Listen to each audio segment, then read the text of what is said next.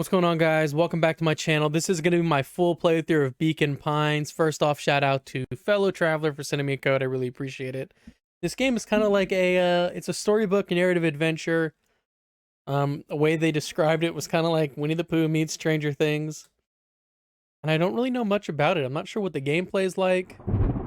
I'm not sure if it's a strictly narrative focused game and you kind of just walk around and experience things just narratively, or if there's like puzzles and gameplays and things like that. Dear reader, allow me to introduce you to my book. Though it might at first appear like many books you've come across, it is far from ordinary. Okay. You may therefore have some misunderstandings about its nature. The story that awaits you has not been fully told. In fact, its conclusion is not yet known, even to myself.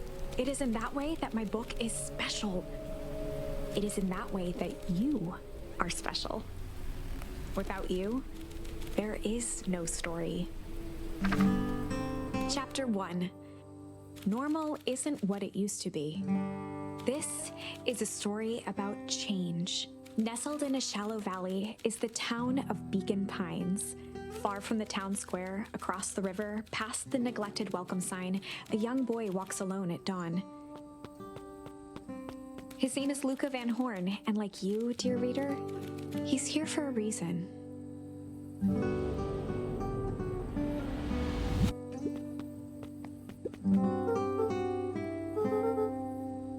So I'm not going to read through the actual dialogue of the characters because I know some people kind of prefer to read that themselves. Just want to give a heads up before I start the entire game. But yeah, I mean, it looks like there's going to be some kind of aspect of walking around, which is nice.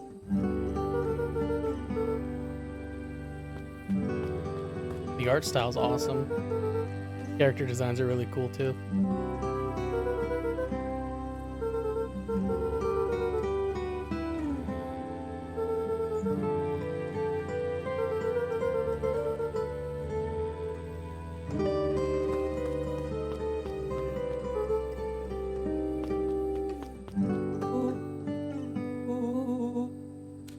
Was Luca's closest friend. He possessed many fine qualities, but subtlety was not one of them.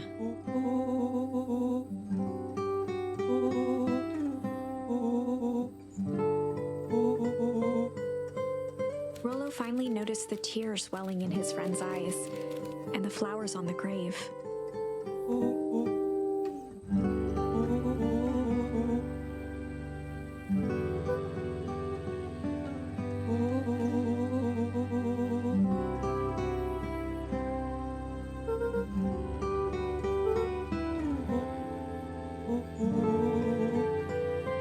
Okay, that explains where the story's gonna kind of go. I'm gonna look for his mom.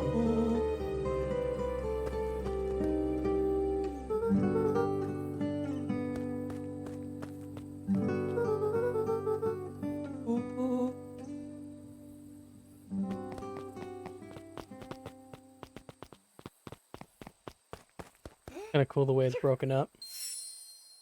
Cool.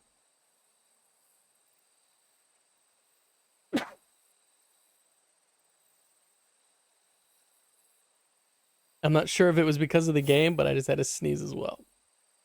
So I'm playing this on Steam, but I do know it's going to be game one on or day one on Game Pass. I had a good feeling about you from the moment you opened my book.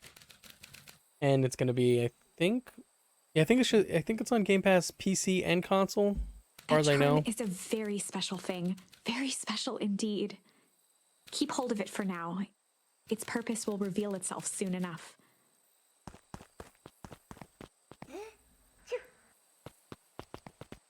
I'm gonna see if I get like an achievement for knocking all these out.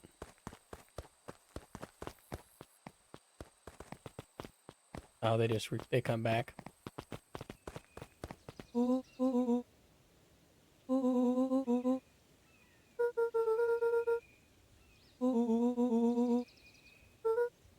Rollo looked to the side suspiciously.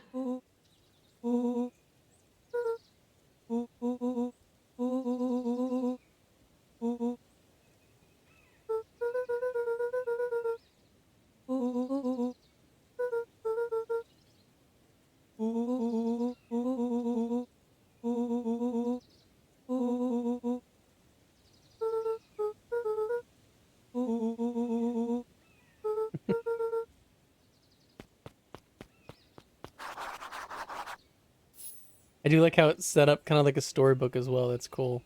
Each page. Oh, how do I... Tell Gran before heading out the roll. Dear reader, forgive me for this interlude. Remember that charm you found in the dandelion patch? There are more of those special charms to discover throughout Beacon Pines. They've been known to reveal themselves to those who are willing. Some of them can be found in this very house. Okay, so clearly it wants me to try and look for these charms. So I don't... Okay, E to jump.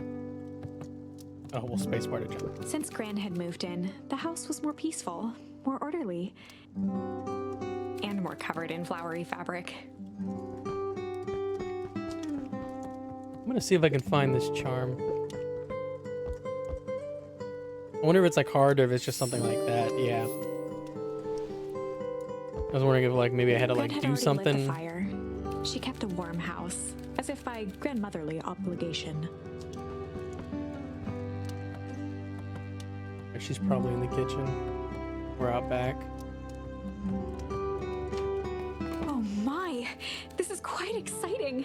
I am now certain that you are the one I've been waiting for all these years. You'll recall I was a bit coy regarding the use of charms earlier. Excuse me, I tend to have a flair for the dramatic. You are about to encounter your first turning point. There are certain times in this tale when everything hinges on a single word. Step forth, dear reader. It's gonna be like...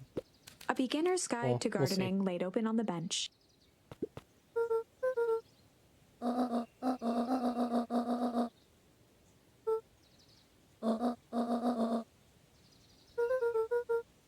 Lucas stared at his feet and muttered under his breath.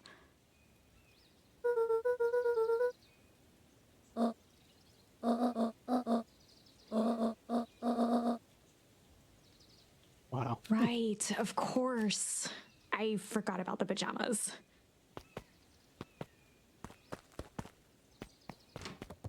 So I guess there's gonna be like branching path narratives, the way that she kind of made it sound. The only piece of furniture Gran had brought. To skip that, but didn't seem like it was that important. Luca paused at his parents' bedroom door. He just wasn't ready to go in yet. Gran had commandeered the upstairs closet when she moved in. Some things need shelter from a young boy's mischief, she said. Let's see how many of those I have. Maybe it's like 6 per area, because it looks like I only have 3 more that I could get. Oh, do I have to share a room with my grandma? Luca tossed on his favorite old sweater. Even though it was the first day of summer, a chill still hung in the air. Gran's moving in meant that most of Luca's things had been crammed in the corner. Luca was somewhat annoyed by the situation.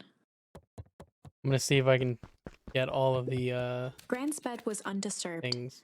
Luca didn't mind that she had a habit of falling asleep in front of the fireplace. It meant that he could read late into the night. I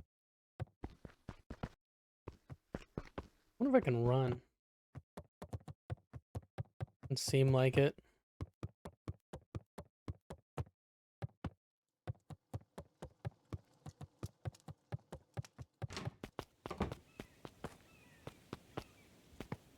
Alright, let's talk to Grandma again.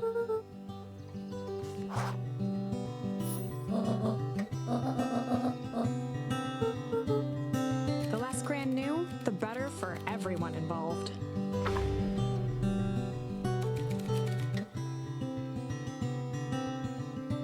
You were just gonna heart for the day? Oh, cool.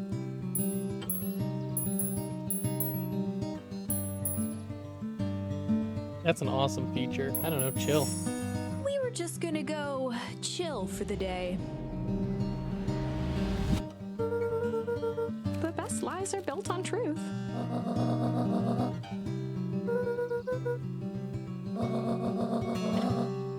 Easy. Impressive. You've managed to navigate your first turning point without too much of a mess. That is the power of charms. A single word can change everything. I think it's time to introduce you to the Chronicle. The Chronicle is a record of the decisions you've made. You can see the turning point, which has been revealed. At any time, you can use the Chronicle to go back and invoke different charms, creating new branches. Luckily for us, this is the one and only turning point where the charms won't dramatically alter fate. It's the perfect opportunity to experiment with rewriting things. We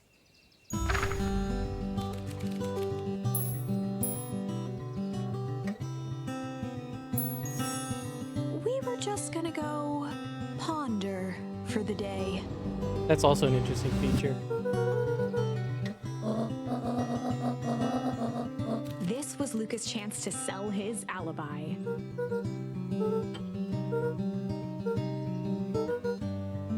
Nailed it.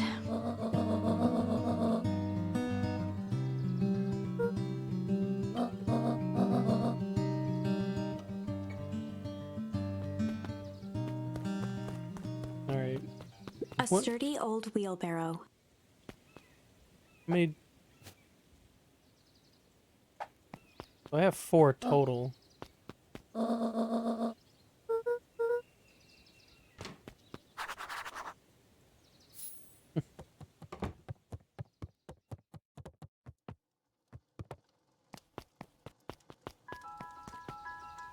Alright, let's go start this. Dude, that sign's so cool.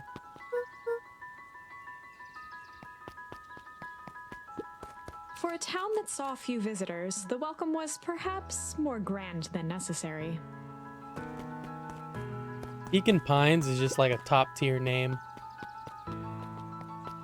A mysterious, cool town.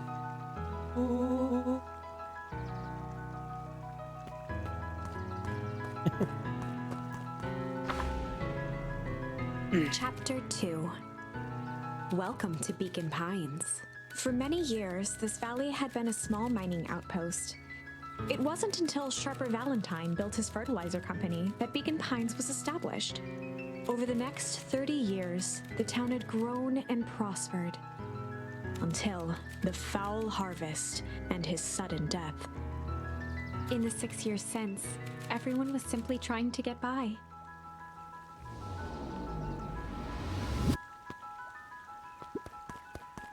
I don't know if I should have explored first. Let's talk to this dog. Jetson.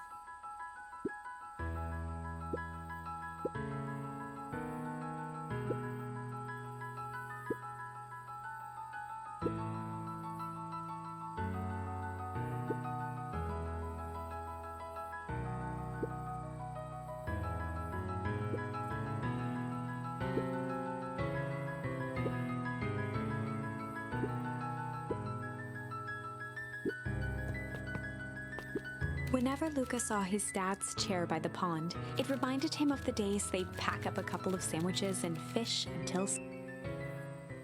Gonna give me a new thing? Oh, a memory.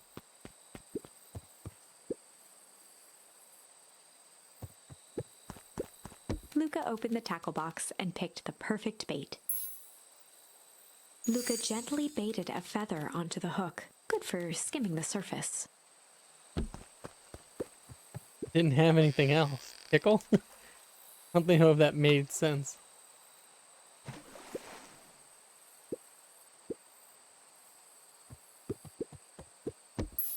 Luca gently baited it, good for skimming the surface.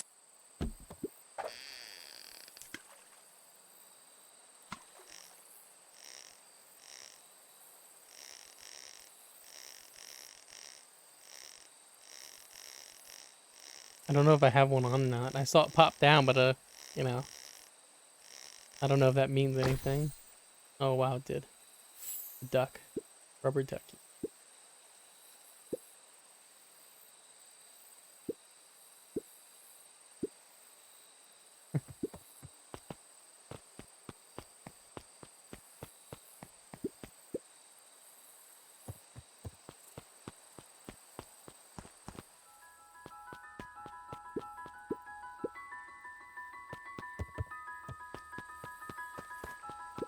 me see if I still... I'm clearly going to be able to get a lot more than 6. Because those are, like, important to the actual story and changing, like, you know, the words in the dialogue. It's cool.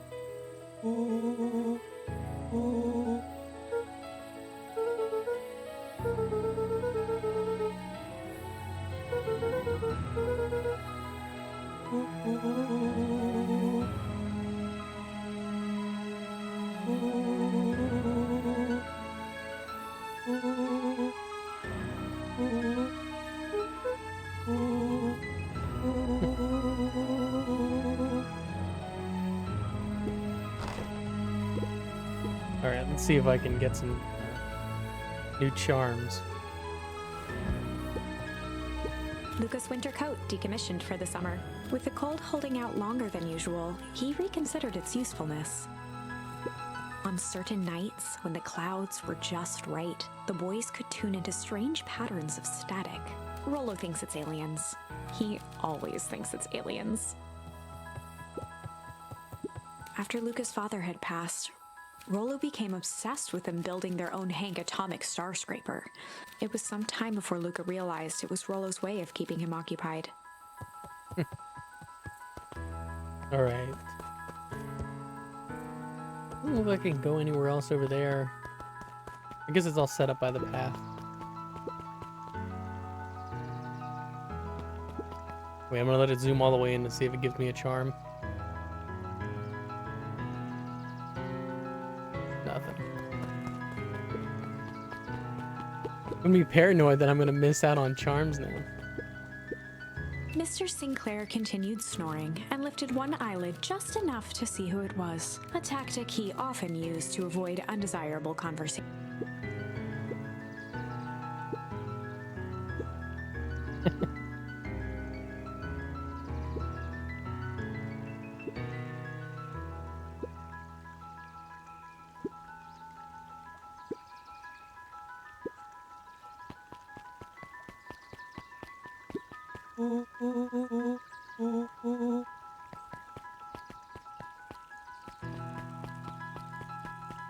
Town Hall. Is it the Recon Beacon or the Beacon Beacon? Oh, right. Rendezvous with Roxy. This is an important turning point. The first time where your charms will change the course of fate.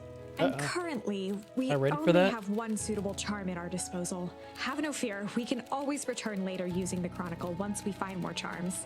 Well, now I'm just rambling. Where were we?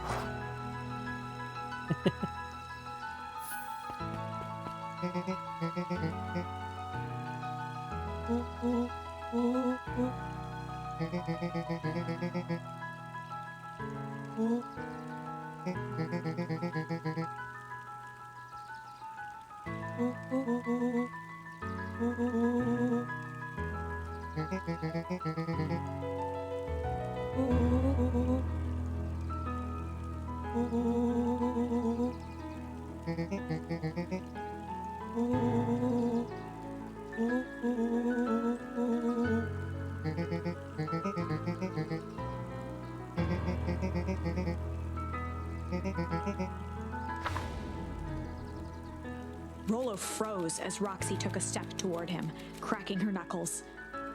Luca knew he had one chance to save his friend from being dragged home.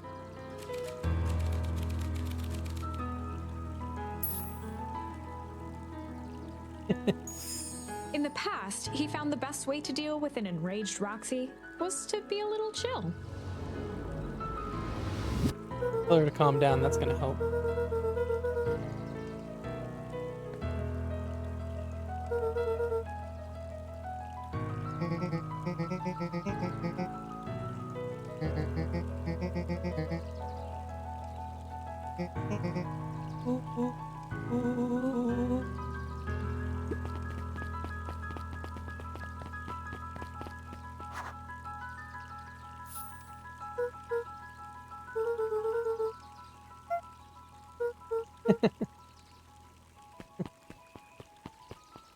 Alright, so I guess I can change that. Who's Mr. Wilder? Okay. Holden Wilder ran the local paper of record, the Beacon. Okay, it is the Beacon.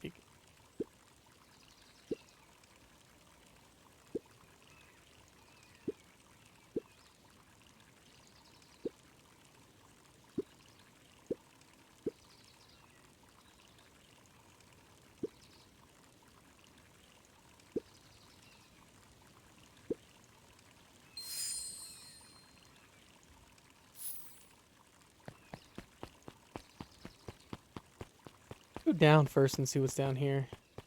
History Museum, Buds and Bulbs. Talk to this kid. He looks like he's my age. Bert.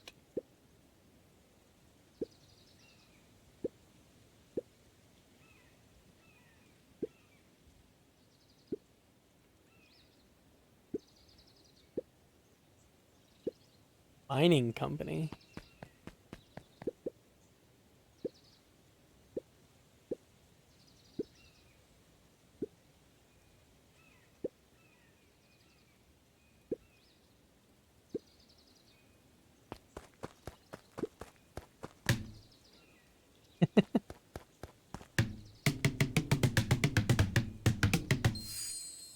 I knew it. I was like, there has to be something to do with this. Oh my god, I'm gonna... Oh no, should I replay it and smack his sister? I probably shouldn't. I don't know, that might not even be an option. Just trying to think of a way that would make him be able to come with me. But I don't know if I want to smack her, so I won't do that. I actually really love the idea that you can get these new charms by doing random things like that. Like something I would have never really thought to do. I mean, I did think to do it, but wouldn't normally think to do it.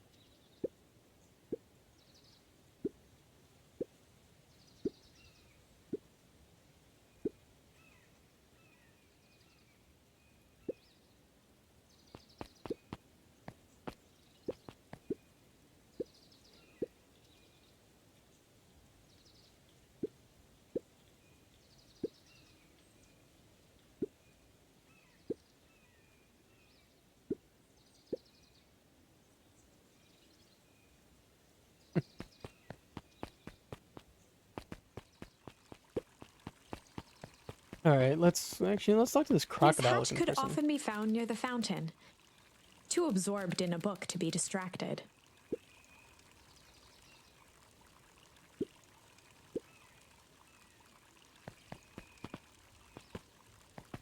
All right, let's try and push on. I'm glad I found another charm. Let me see. I have 6 charms total now.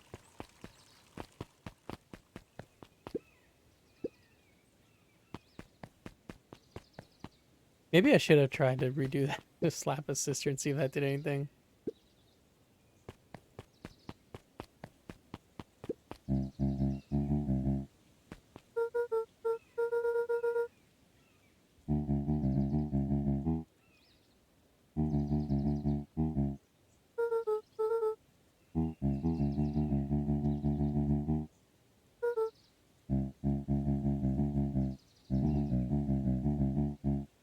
A promise Gran regretted the second it was made.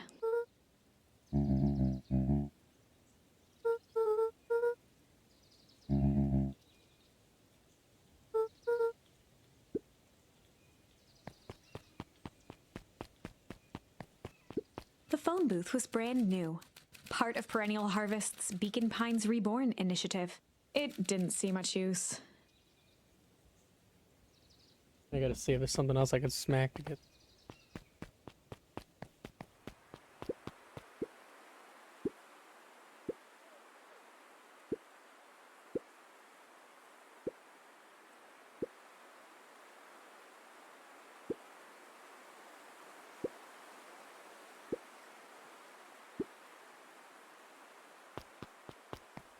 Do I want to go in the woods or go over here to the right? I don't know where the Luca thing peeked is. up at the beehive. It appeared to be deserted. I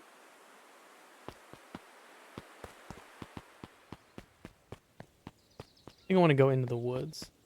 Actually, I don't know where I want to go, but I'm gonna go into the woods. The Alright, I don't know path where I led need to into go. a small hollow at the edge of Weepwood. Yeah, this is where I need to go. The fence thrummed with a gentle electric buzz.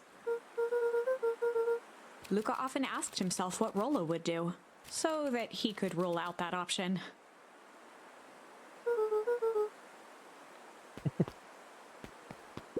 How can I not? As sparks flew from the fence, the light atop that section shut off. 2 bulbs remained.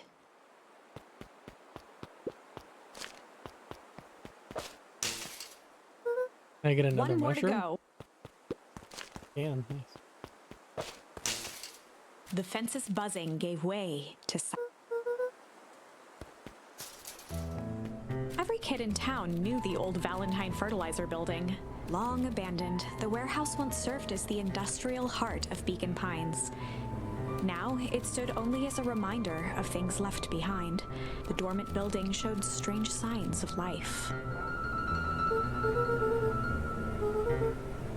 There was only one way to find out.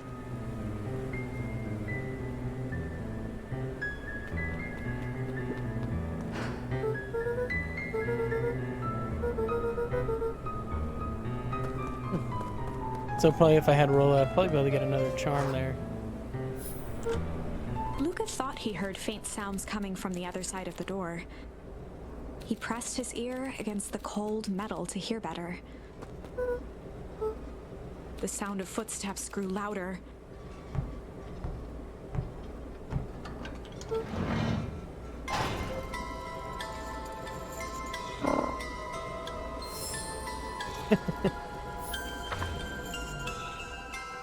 The heavy steel door knocked Luca to the ground.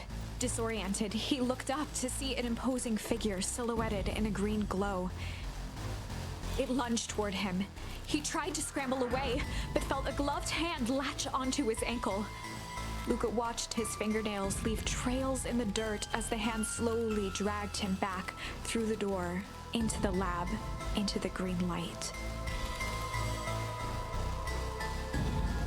This story is about... Oh, I wanted it to be about This shit. is a story about change. It was far from the sort of change Luca imagined for himself. But change is, after all, a dangerous animal. The end? I probably should have warned you about this. There are many paths that our story can take. Most will end in tragedy. But don't let that discourage you. We will find the ending that this story deserves. I just know it. From here on out, a charm will have a check mark when it's been used to its full potential at a given turning point. Now, let's try something different. That's cool. Okay, so I can't use that. Let's go back here and say shit instead. In the past, he found the best way to deal with an enraged Roxy was to be a little shit. I wonder if it's gonna bring me right back up there. Oh,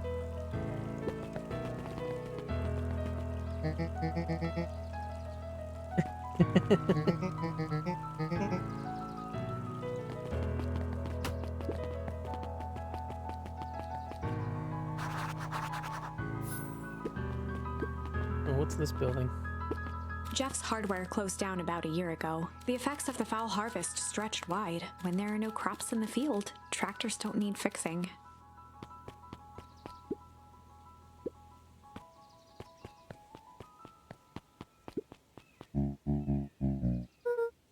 I'm just gonna skip by this because oh, it already did it for me. Shame.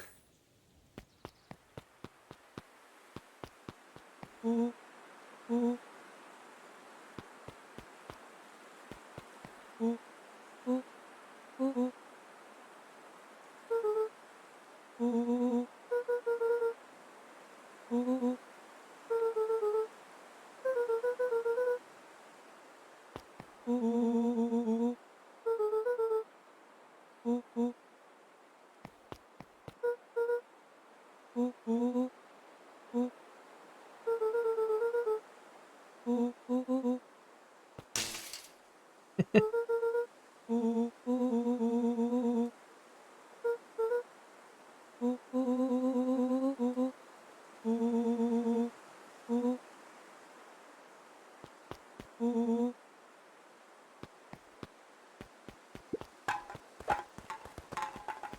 how did I miss? There we go.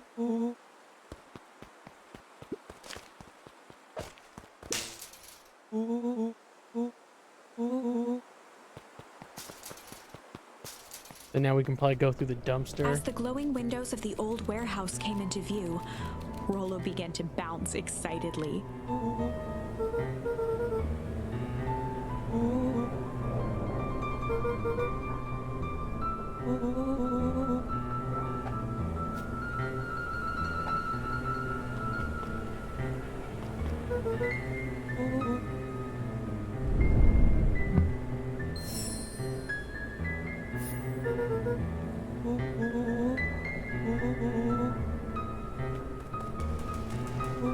What was that?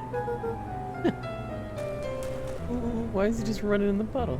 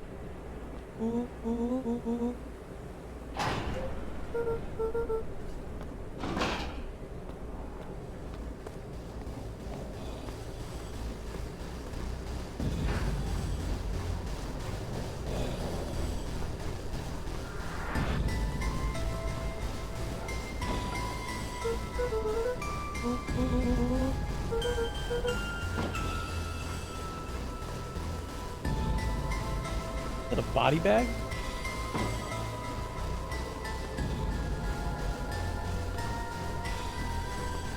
The boy sat petrified under the weight of the bag.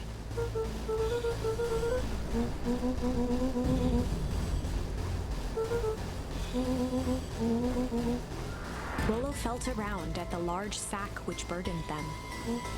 He snapped off a tag from just within a small zipper opening in the bag.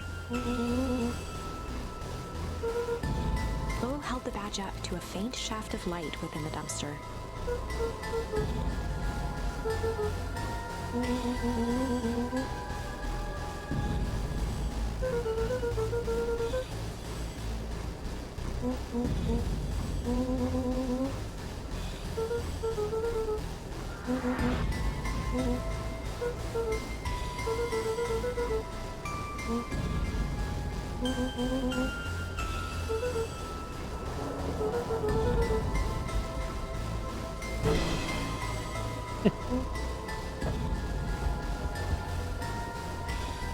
Yeah, this did take a dark turn.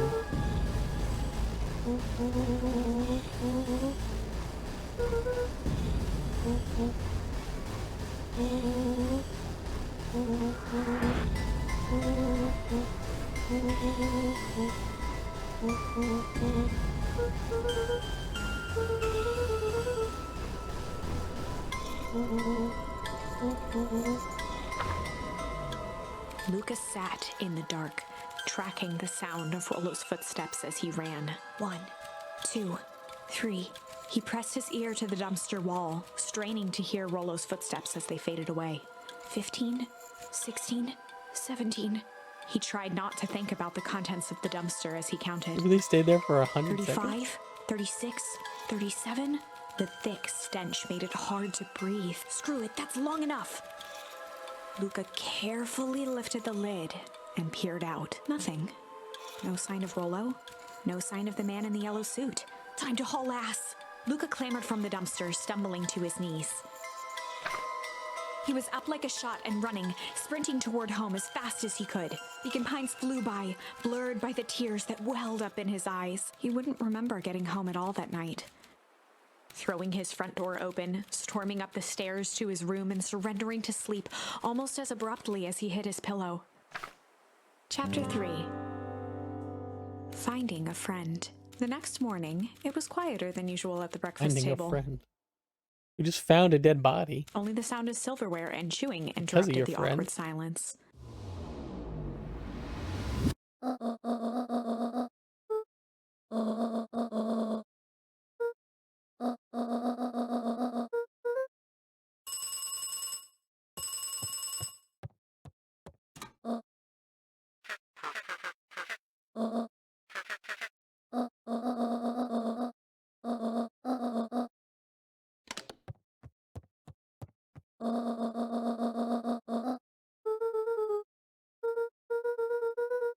Gran's brow furrowed. She let out a long sigh. Her voice was quiet and even.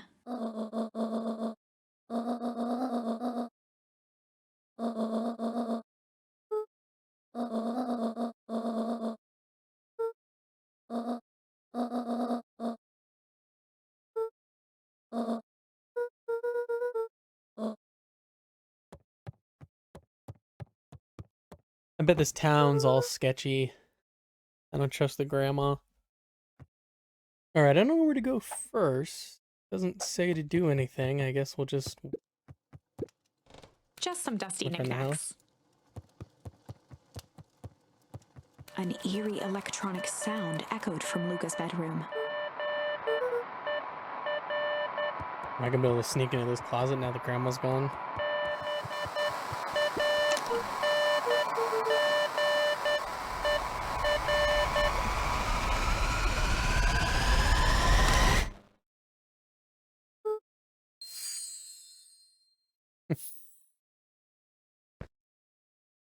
Let's see. I'm just trying to keep track of these to see what I got. Rumble, shame, strange, hit, smack, change, chill, hide, ponder, tickle. See if I can open up this door. Nope. Oh, someone's knocking. I thought that was just like a...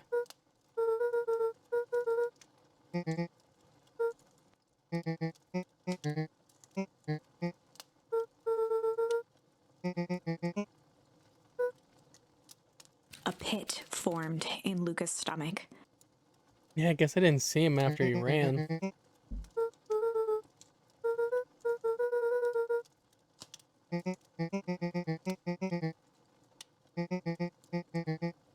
Luca's mouth felt dry.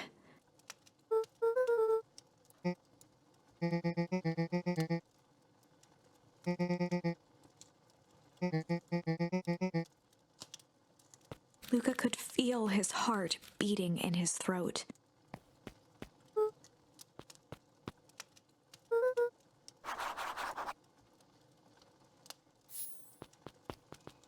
Instantly disobey grandma.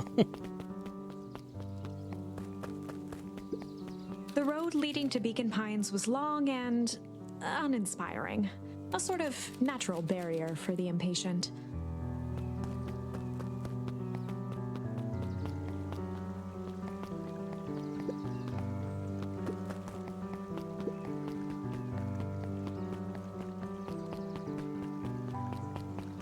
I wonder how many of the charms are like hidden.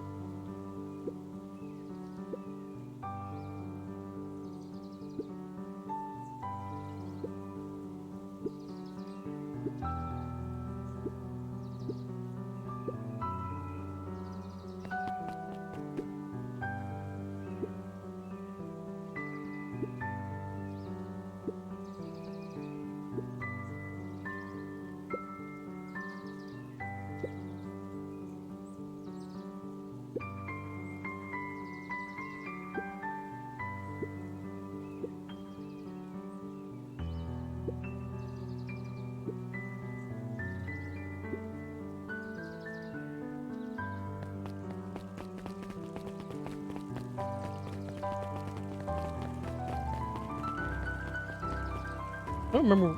Did I even see a library?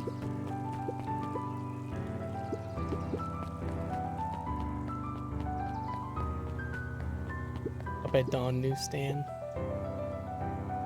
Oh, she's a bat.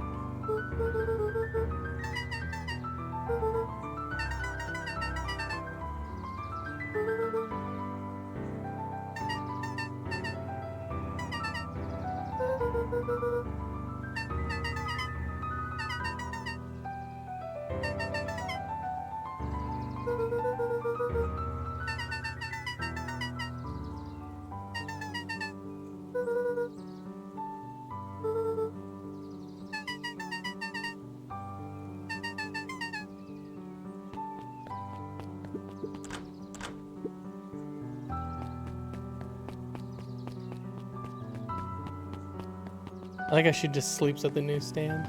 Alright, let's see if the, oh, yeah, the library's like a little bookstore, that's what it is. Kato volunteered at the library during the summers. He wasn't very social, so he'd dedicate each summer to becoming an expert in a single subject, making him a reliable source of very particular knowledge. If you were to ask Kato something he didn't know, he'd escape into the dusty old bookshelves and return with just the right thing. Kato was lost in his reading. Luca crooked his neck to see the title, Introduction to Melitology.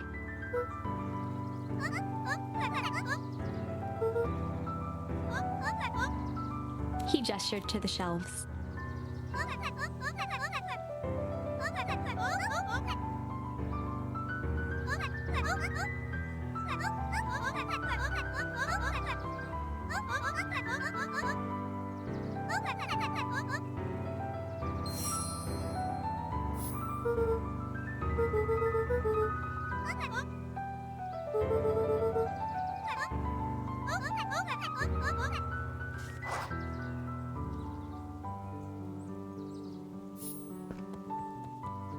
These have to have something to There do were with the new rarely charm, any right? actual new additions, simply a variety of existing content rotated into the front display each week. Never mind.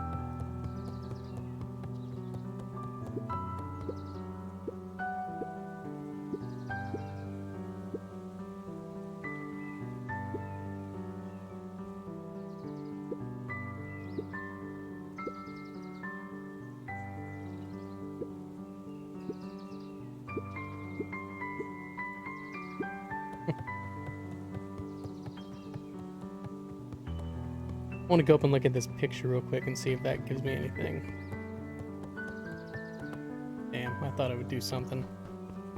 Might as well look at the bookshelf though. The entire top level of the library was devoted to comics, most of which were Hank Atomic and the myriad of lesser revered spin-offs. Alright, I'm assuming once I leave it's gonna give me another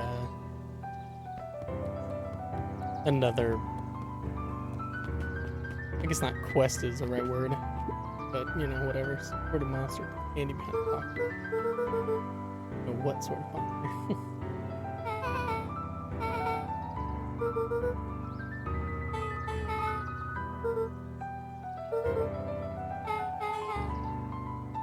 Beck's family moved often, giving her little time to establish any real connections.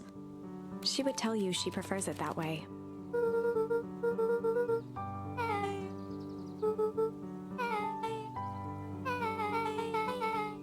Luca shifted his feet uncomfortably.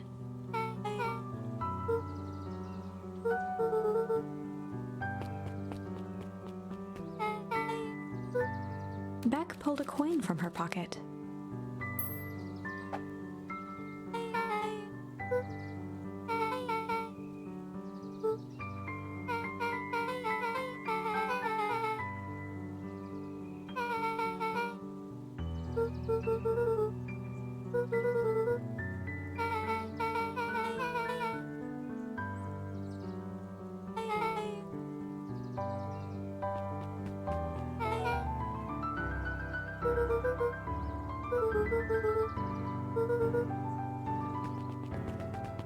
Yeah, I'm pretty sure Beck is the, I don't know if I'd say the third protagonist, but I do remember seeing like a picture of them all three together, so I think Beck's the main character. Luca felt a chill as he approached Beck. Her eyes were locked on the strange green liquid. The nearby grass was coated in a fine layer of frost.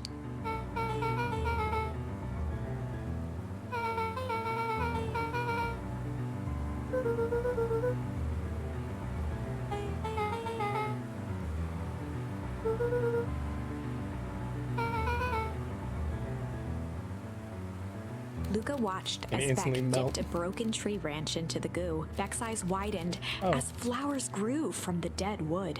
First small buds, which quickly bloomed into vibrant petals. As quickly as they had grown, the flowers began to shrivel and turn gray. Beck dropped the stick with a grunt of disgust.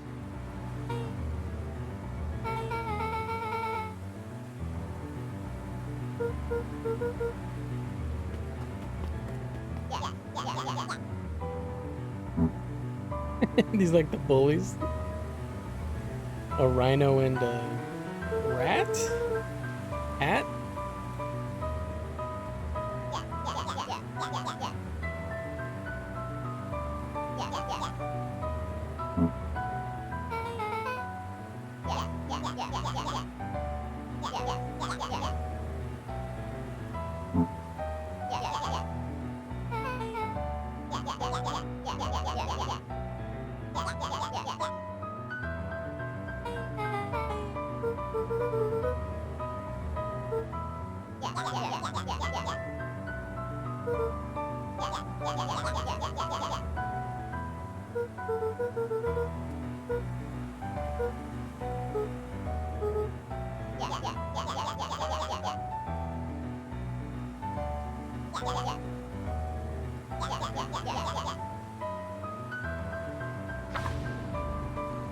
Oh, I could slap him. I have a slap. Iggy took a step towards Luca, his sneer lit by the glowing puddle. Beck could see tears welling in Luca's eyes, his fists clenched. Some things about Beacon Pines were very different from the city, but a bully from a hayseed town is really no different from a city bully. Beck took a deep breath and thought.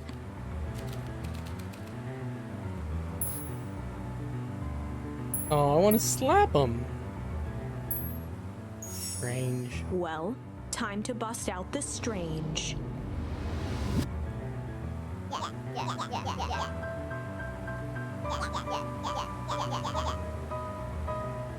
Beck stared in silence, the only sign of life being the twitch of an eye.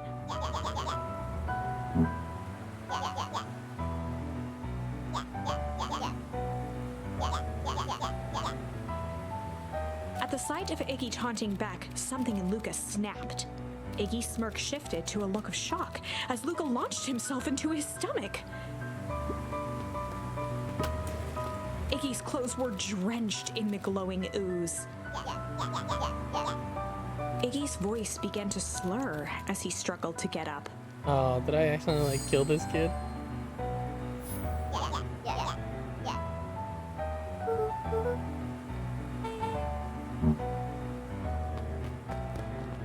Did he start to morph?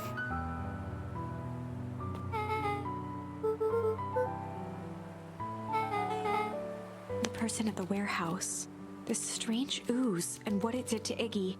Was Rollo caught up in all of this? I mean, yeah, he is caught up in all of it because we were there.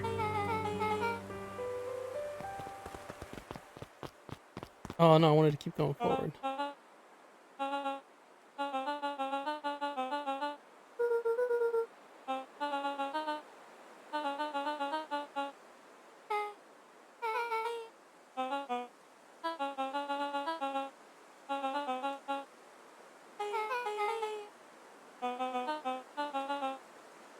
No, he's not.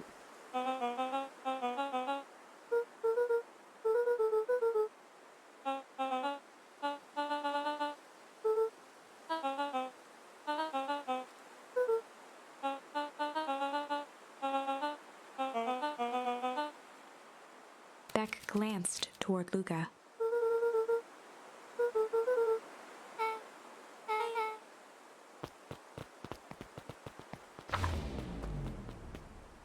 Rolo Grandma's gonna was be pissed. safe. A wave of relief washed over Luca, which was quickly replaced by a sense of dread. Gran is going to kill me. If he hurried, he might just make it home before sundown.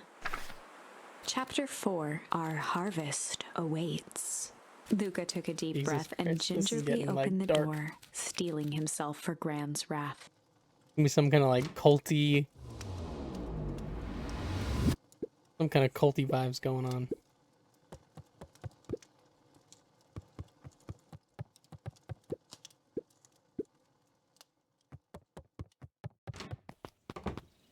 Okay, she's gonna be upstairs in the room that I'm not supposed to go into.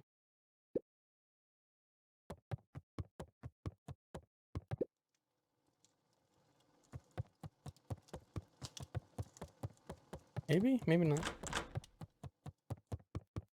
The house was empty.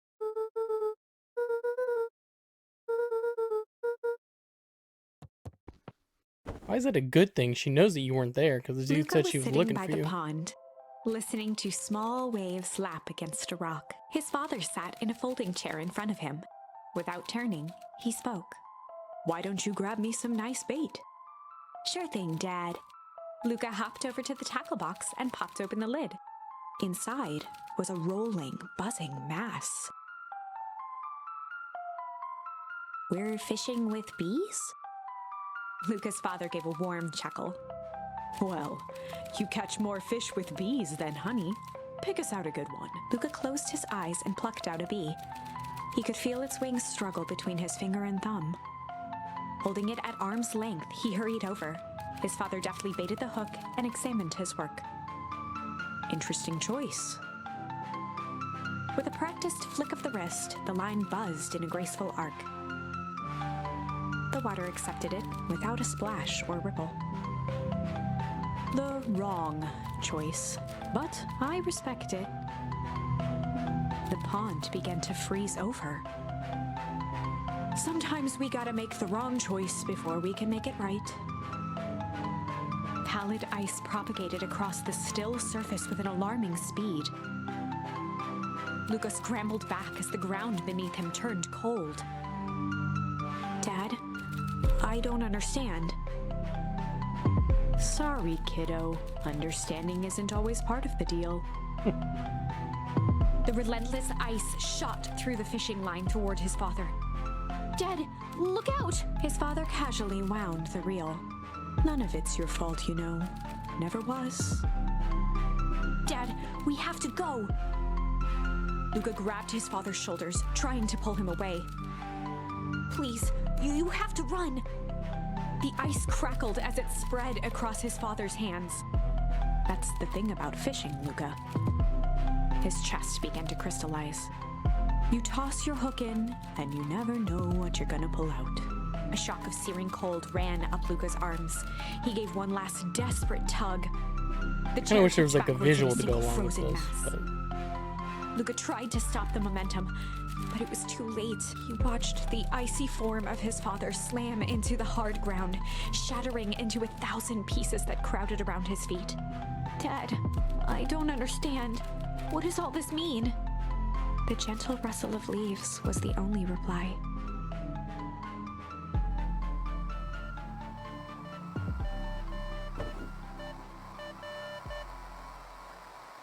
Luca's eyes struggled to focus on the walkie-talkie.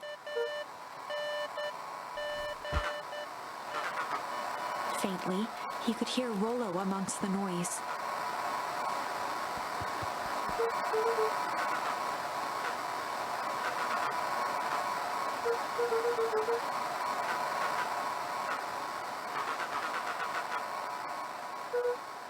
Rolo's voice was coming through more clearly now, but some words were still just static.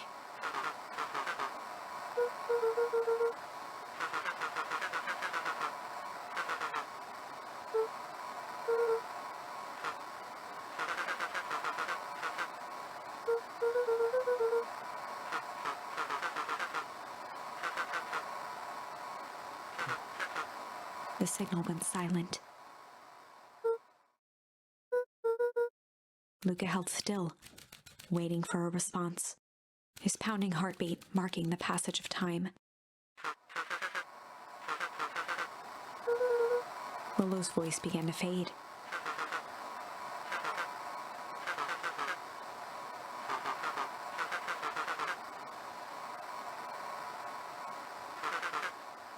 With that, the signal died for good.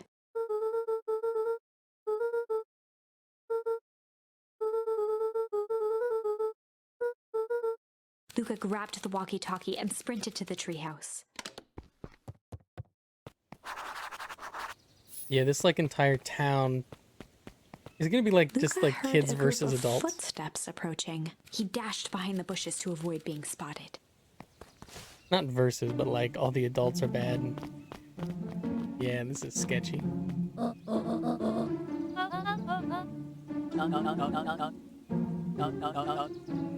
Mr. Tolliver paused, shifting his eyes to one side.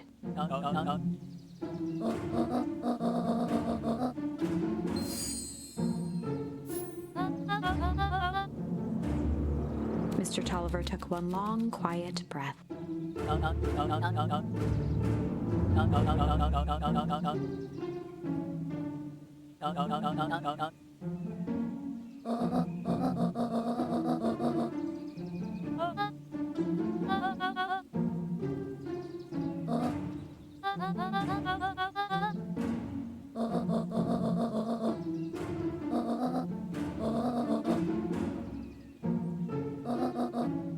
The three shared a determined look.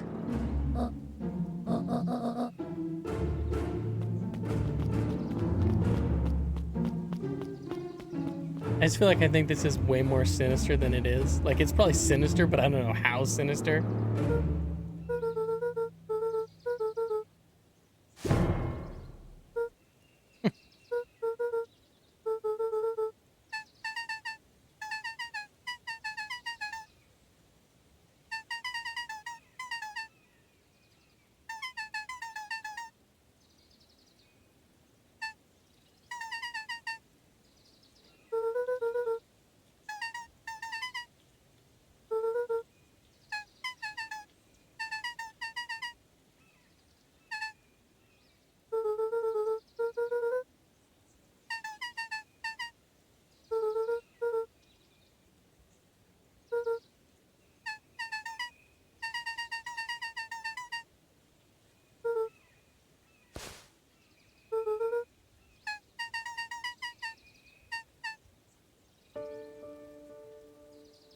Slowly goes back.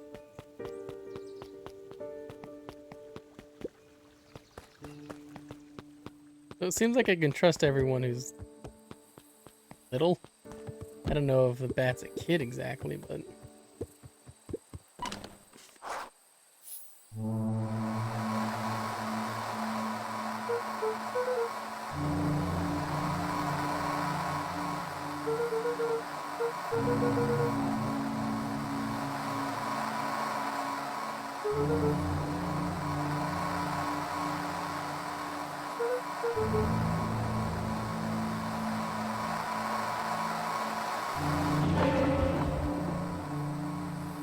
I don't think I realized there's a door down there. Luca could only see a cloaked shape behind the rocket. He strained to hear as a muffled voice began.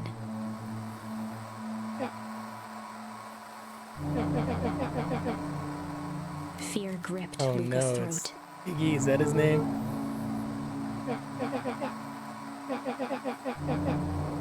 Luca stared at the ground for a moment, trying to place the dampened voice. The figure shifted slowly from behind the rocket, revealing itself to Luca.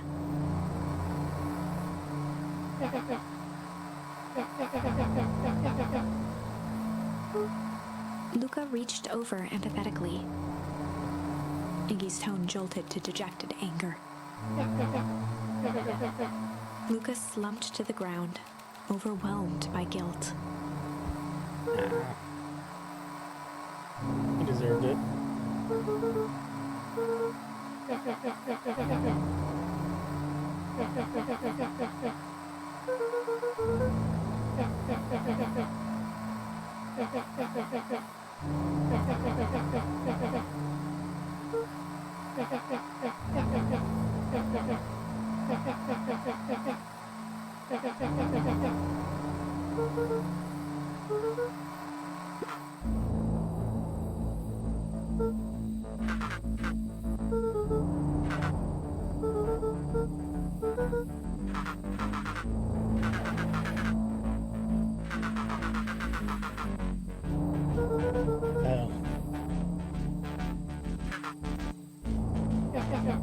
Clipboards.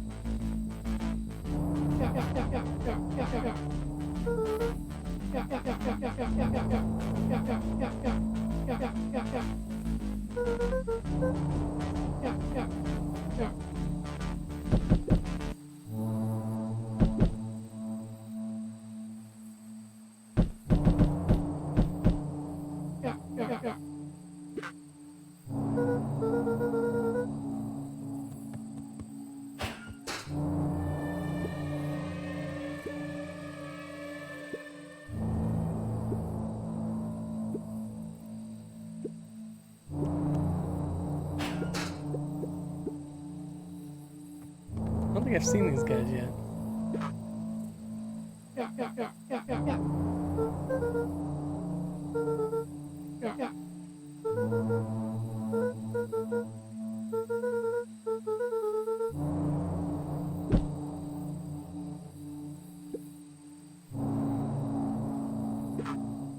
Iggy slumped to his knees.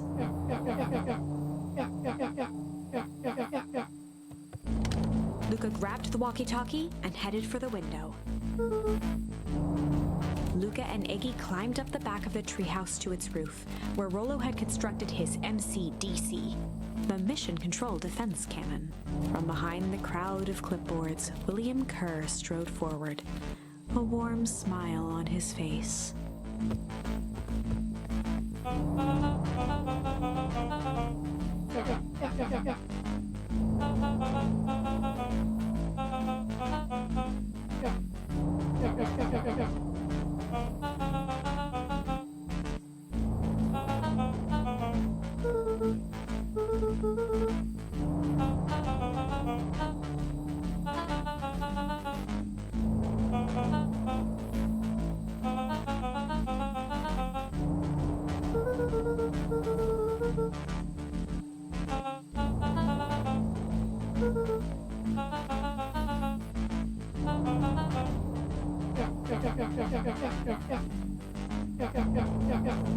Kerr's smile faltered.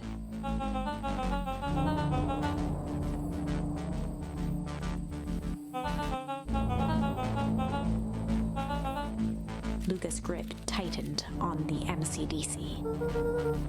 I assume that was gonna be like a zip line.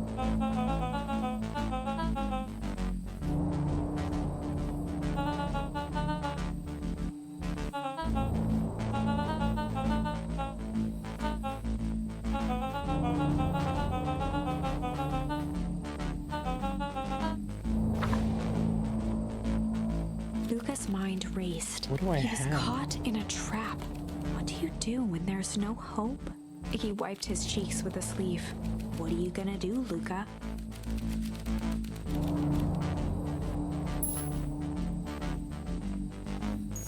Yeah, I like the Luca idea of the drew charms, himself but up and decided to take the only option they had left. I only have like a few Fight. that I can actually use. I guess I can come back and He change swung this. the mission control defense cannon around, aiming it confidently at the smirking face Which of is probably William what's Kerr. gonna happen here. I'm gonna fail, but I'm gonna learn like run or something. Luca summoned his most insolent demeanor.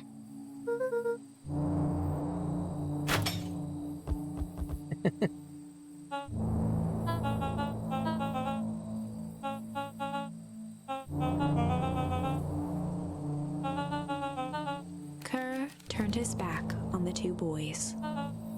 With a nonchalant wave of the hand, he made his exit.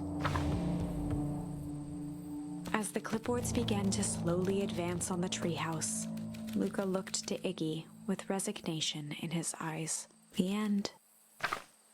That escalated quickly. Maybe discretion was the better part of valor here. Let's put a pin in this for now.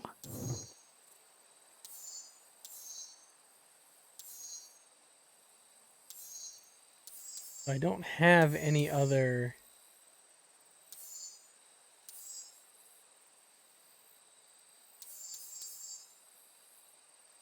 Oh, okay.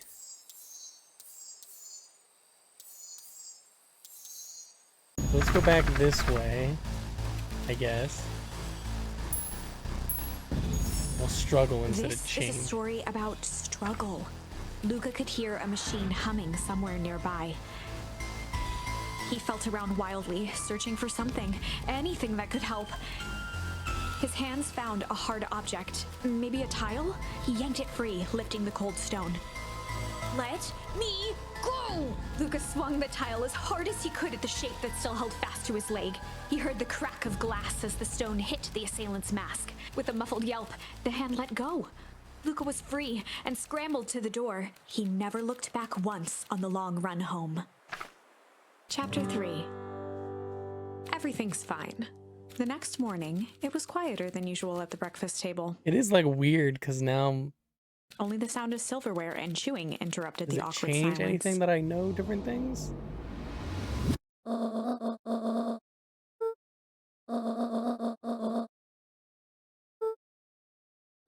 I guess now Rollo didn't get kidnapped.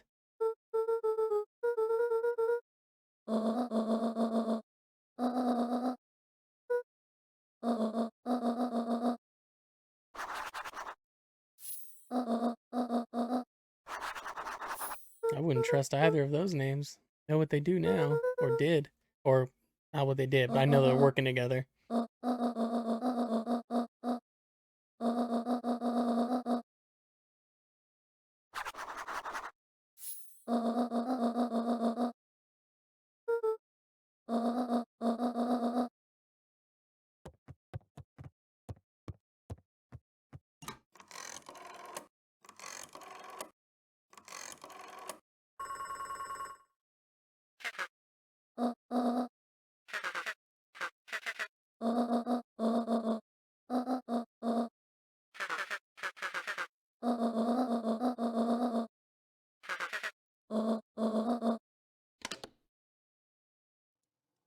Okay, so that kind of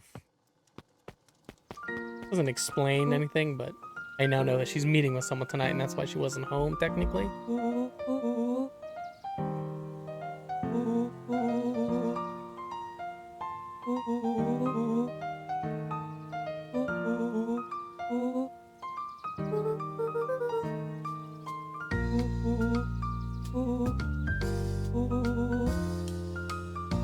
Let's see if I can... I wanted to see if it already started on the path on the left, but it didn't.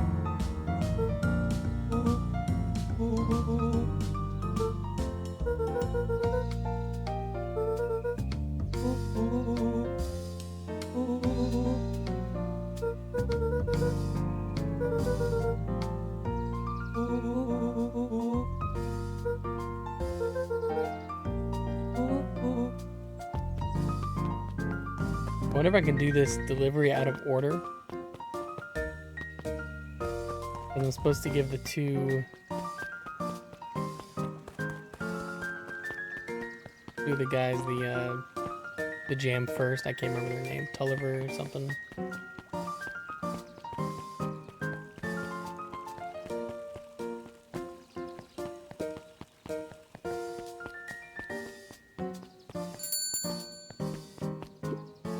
I'll just do it in the order they want. She leaned forward and pinched Luca's cheek.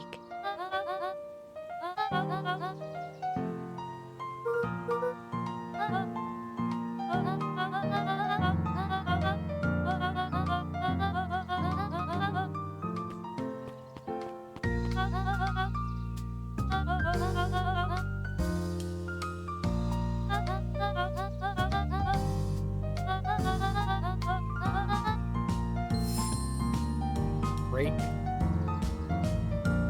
That's not going to help me with the next one on the getting away in the treehouse.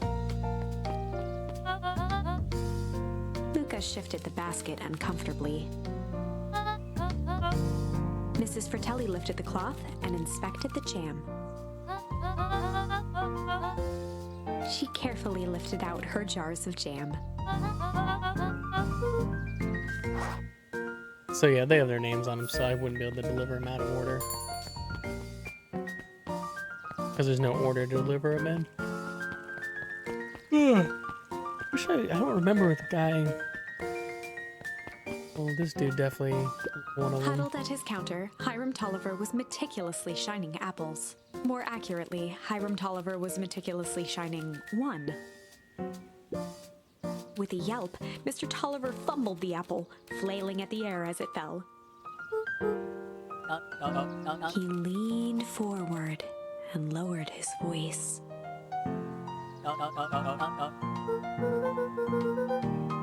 He leaned in a bit further. This is so creepy.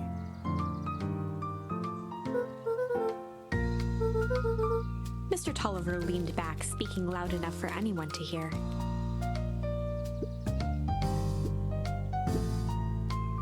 He reached forward and snapped up the jars of jam, giving Luca a little wink.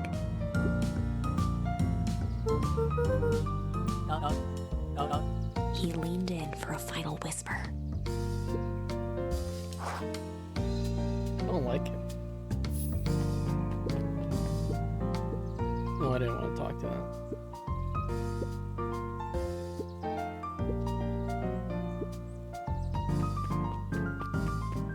Oh, the history museum. I feel like I might be able to unlock. Maybe not. We all know Beacon Pines is a great town. What you may not know is great towns grow from mighty Thought roots. I'd be able to like explore, And that is maybe why unlock you a cannot tell charm, the but story just of gonna play a Beacon little bit. Pines without telling the story of one Sharper Valentine. Young Sharper's keen intellect and strong moral fiber led to a grand vision. A vision of a community dedicated to a better tomorrow. In his own words, a better tomorrow is within our grasp, but it requires a singular mind to harness it. Lucky for us, he decided to grow that vision here, in Beacon Pines. And how does one grow a better tomorrow? With fertilizer, of course. Valentine's Fertilizer Company became the lifeblood of a town yearning for purpose. But then tragedy struck, a scientific experiment gone wrong. An accident which took Sharper away from us far too soon. To this day, we struggle to pick up the pieces. But one foul harvest isn't enough to stop the people of Beacon Pines. The spirit of Sharper Valentine lives on. It lives in the hearts of everyone with a dream for a better tomorrow. Together, we will follow his example and grow a bountiful future. Paid for by the Valentine family and the Valentine Fertilizer Company Reverence Fund. Well, that's definitely gonna come back and be important. Or not come back, just straight up important the way it is. Nothing. I thought I'd get a charm for sitting through it. Ooh. There's the last guy. Oh, he's over here. He was in front of the his store.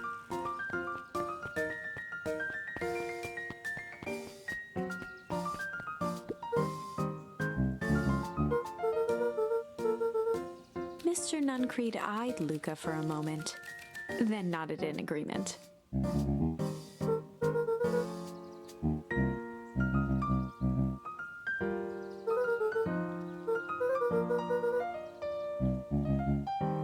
Nuncreed snatched the basket from Luca.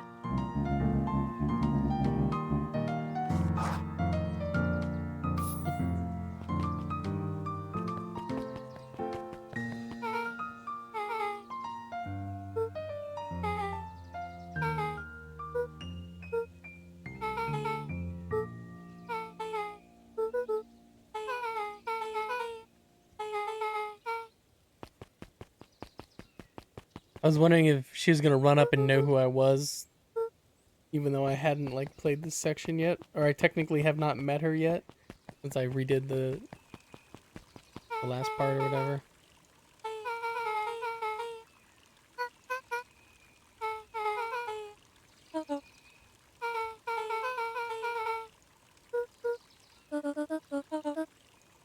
Beck locked eyes with Luca. The look on her face was equal parts expectant and desperate.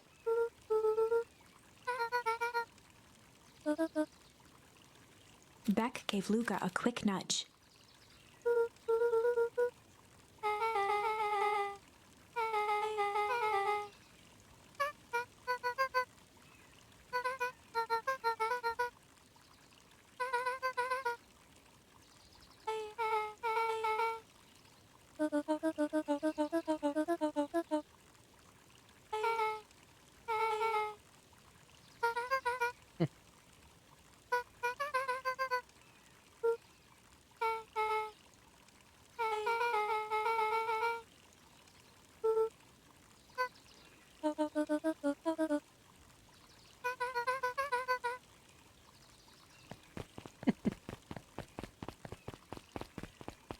Grandma's gonna be pissed about that. I won't be home for dinner.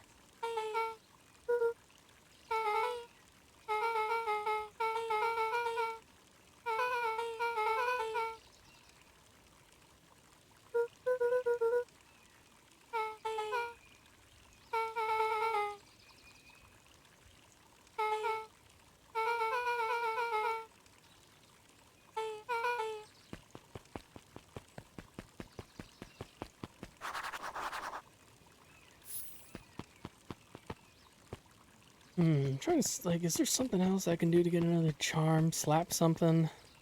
Oh, slap stuff.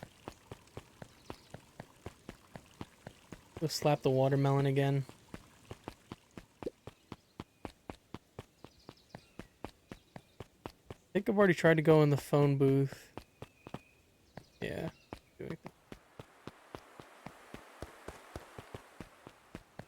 I wanted to go in the woods first, but fine.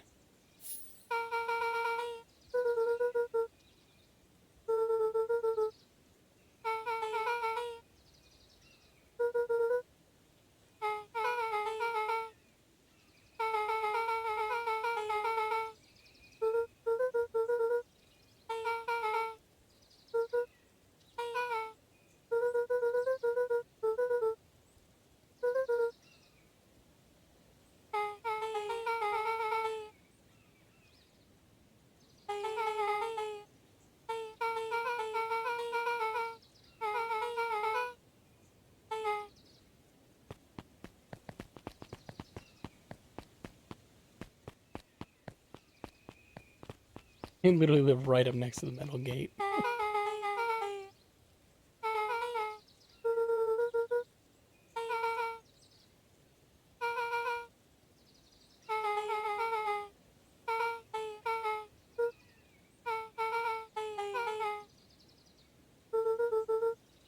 Beck took a long breath, then gave a firm nod. Chapter 4. Dinner with the Moodwills. Ilona Moodwill was worried about change. A gardener at heart, she understood the necessity of change, relied on it even. But there was a difference between the controlled world of her plants and this cluttered cottage in a strange town. Almost done. Nellie was a blur of activity, digging through boxes. Sorry, love, couldn't find the dishes. We'll have to make do with paper plates. Dinner went by without much conversation. As she watched Beck and Luca finish up their pizza, Ilona let herself relax into the chair. The things she cared about were still here. Nellie finally had the job of her dreams. Beck was beginning to take root. Ilona's task was simply to tend to them. She could do that.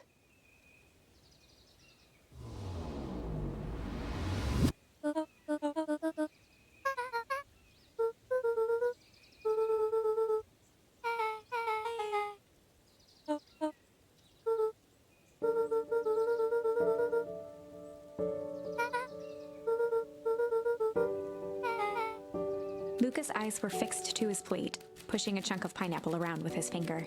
Nellie was the one who eventually broke the silence.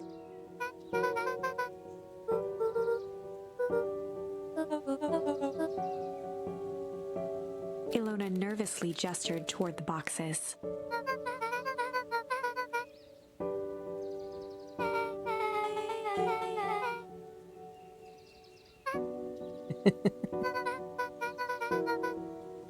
Luca wiped his face with his sleeve. Beck gave Luca a swift kick under the table.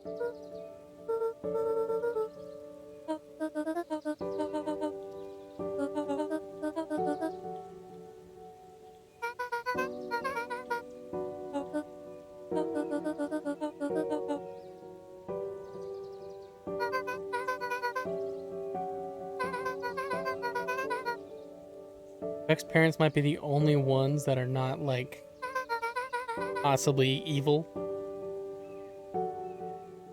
Because right now my grandma seems evil. The other adults in the town seem kind of evil. Maybe not evil, but not good.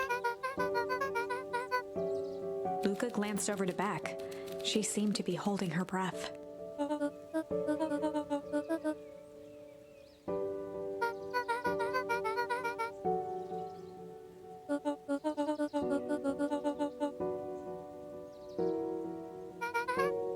Beck slammed her fist into the table, perhaps harder than she intended. Luca glanced outside to gauge the time. The sky was darker than he expected, filled with ominous clouds.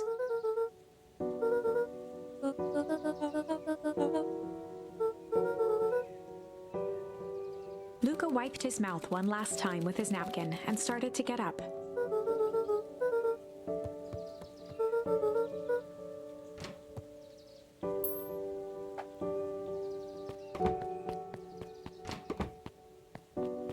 Flip the coin, now he's coming. Surprised, Luca turned around. He knew Rollo could be prickly around new people, but Beck seemed cool. Rollo would warm up to her eventually, probably.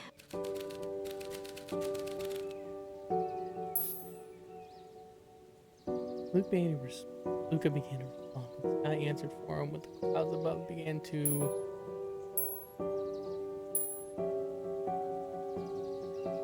What should I... Let's go with break? That seems... It seems like rumble is like what it wants you to do. Luca began to respond, but the sky answered for him as the clouds above began to break, revealing patches of star-filled summer night. Moonlight filtered down, shimmering in the treetops.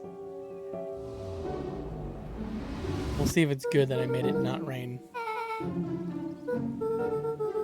Luca stopped himself mid-sentence.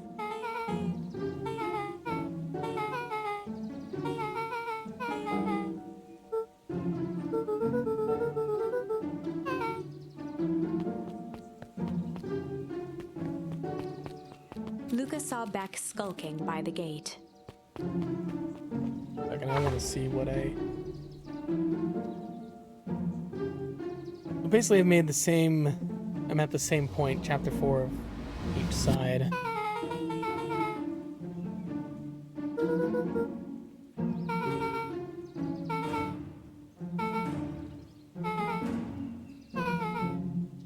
Beck grabbed the wrought iron bars and shook the gate. Weird.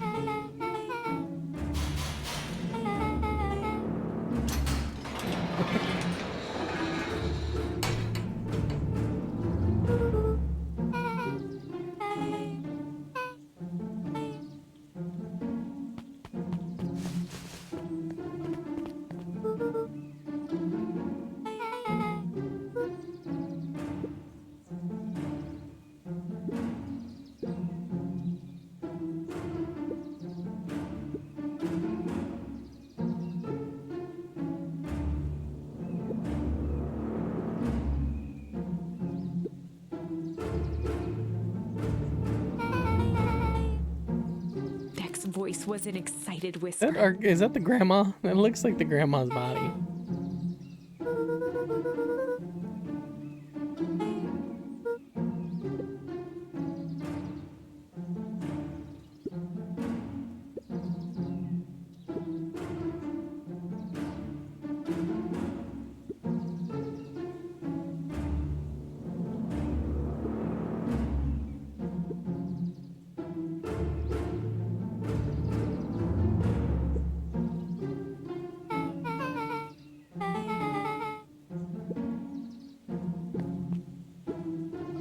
The mysterious figure retracted their mask, hair pushing out from all corners. I knew it. A chill ran down Luca's spine. You can tell from like her arms and stomach. His vision blurred. Beck stifled a sharp wince, and Luca looked down to see himself wrenching her hand.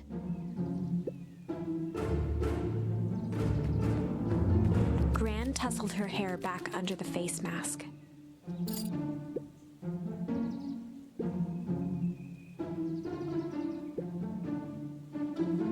Gran gave Eris a curt nod and disappeared into the night.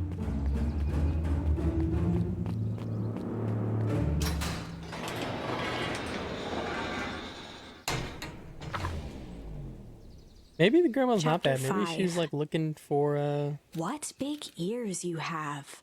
her daughter or son. I don't know which side she was Lucas on. I don't sat remember. shivering in the bushes, staring at his feet. After checking to make sure the coast was clear, Beck gave him a gentle tug on his sweater.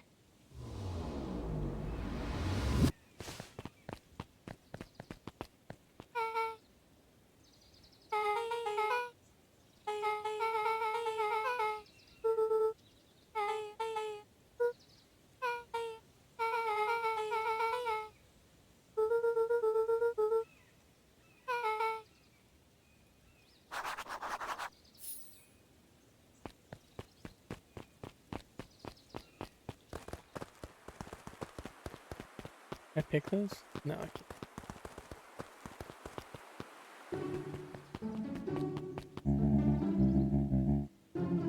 can't. The clipboard finished writing with a scratchy flourish and looked up.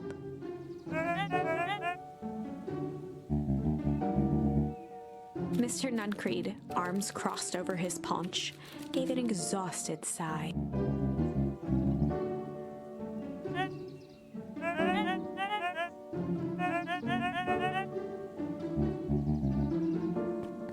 He snatched the pad and scribbled his name so hard the pen nearly snapped.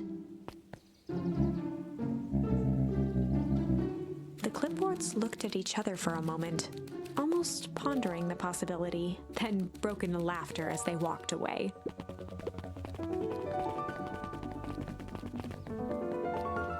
Is he gonna want to talk to me? I'm not gonna talk to him. Didn't like pop up with that little, 3 dots, so. People are still hanging out in town though. That lady's still over there reading.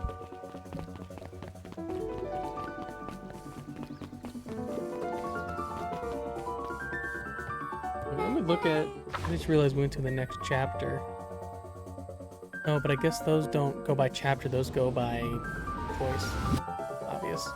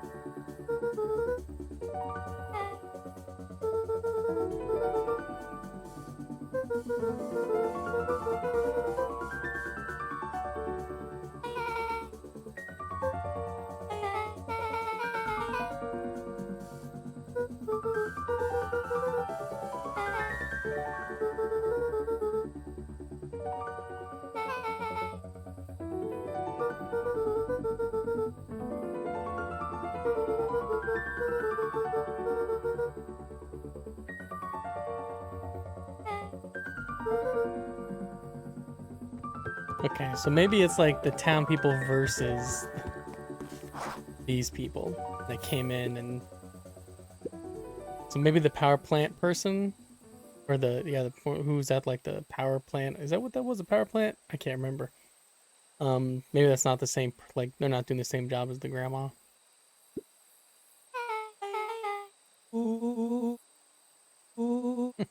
Rollo waggled his head with pride.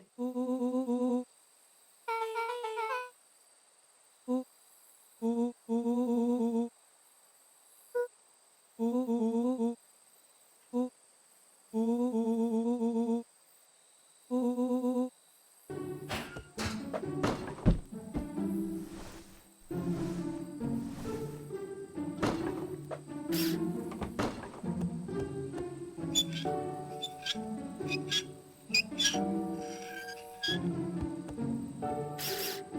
that's not gonna help me, right? 'Cause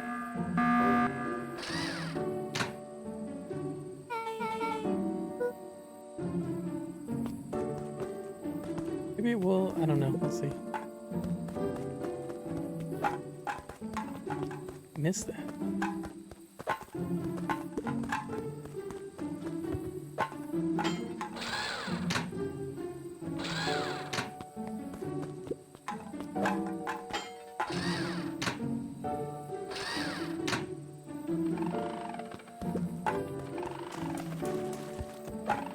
Dude, I can't aim.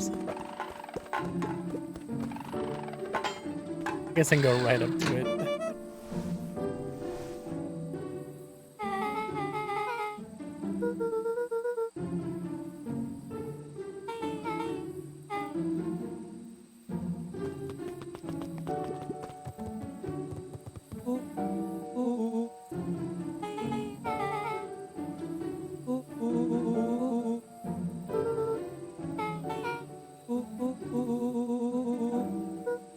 Luca sucked in a long breath.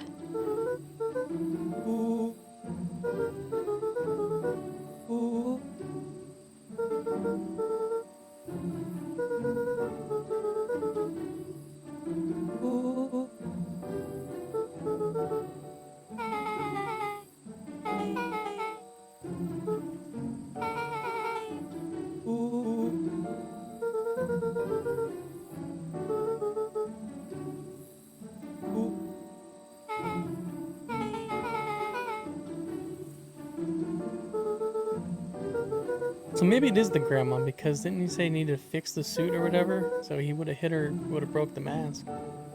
Rollo let out a low whistle.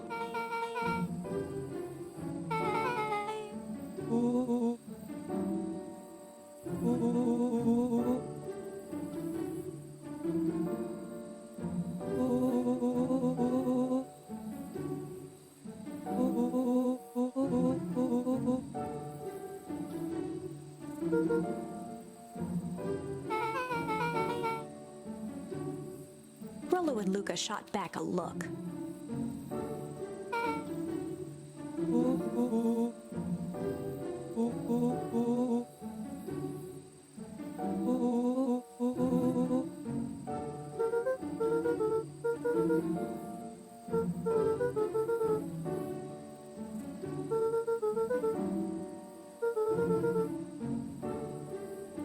Oh, okay. I thought he said get the suit back in order or something like that.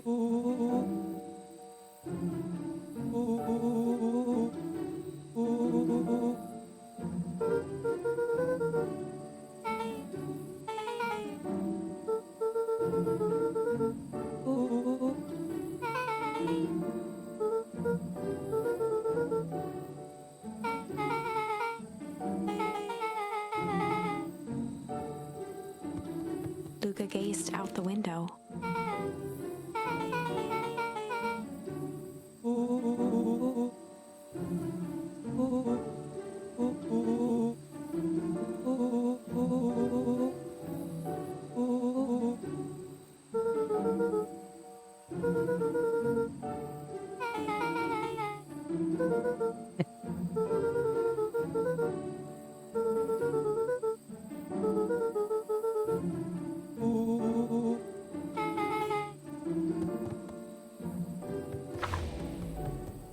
The chapter 7 Chapter now. 6. 6. Secret lair. Summer forged ahead, but the nights only seemed to grow colder. Luca walked home slowly under the pale starlight, cautious to avoid any more surprises lurking in the shadows. Reaching home, he slipped quietly into bed, half dreading what they might discover the next day.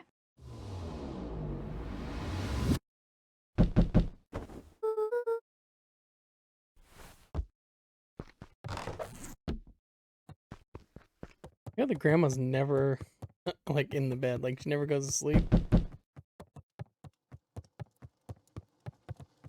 Oh, I didn't realize there was a thing there. Oh, they're over right away.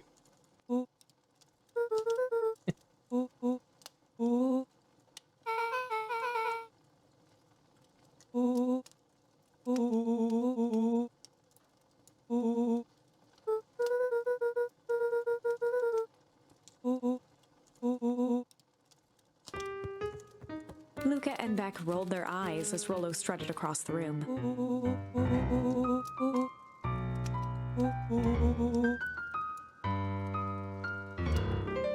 Rollo flung open the cabinet with confidence.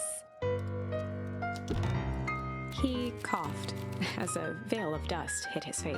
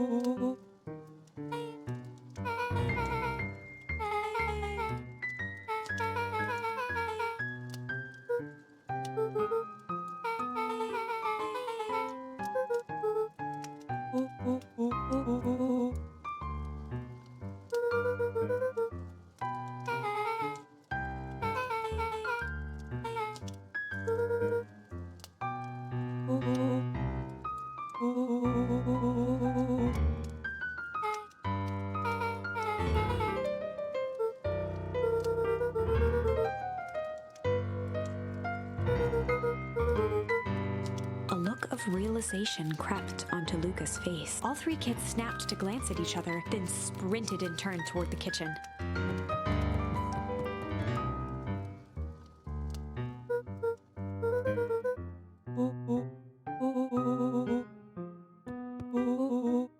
Before he could finish, Luca scrambled up Rollo's back.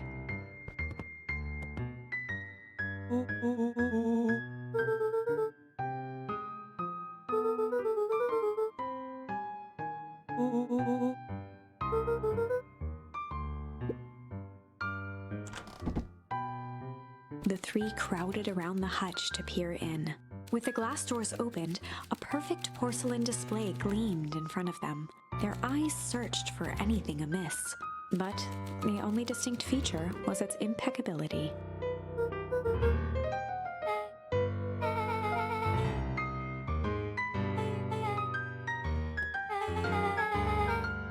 As Beck pulled on one of the teacups, it slanted forward with a hollow click. The entire hutch began to rustle and slide under its own power. Oh. I thought the whole thing was gonna fall forward, but I guess that also is another thing.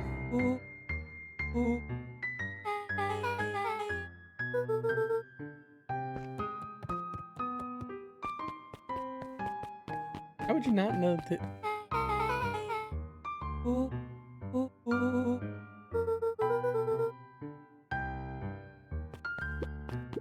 Luca jostled each cabinet drawer in turn, only a finger through the filing cabinet, pausing at a bulging folder labeled Walter. For a long moment, he just stared at it.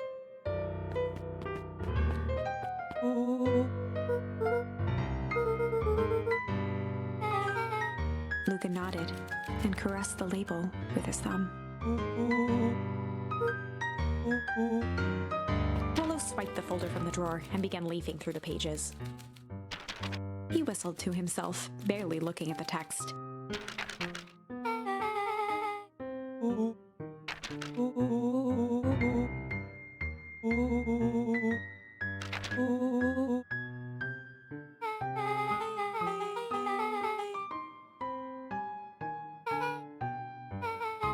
He stopped at a page and mimed, holding up a monocle.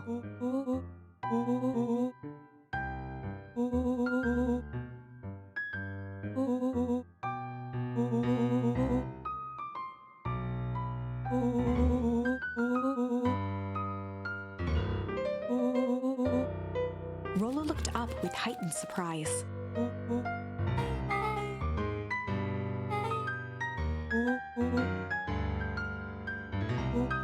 Rollo's finger traced across the page.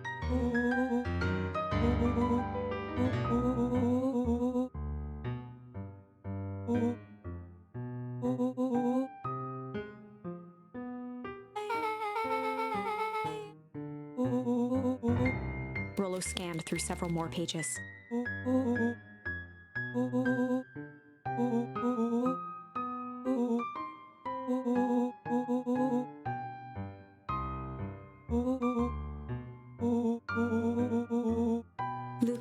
staring blankly at the cabinet this whole time, spoke softly.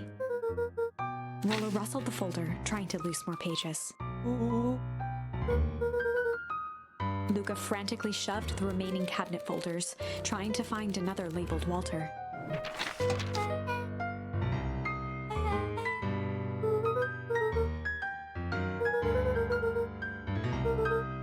Luca slammed the drawer shut.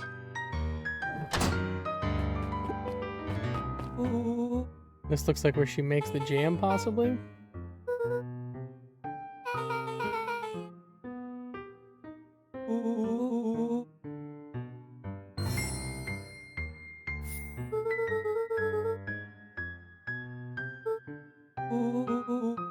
Rollo casually spun open a lid and dipped his finger in. He smacked his lips. A little dangerous. Rollo plunged his hand in the jar, fishing out a soggy slip of paper. Rollo offered the slimy note to Luca and licked his fingers clean.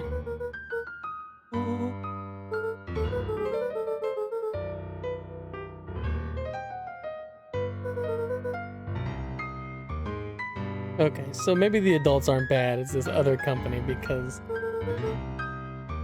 they're trying to... They probably want to like destroy this plant, this power plant.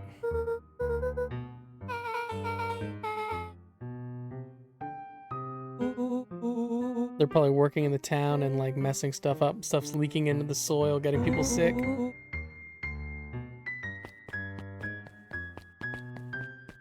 Very Stranger Things. Ooh, look at this. I know I already got smacked, but I want to... Maybe this is just another opportunity to get smacked. I'm going to hit it like 10 more times. Just in case. A spider web of string connected photos of people from the town, interspersed with hastily scrawled notes.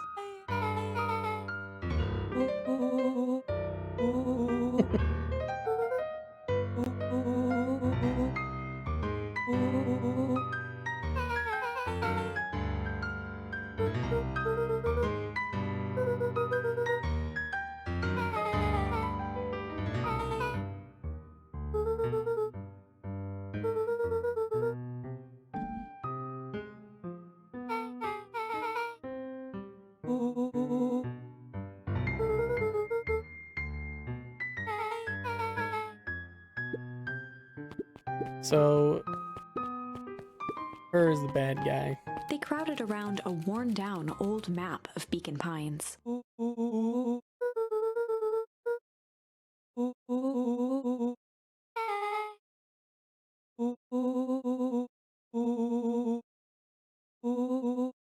Rollo carefully traced the path with his finger. He jabbed down at the end point.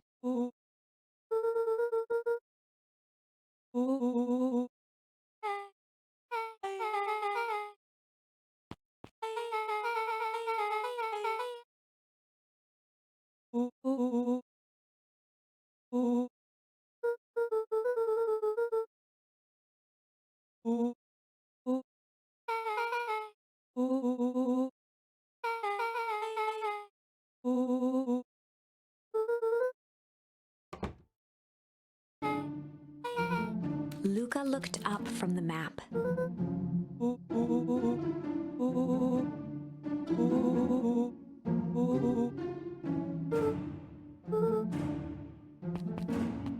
Beck flicked off the light, and they became statues in the dark. Overhead, creaking floorboards bent under slow, deliberate steps.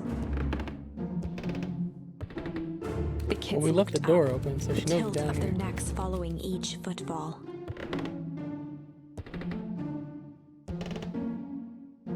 Then suddenly, it stopped. Without realizing, they'd been holding their breath. All three exhaled shakily and glanced at each other. A muffled male voice broke the silence.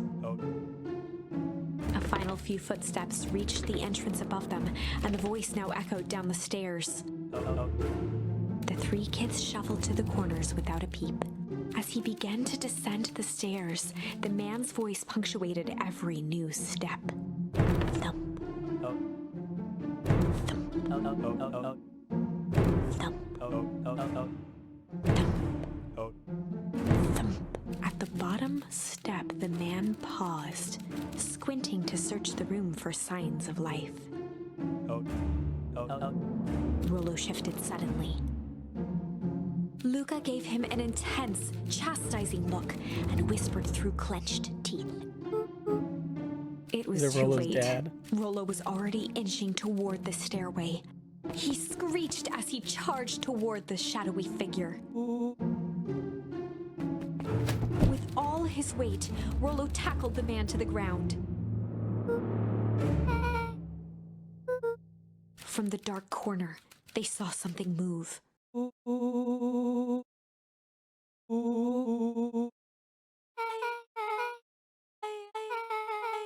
Luca scrambled to the hunched figure on the ground. Pressing his fingers to the man's neck, he sighed. As Beck flicked back on the light, Luca and Rollo both gasped in stereo. Chapter 7. Oh, I thought he was gonna give me a choice, like incinerary. The interrogation of Hiram Tolliver. Still unconscious, Mr. Tolliver slumped heavily in a shoddy old chair. His hands were bound with rope, his feet tied with some loose string. Why wouldn't they just run away? The kids huddled in a circle, discussing their plan. One thing was certain, they couldn't just let Mr. Tolliver go. They needed to know what he was doing in Luca's house. After some deliberation, it was decided.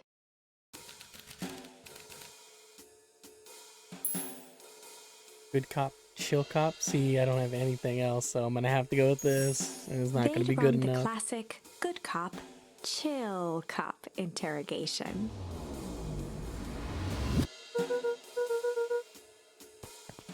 Luca walked calmly to the light switch, flicking it off and on a few times. Mr. Tolliver shook his head, gathering his wits. He looked over to find Luca, who returned a calming grin. Which one am I, chill cop?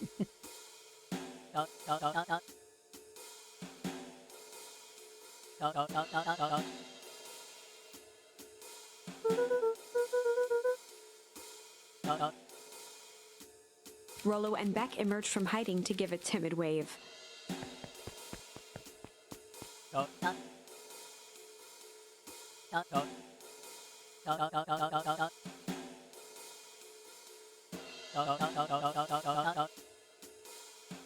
Luca glanced over to Rollo and Beck, who replied with skeptical looks.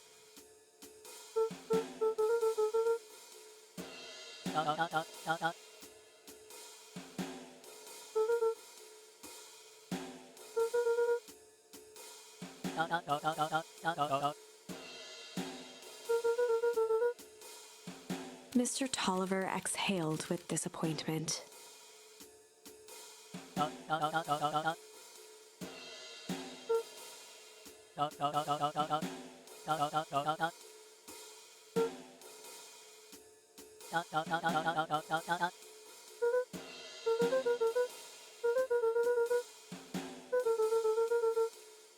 Luca gestured to the corner.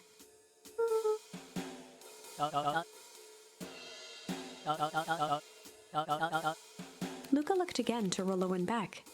This time they shrugged. Luca began to slowly loosen the bindings. No. Mr. Tolliver gently rubbed his wrists.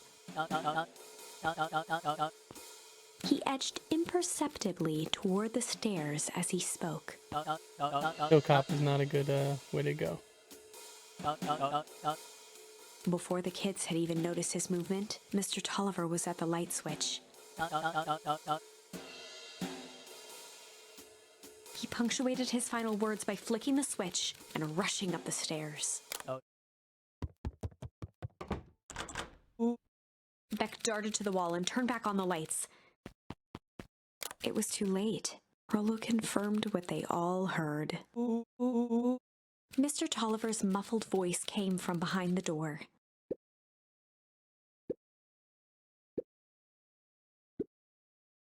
They looked bewildered at each other.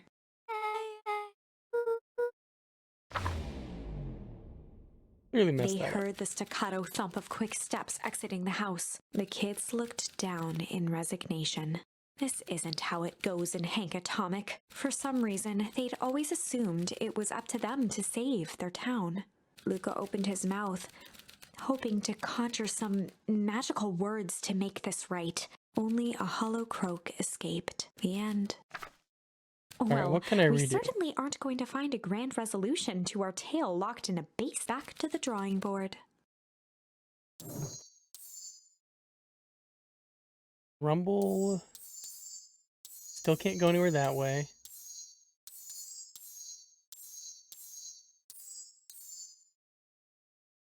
Would tickling really change anything there? We're gonna do Rumble. Luca began to respond, but the sky answered for him as the clouds above began. Luca surveyed the roiling clouds. At that moment, the heavens opened up, unleashing torrential rain.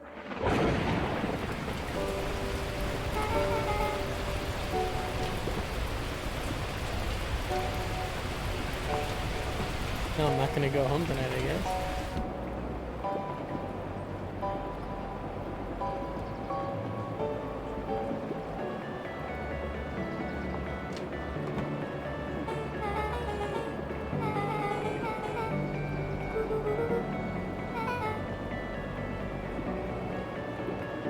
Alright, I gotta try and Luca get something. squinted into the eye hole of the microscope.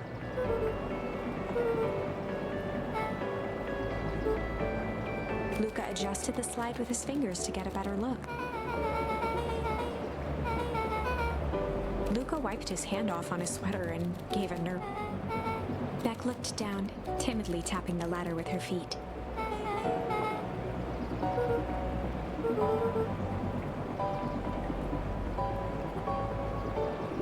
No flowers, Luca that's bent gonna... down to examine the bouquet of wilting flowers. Judging by the odor, they were well past their prime. There we go. Pungent. I don't know what pungent... He flipped open the where that's attached gonna card. help me.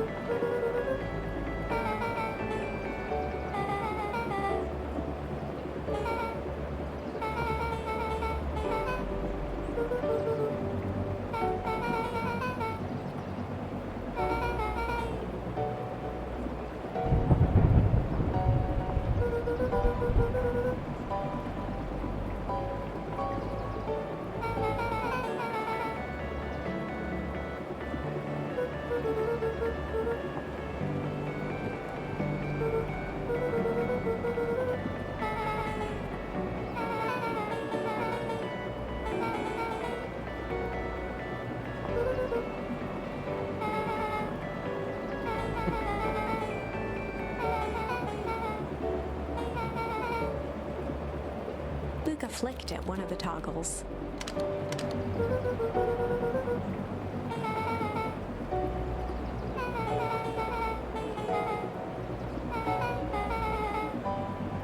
Will I be able to pick up Rolo? Does he have the walkie-talkie still? I can't remember where I'm at in this part of the story.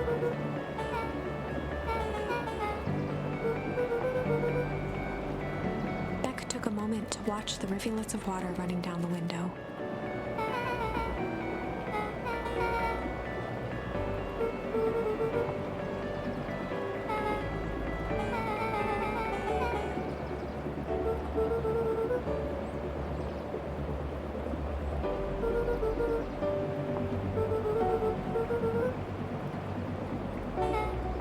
Luca took a deep breath, exhaling slowly.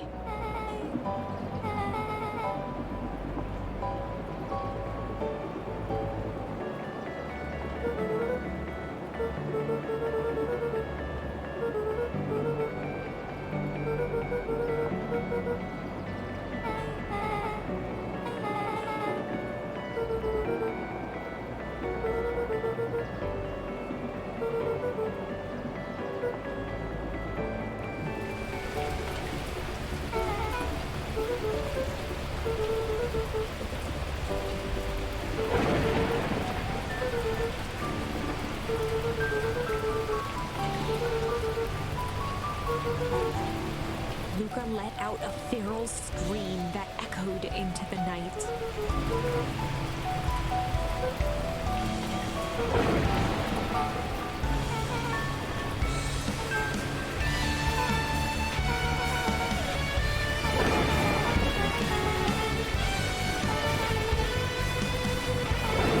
Her voice dropped to a trembling whisper. Parents are gonna run upstairs and try and figure out why this psychopath deer came in and screamed in their house. And straightened up.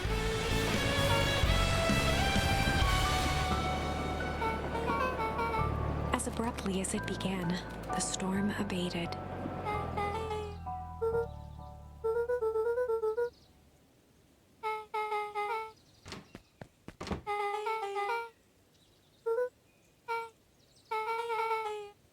Beck gave Luca a light thump on the arm before heading in. Chapter 5. Friendly. The air was heavy with a hard rain's residue. The smell of wet things. Despite his dreary surroundings, I don't know if I Luca should felt stay at on this peace. path or not. He'd never shared those details about his dad with anyone, not even Rollo. But it's not like this changed anything. Rollo was still his best friend. Adding Beck to the group would help balance things out. Everything's better in threes. This is what Luca told himself as he headed to the treehouse.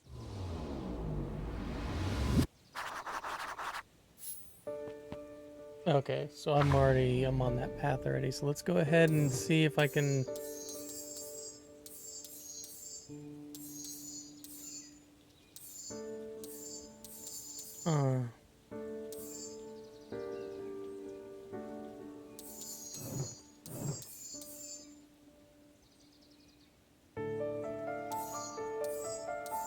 We're gonna go here and do tickle and see what that unlocks. Well, time to bust out the tickles. Because if I do unlock anything else by going to see Rollo again, I can just kind of skip past it. Beck lunged forward and began to tickle under Tish's arm.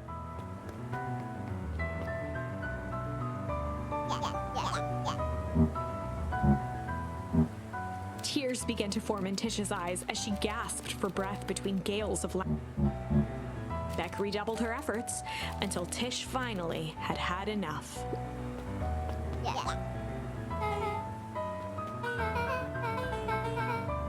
Iggy's eyes darted around, a realization dawning on his face that he was now outnumbered.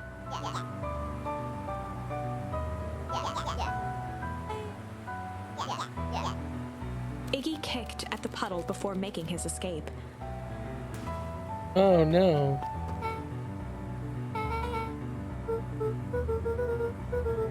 Beck shook the ooze out of her hair as best as she could.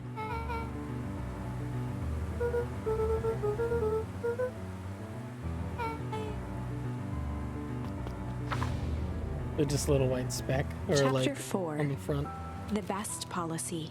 Luca paused for a moment, catching his breath.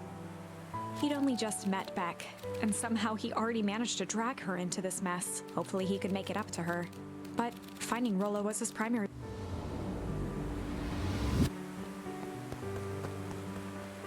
Yeah, I mean, I guess. Did I come from this way back here? No, I did. I gotta go then.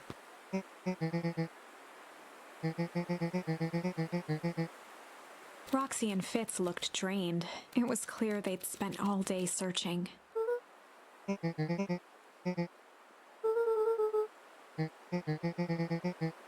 Roxy's temper could often be dismissed as the impatience of an older sibling.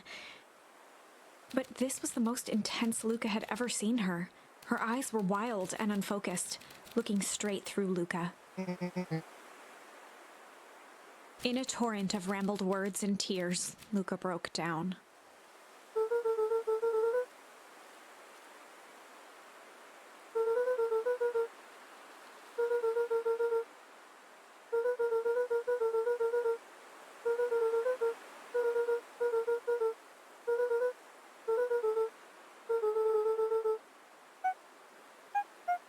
Roxy, still exhausted and angry, softened briefly as her eyes hunted the ground and thought. With a determined sigh, she looked up at Luca.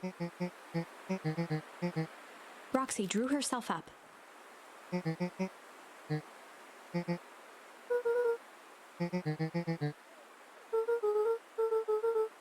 Roxy tried to think of the safest place to send Luca.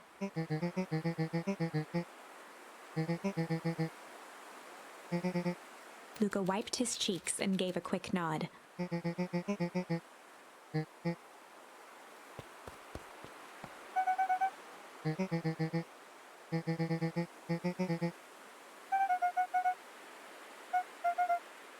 Looking into the puddle, Roxy rubbed her arms to warm up.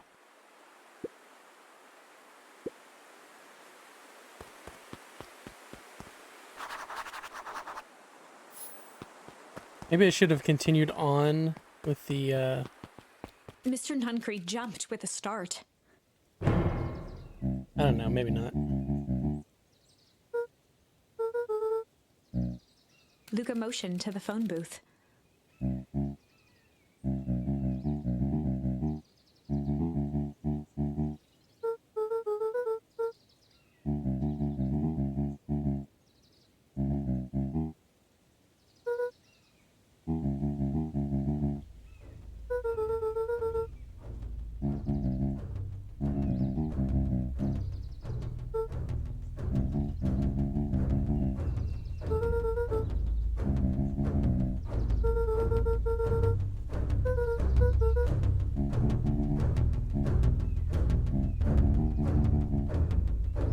Mr. Nuncreed gently placed one of his substantial hands on Luca's shoulder.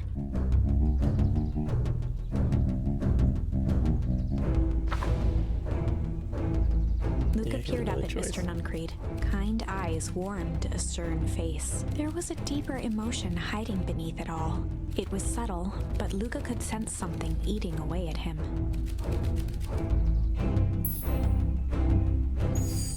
There was a shame lurking behind those eyes. A deep sadness. If Mr. Nuncreed was that worried about Rollo, maybe he could help.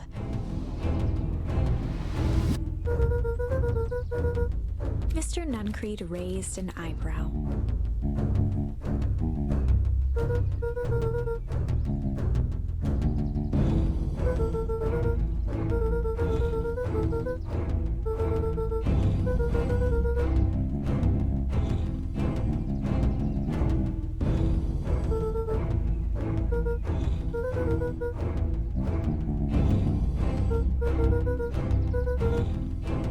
Mr. Nuncreed's shoulders slumped.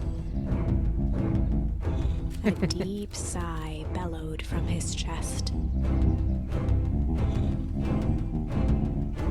Luca attempted to take a step back, but Nuncreed's hand clamped down on his shoulder.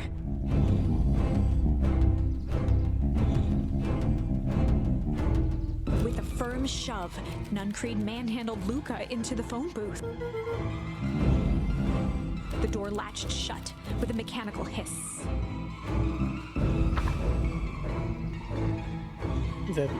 As Luca pounded the glass, the floor dropped from under his feet.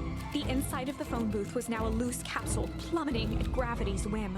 Luca winced and pressed his hands to the walls. As he braced for impact, the capsule hurried to a surprisingly smooth stop. He felt a cold rush of air and opened his eyes with hesitance. Two large figures in hazmat suits occluded his view. Luca heard the deep, resigned voice of Mr. Nuncreed over an intercom. He knows too much. The end. Oh, but I didn't unlock any. This isn't the end. I know there's still much more. Somehow this went wrong. Okay, let's try some.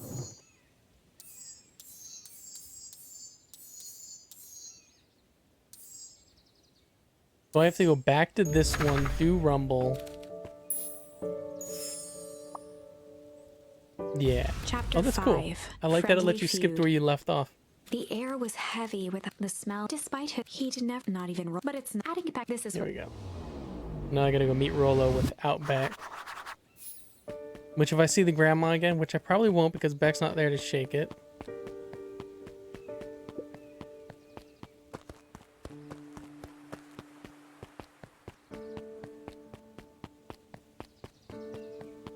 I know that phone booth has an trap door that takes you down now. I won't be able to do anything with it.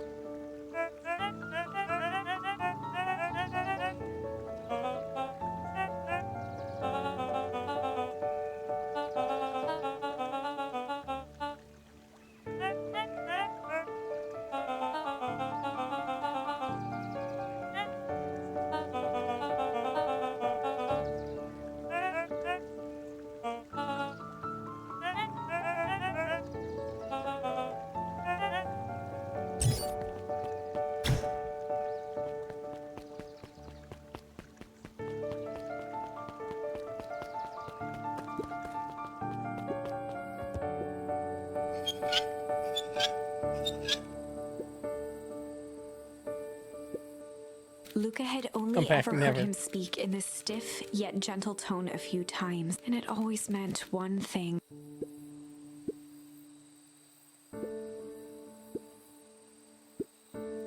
Rollo scoffed.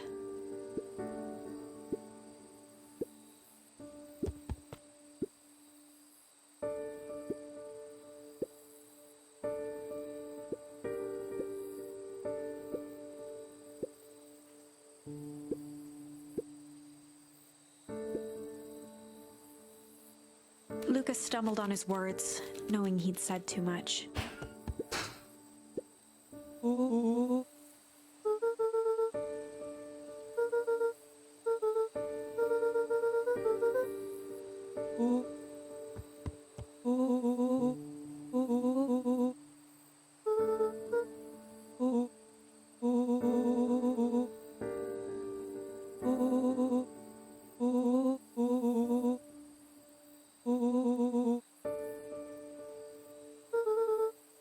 He's so dramatic. Luca became instinctively angry in response. Both boys were now shouting across the distance.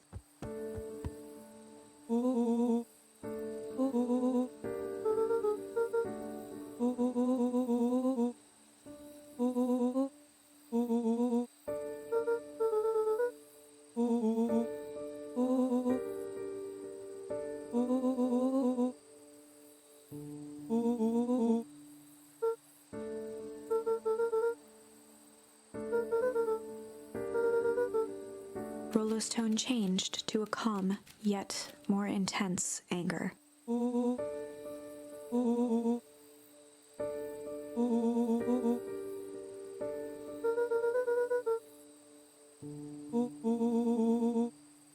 words hung in the cold night air. Rollo's stomach dropped, knowing he'd crossed a line, but it was too late.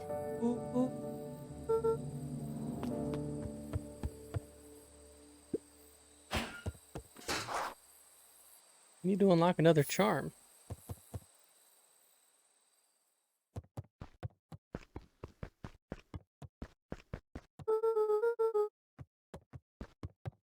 Let's see if I can do anything to unlock a charm anywhere.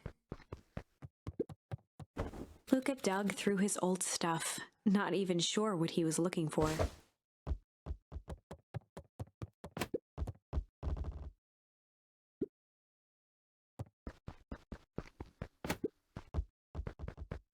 Gotta get a charm from them.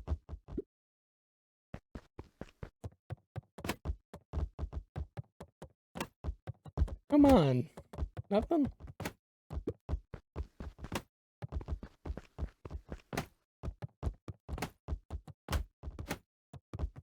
Well, I thought for sure this was gonna unlock something. I'm gonna kick it a few more times just to make sure. Okay. Oh, well, here's Weep.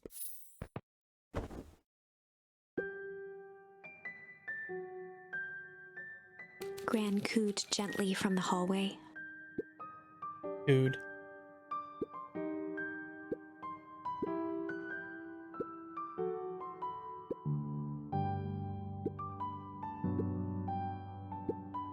Luca just wanted to be alone. He waited to hear the sound of the front door closing.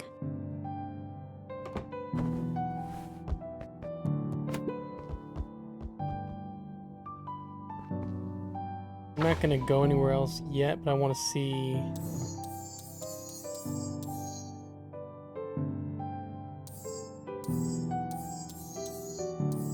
So I can't use Weep at all. Rumble, I'm still on that path.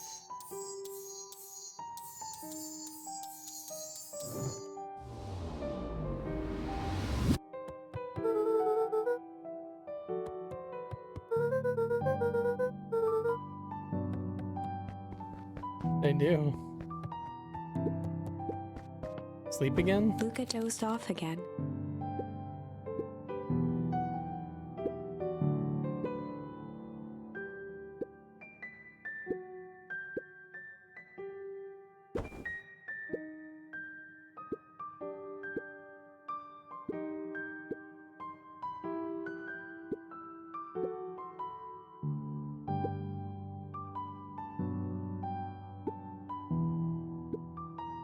Luca still couldn't bring himself to go out. Besides, if he ran into Rollo, he'd have to actually confront the situation.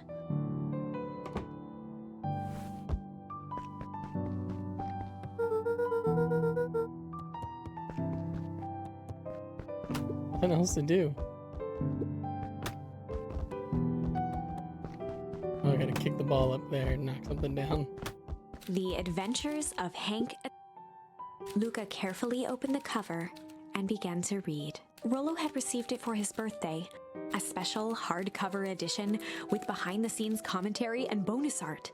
Rollo cherished it, but asked that Luca keep it at his house. Luca wasn't sure if it was because Rollo didn't trust himself with it, didn't trust his sister around it, or just wanted an excuse to come hang out at Luca's more often. Whatever the reason, Luca didn't mind, but it had stayed right there where Rollo had stashed it ever since. Now, at the foot of his bed, Luca lost himself in the pages. He'd read it all before, but at this moment, it somehow felt sentimental. He was well into issue number 5 when he heard soft footsteps from the hallway.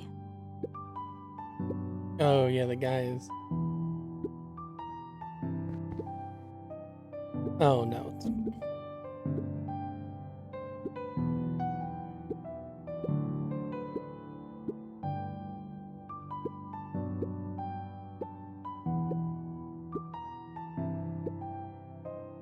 Without realizing it, Luca had pouted away the entire afternoon.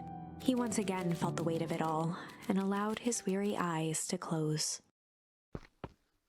Luca stood in a vast black expanse. He looked up at his father standing beside him. Walt was working a straw at the bottom of a fountain glass, trying to collect the last bits of milkshake. Dad, where are we? Taking a final loud gurgling sip, his father peered up from the glass. He jangled the straw playfully with a warm smile, then lifted the empty glass as if to point into the darkness. The source. Luca's eyes followed his father's gesture. In an instant, he was sitting in front of a blazing campfire. Across from him sat a large figure in a yellow hazmat suit. The figure's voice was a scratchy echo. Well, if it isn't the man of the hour. Make yourself comfortable. Luca held his shivering hands over the flame to warm himself. It doesn't work that way here. Their yellow-gloved hand pointed to the base of the flame. It's a cold flame, see? Luca peered at the base of the fire. It wasn't wood that was burning. It was Beacon Pines itself. Tiny buildings, freezing and crumbling as they were consumed by flame. Luca could see small shadows moving in the burning city. People. Luca leapt to his feet. We've got to help them! The figure gave a dismissive wave of their hand. Why waste energy helping people who can't even help themselves? The figure bent down to examine the panicked crowd as they desperately tried to stop the flames. They only care about what's right in front of them, not like us. Luca's voice was a trembling whisper. Us? The figure slowly stood up, grabbing its helmet with both hands. With a jolt and a twist, the suit emitted a gasp. A cloud of torpid mist escaped, slowly revealing the face within. Luca's own face looked back at him, older, worn, distant. The sensation was oddly familiar, as if he'd caught his own reflection by surprise in the mirror. The doppelganger smiled. I tried to help once. He gestured towards his face. And all it got me was this. Luca staggered back. You? Luca felt a hand catch his shoulder. His father was there again, beside him. Every choice sets us on a path. This is the end of one of your paths, son. Luca watched his older self shake its head ruefully, its face twisting into a cruel grin. Welp, Dad. If you wanted him to see this, far be it from me to disappoint. Luca watched in shock as the figure took a confident step forward and plunged into the flames in a flash of cold light. He was gone. What does all of this mean? Luca felt a reassuring squeeze on his shoulder. Just remember, why we choose matters just as much as what we choose. Luca woke up to see a hazy figure at the foot of his bed, silhouetted in the morning sun. Luca rubbed his eyes. The kind, concerned face of his gran came into focus.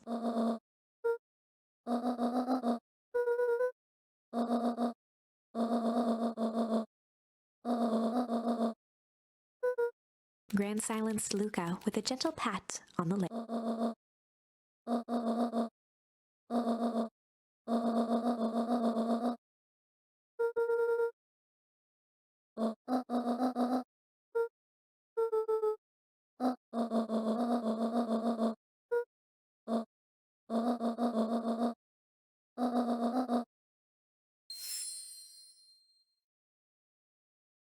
Is that gonna help?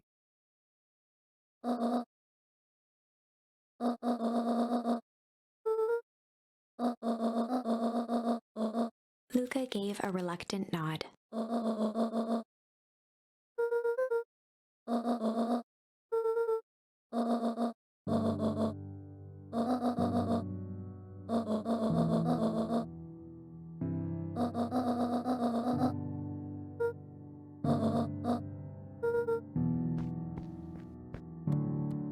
Luca took a deep breath.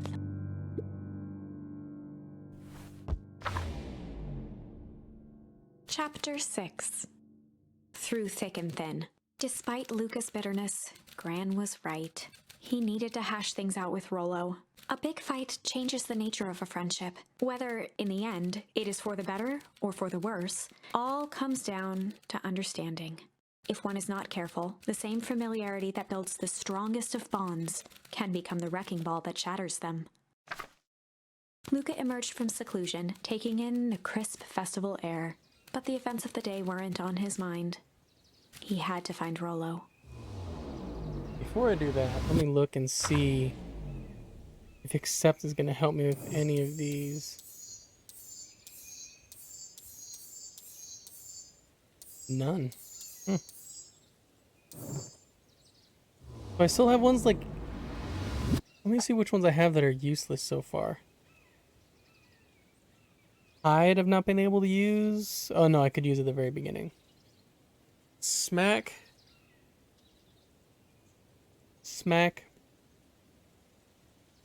Might be the only one I haven't used yet. Incinerary, I haven't used that.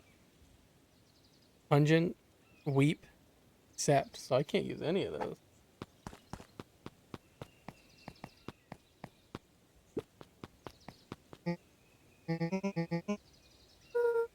Roxy rolled her eyes, shaking her head.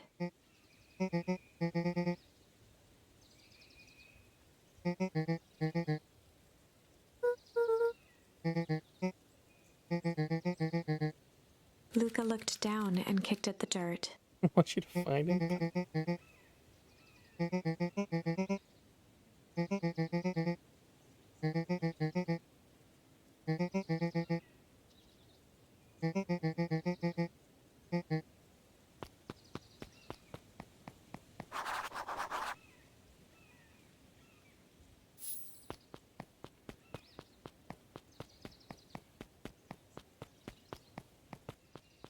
I can't remember, was there a graveyard up here?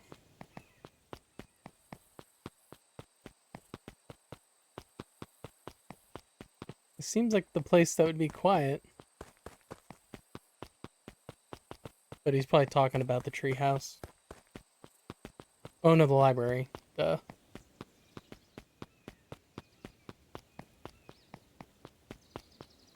I'm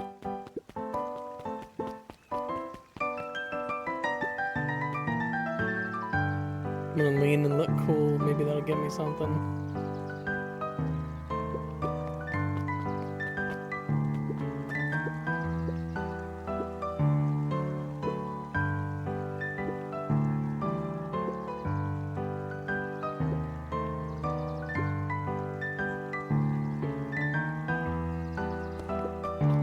Trying to see if I can get any more charms.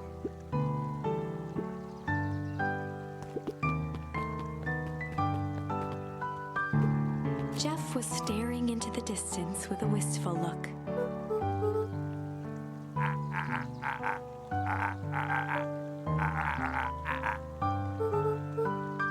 Jeff turned to Luca with a furrowed brow, then gave an understanding nod. For a moment, the two now shared that same wistful gaze.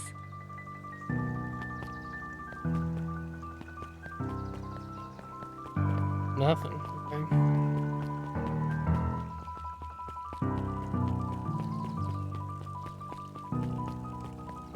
Who's this?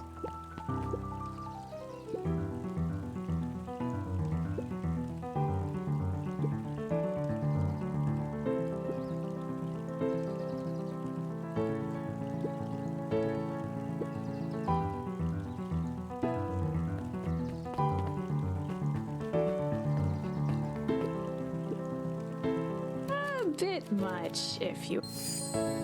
Indulgent. Okay, there's another one. Let's see if that changes anything.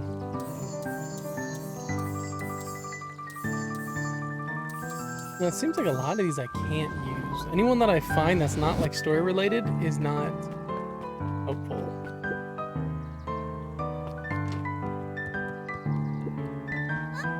Kato's eyes lit with excitement.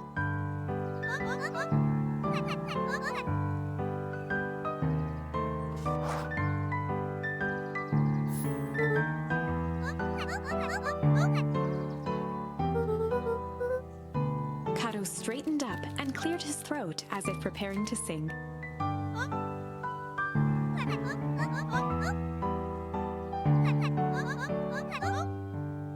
Kato stared at Luca eagerly.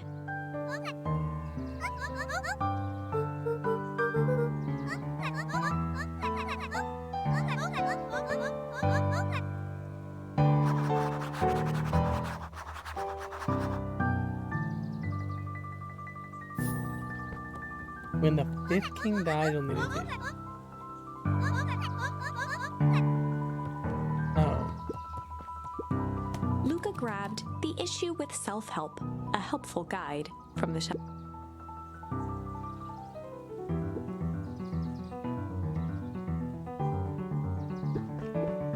Luca grabbed The 5 Pillars of Success from the shelf. Luca grabbed 500 meals for one big pot. None of these seem like they're it.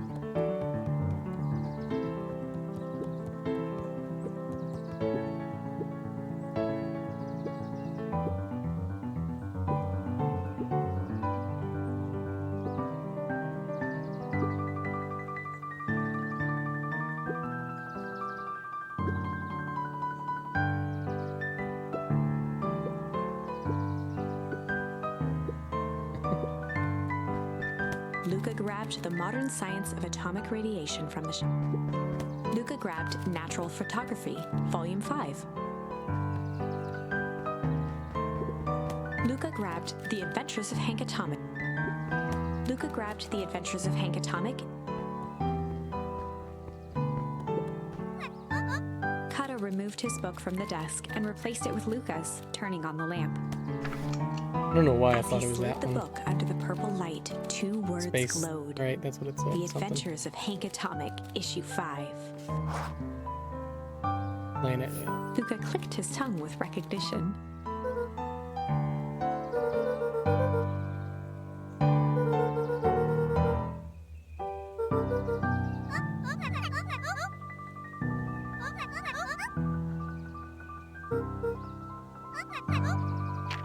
Otto began flipping through the pages, stopping when he hit a glowing word. He continued flipping.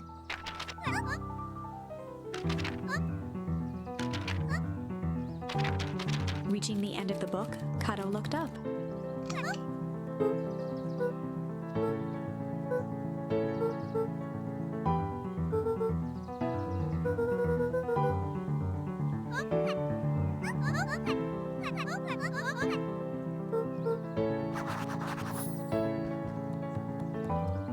So was the Kato like an adult or a child?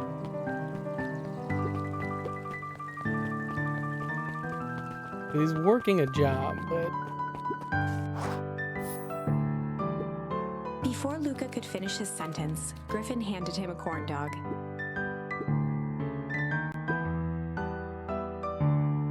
Luca shrugged, taking a sizable bite out of the corn dog.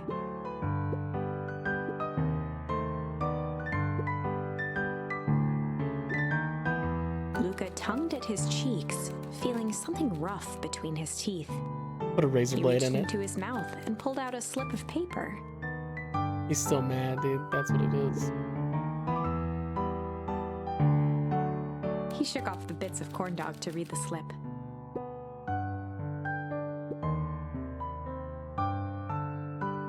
Luca finished off the remainder of the corn dog.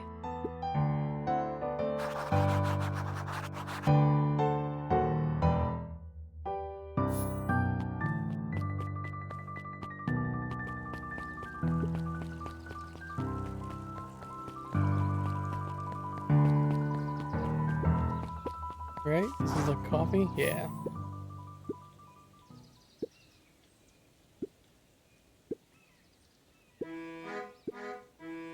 Lumi waved his hands around sarcastically as he began.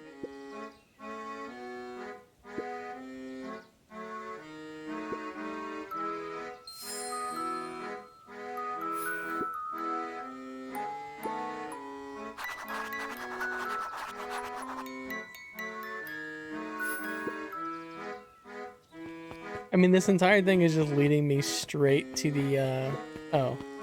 He's right here, never mind. I think it's just leading me to the, tree house. You have a rocket in there.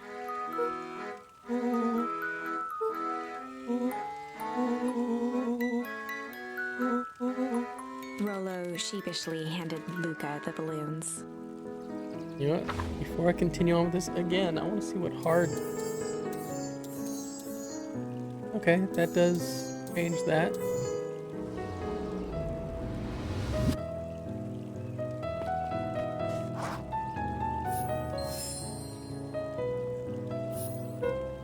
That should help me with the dog dude. Can't remember his name.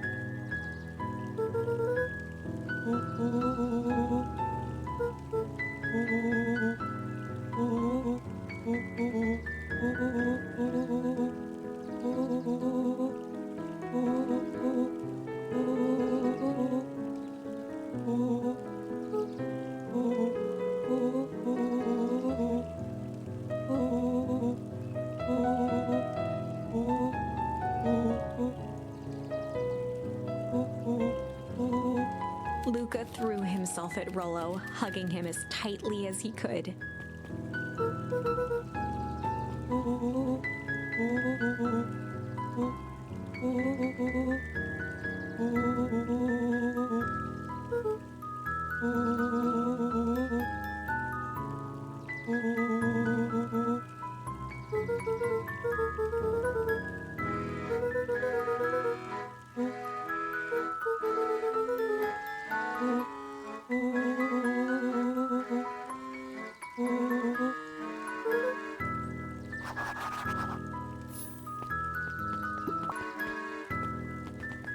Alright, treehouse. Actually, I got another thing, didn't I? I want to see where that goes to. I mean, I kind of know what it goes to. I'm pretty sure it's this one. No, wait. Okay, I thought it was going to go to this one where you run away from him.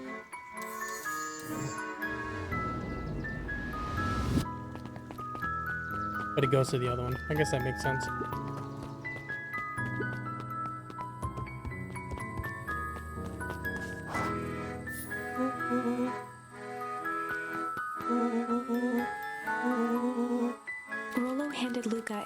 unopened letter. Luca, some things are going to happen that might be difficult for you to understand. If I am honest, I hardly understand them myself. But whatever happens, I need you to know that I love you. None of this is fair to you. You have already lost so much. We both have. I wish there was a simpler way forward. But if there is, I haven't thought of it. God knows I've tried. Everything I've done. I did. I hope someday you can accept that. Love, Gran. Luca folded the paper into his pocket and headed up the ladder.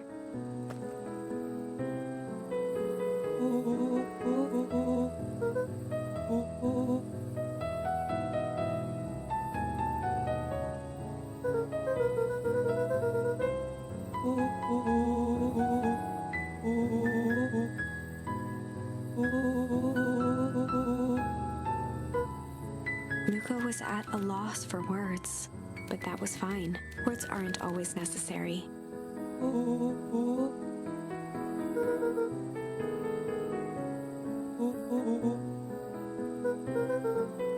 Sadly, this was untrue. A distant rumble shook the treehouse. I'm gonna say, is it about to blow up now? Gran went crazy. It was not fireworks. It was something the boys couldn't possibly comprehend. Something as old and cruel as time itself.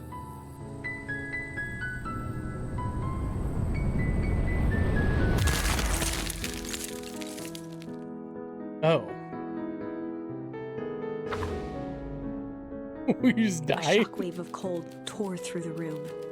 A bitter, unfathomable chill. Before they could react, it encased them in ice. Two boys, reunited by friendship, only to be cruelly separated by a malevolence beyond reason. And so, our story ends on this melancholy scene. In a silent treehouse turned statuary, in a town brought low by its secrets, sits a pair of friends, alone, together, for the rest of time. The end. No, that can't be the ending. It simply can't. I won't accept it, and I hope you won't either. There are more endings, more possibilities. We are just going to have to sort through them all until we find the one that fits. So that didn't bring its own path. You see, like, how this one branched off to the middle, but this one just continued on. All right, we are going to go back to here. We're going to do flight. Luca drew himself up and decided to take. He squinted down the barrel of the mission control defense cannon, aiming it through an opening in the dense tree branches.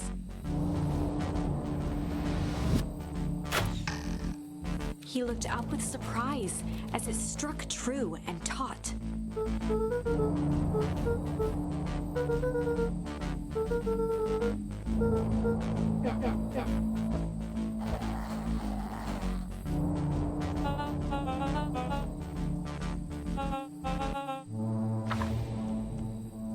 Tunnels. Luca and Iggy winced as they sprinted through the thicket. The branches clawed at them, reluctant to give passage. After what felt like a marathon, Luca stopped in his tracks as they reached the clearing. What the? That was all he was able to say before Iggy slammed into his back. The boys tumbled down a steep decline and crashed with a wheezing thud on a surface as hot. In fact, it was ice. Chapter 5. Signs. They stood silently, catching their breath. The sky was like sapphire. With each breath, a plume of steam escaped from Luca's lungs. Let's keep moving. Luca pulled Iggy to his feet as they gazed across a snowy terrain. How did we get here? Where is this?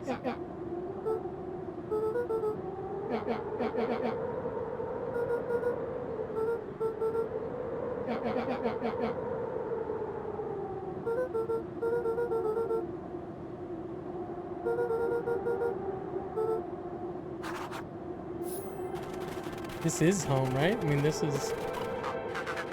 Luca had almost forgotten the walkie-talkie he was carrying. Luca looked at Iggy with hesitation. With a resigned sigh, Luca responded.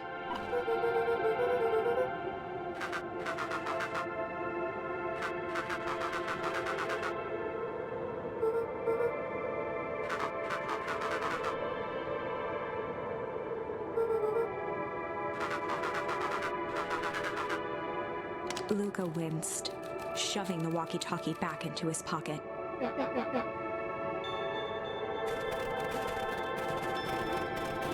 Did we fall like in a big hole that kind of brought us to an alternate dimension of this time, or of the town? Two faint seams were visible along the surface.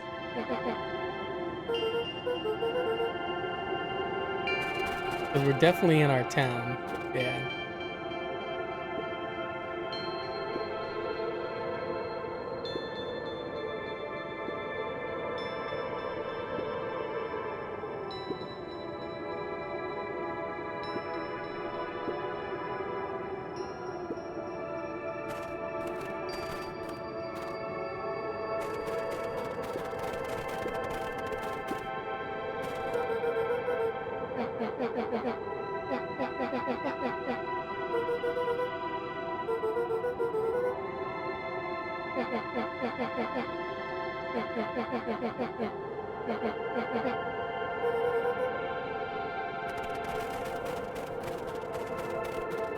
Can I not throw anything at it? Oh, I thought I was gonna be able to get something to throw.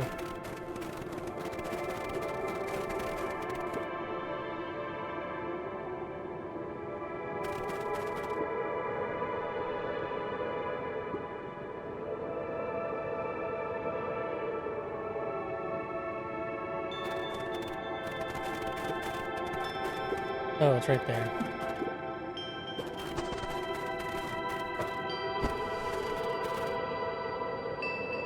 The boys stared in disbelief at the sign that now clearly read, "Welcome to Beacon Pines."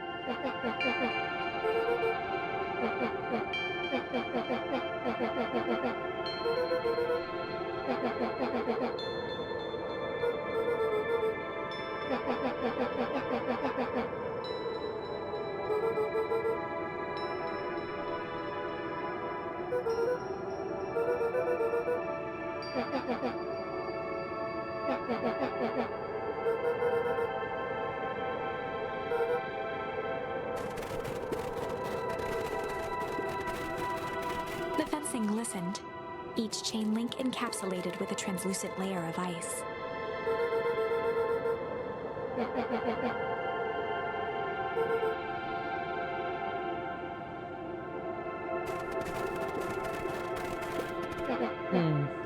Looking down at the frozen stream, Luca could faintly see a school of minnows encased in the ice.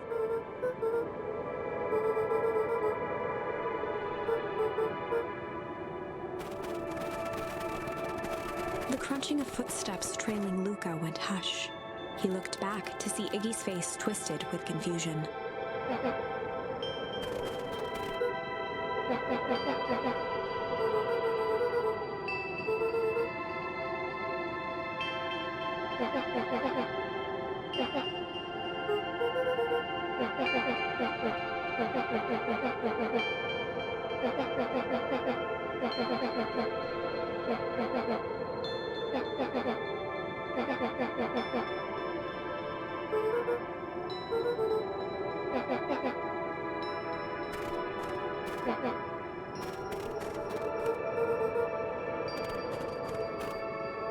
Luca peered upward at the darkening sky. He let out a long, foggy breath. Faintly, Iggy began to cry. Seeing Iggy in such a pathetic state gave Luca a sense of compassion, and more than a little guilt.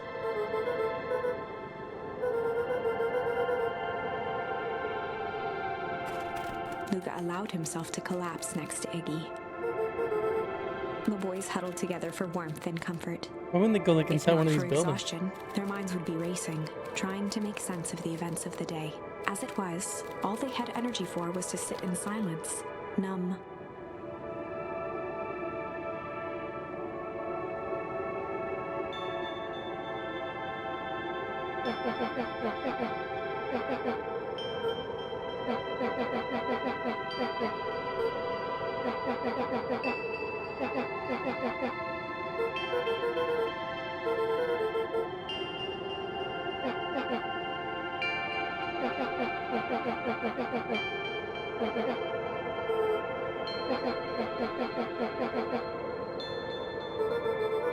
Iggy motioned sarcastically to his half-deformed face.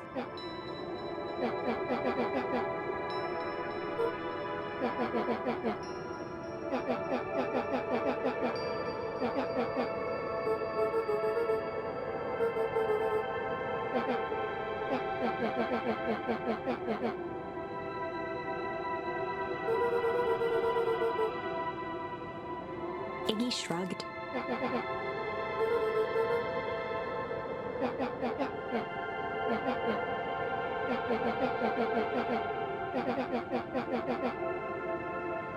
Iggy now wept.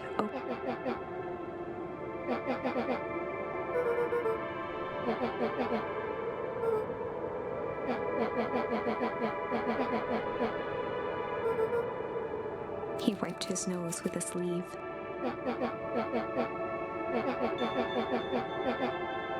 Luca gave a warm chuckle. Iggy cleared his throat as he wiped his eyes.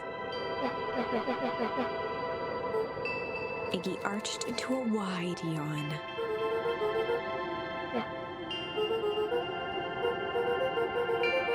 Luca's eyelids began to slowly drift shut.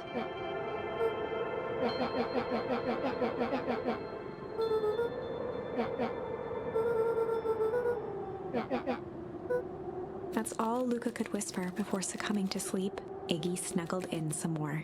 I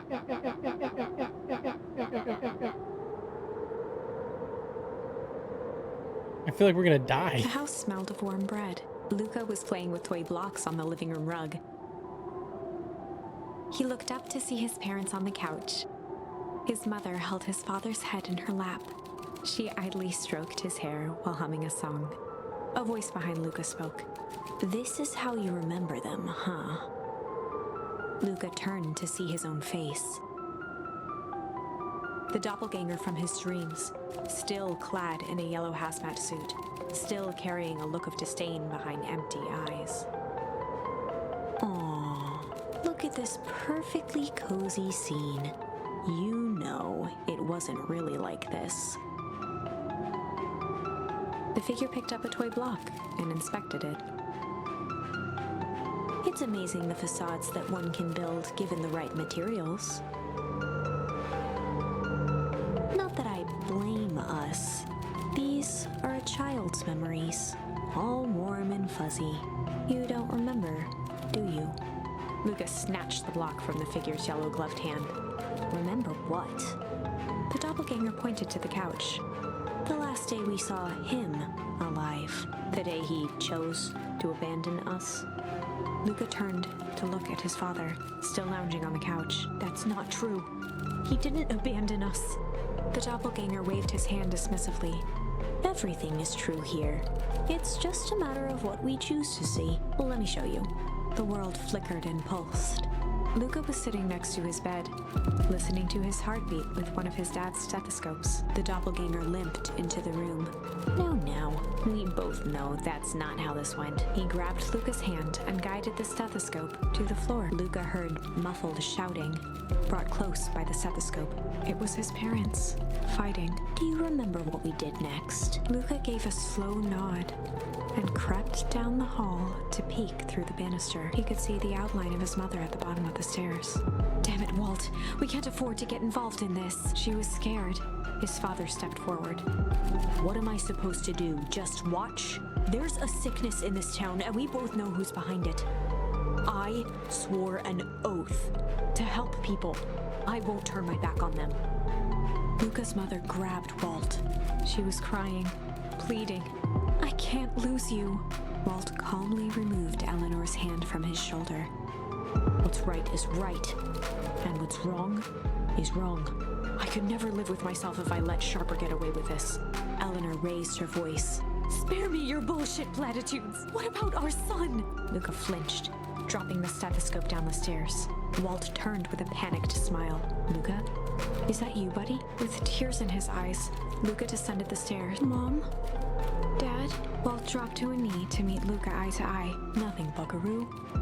Your mom and I just got a little over. Luca placed the stethoscope against his father's chest. His heart. It sounded like you were. Walt gently removed the device from Luca's ears. Listen to me, Luca. I have some business to take care of. I'll be back in time to tuck you in. Luca hugged his father tightly. Promise? Walt stood up and walked to the door. He glanced over his shoulder. I promise. With a wink and a grin, he put on his hat and strode out into the evening sun.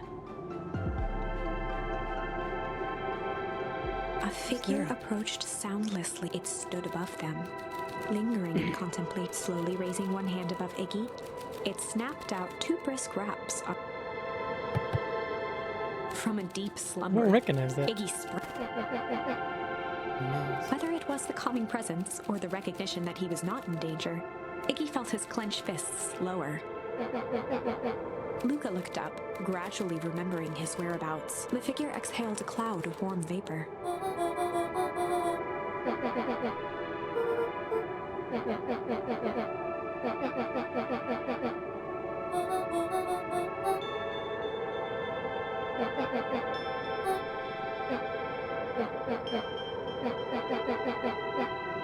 When it came to complete strangers, Iggy had trouble cobbling together an insult.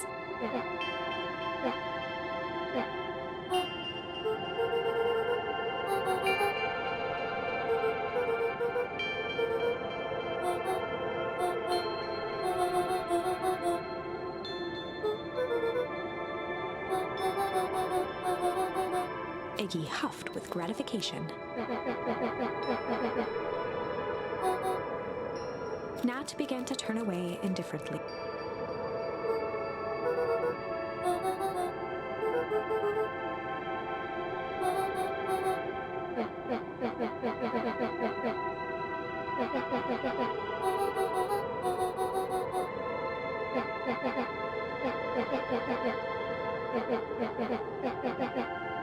Iggy turned sharply and began to stomp off.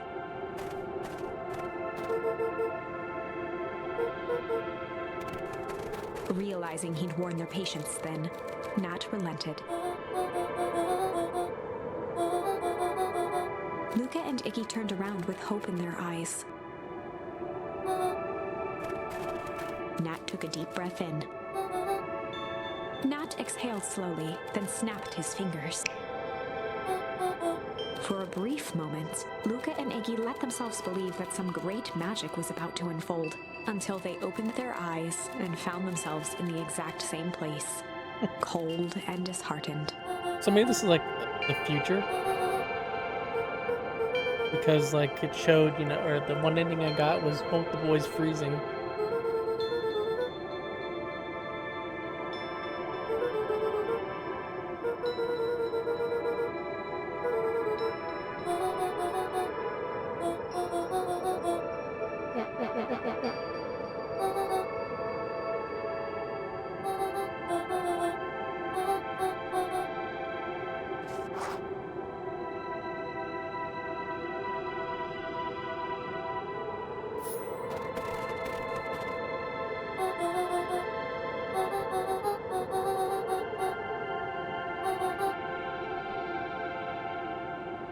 Okay, that's interesting.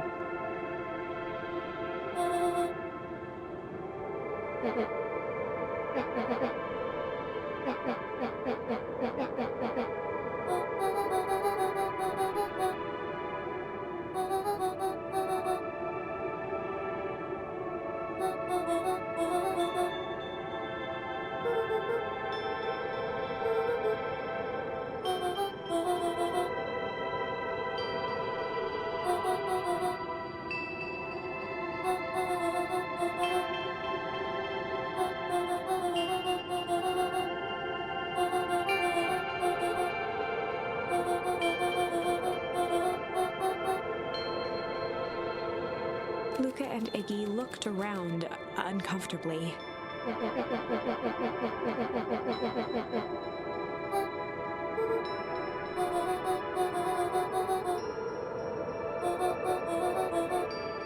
Nat narrowed his eyes, furrowed his brow, and Luca began to laugh uncomfortably. He looked down at his feet. His eyes darted back and forth in contemplation. With a sudden pain, a thought struck him. He sprinted off into the pale distance. As Iggy turned to follow, Nat called out.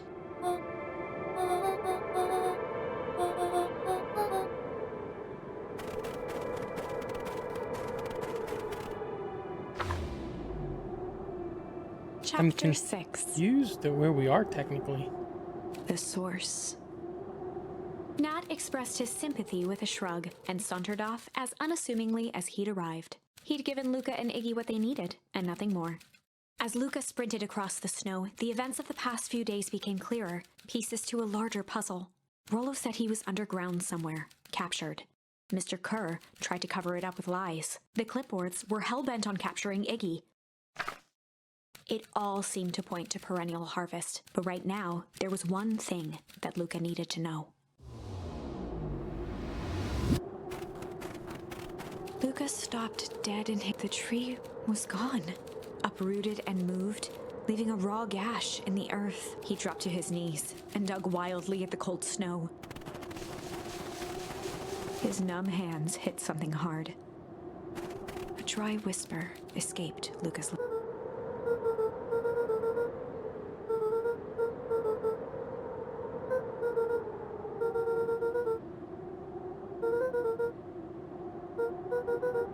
There was no reply, just snow-covered silence.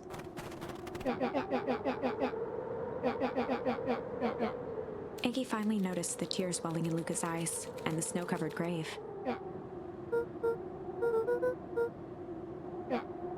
Suddenly, they heard the crunch of approaching footsteps in the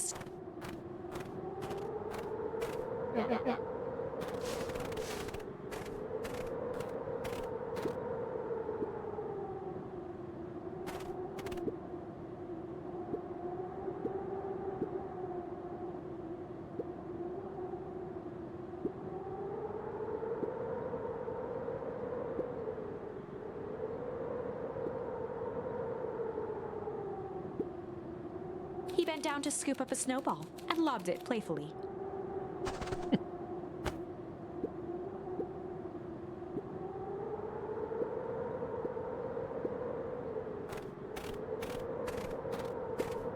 That was a weird walk. Oh, I guess he did that on purpose. Okay. I thought maybe he was like glitching or something. Luca stuttered through heaving sobs.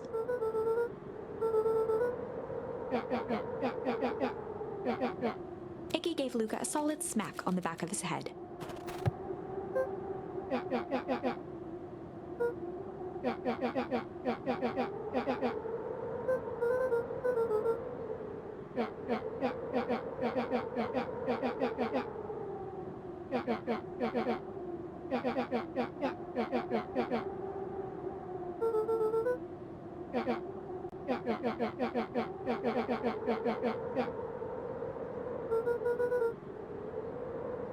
Luca wiped his eyes with a sleeve.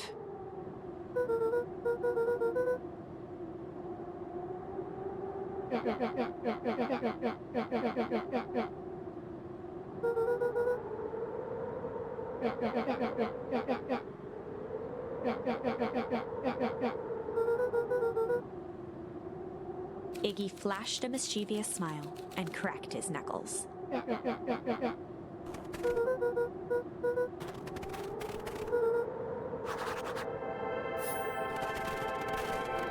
Can I go back the way I came, or do I have to keep going deeper in here?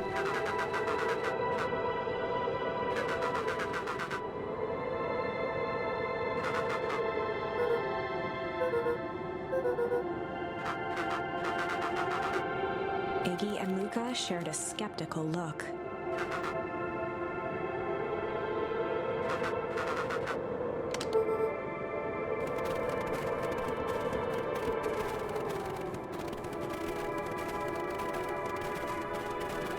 I mean, the source is gonna be in... Iggy darted behind a large pine and began digging. Furious, he emerged, holding a shoebox with a crude skull painted on it.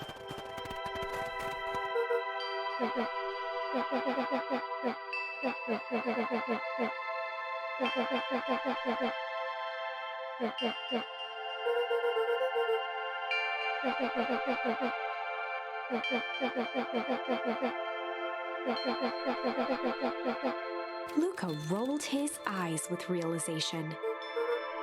Iggy stifled a chuckle.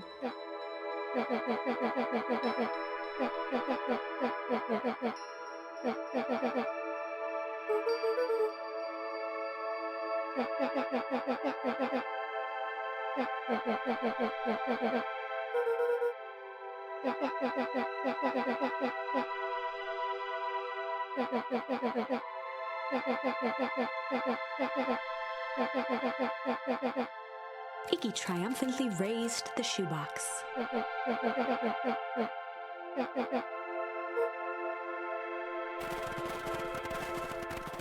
That is like a really interesting setup. Like they moved the entire town, replicated the town. They only moved it a little bit over because we can go right back through the woods.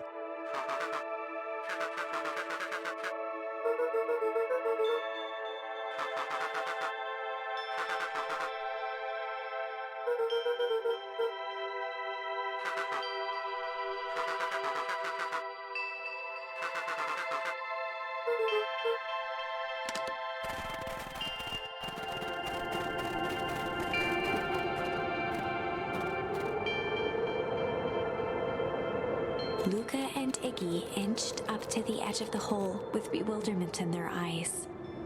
Arctic air breathed out of the cavern in heaving gusts.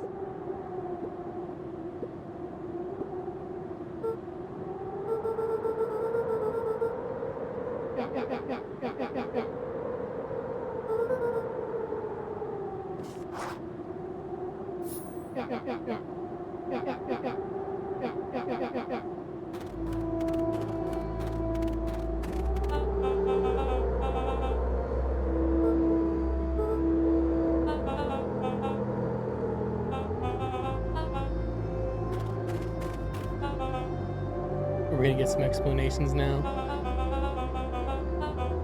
Mr. Kerr gazed down the abyss in contemplation.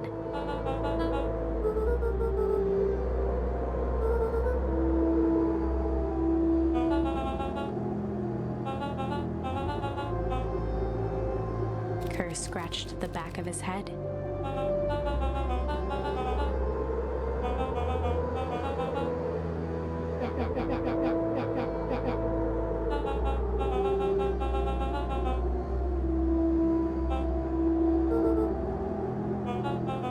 His face contorted into a saccharine grin.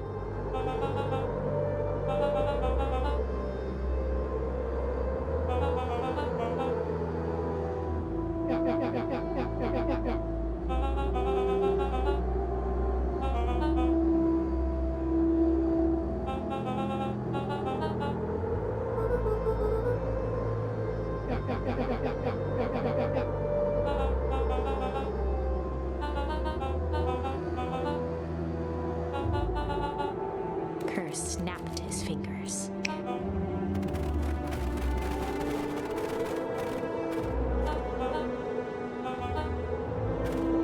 Iggy turned to Luca with a We're gonna sly jump in. glance. Iggy waved the box into the air, threatening to drop it down the hole.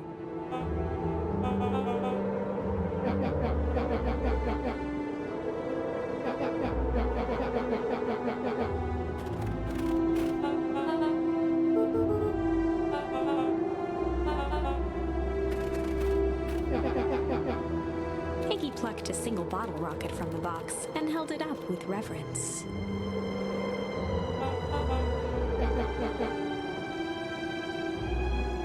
After a long pause, Mr. Kerr flung up his hand with frustration.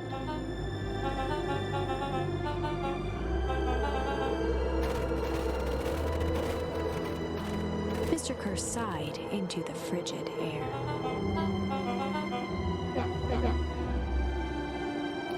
nonchalant flick, Iggy tossed the firework into the hole.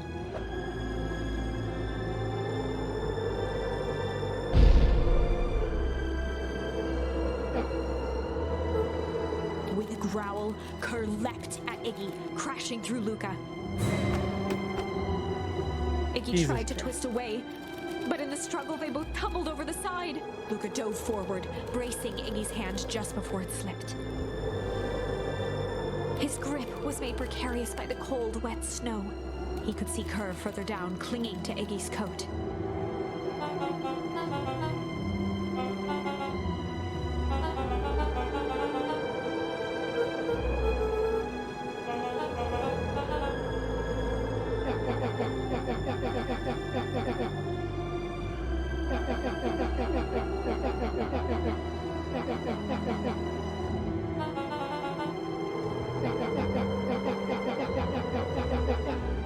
Dude, Iggy's hardcore.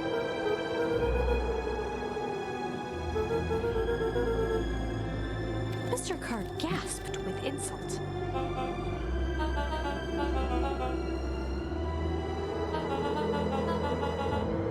With a wild look in his eye, Mr. Kerr began to hum a proud melody.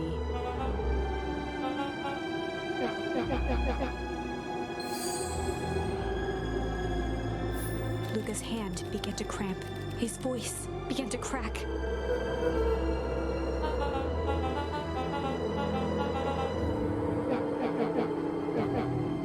Luca felt Iggy loosen his grasp. Every muscle in Luca's body burned.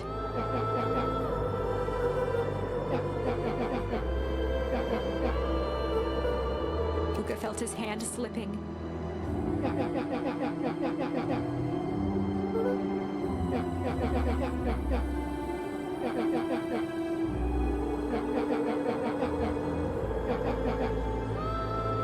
calm settled over Iggy's face. Iggy's voice was colder than the bitter air billowing from the chasm.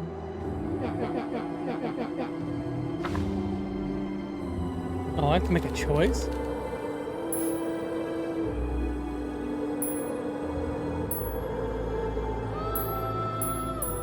I mean, I'm gonna do both of them, but Luca let's had no refuse it choice but to refuse Iggy's request. He tightened his grip and reached for the walkie-talkie in his pocket. A wild delight crept onto Mr. Kerr's face. That's a good lad. Now, radio for help. Iggy begged Luca with his eyes one last time, but Luca pressed the button and called out. We need help. It wasn't long before they were once again surrounded by clippers. Mr. Kerr sighed with relieved frustration. There you are. You really are a worthless lot, aren't you? Mirror, now. A clipboard dutifully produced an ornate ivory hand mirror, and Mr. Kerr began preening his tousled hair. Ah, that's better. Mr. Van Horn, I applaud your sharp thinking under duress. I'll put in a good word for you with the founder. Take them away. A swarm of hands overpowered Luca. The last thing he saw before a cloth bag was pulled over his head was that at the end. So I gotta drop him. I think this was one of those times where doing the right thing was...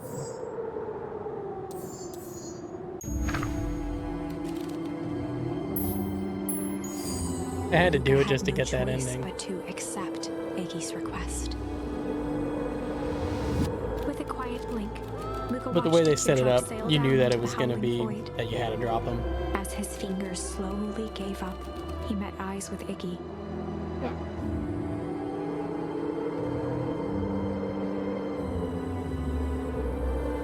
The two silhouettes were swallowed by darkness.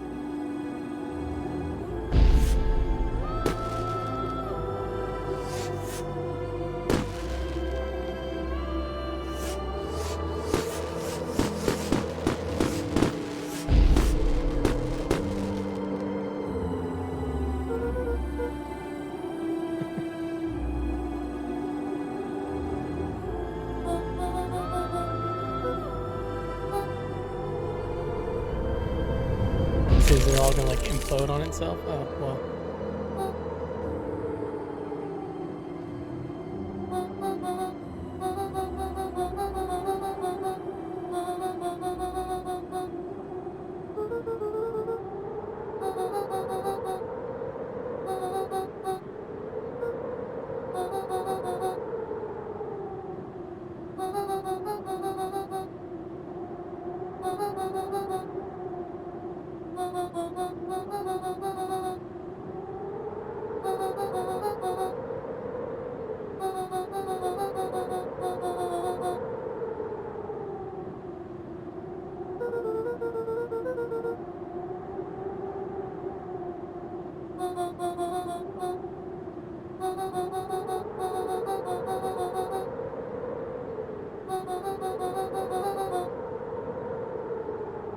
We have some idea what that would look like. I've already gotten that ending, so.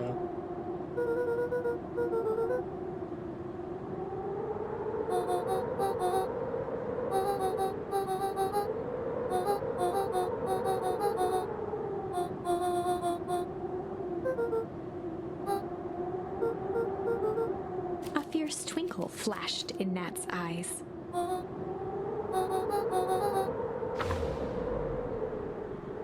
With a chuckle, Nat turned and walked west. Dumbfounded, Luca followed behind him, trudging through the snow.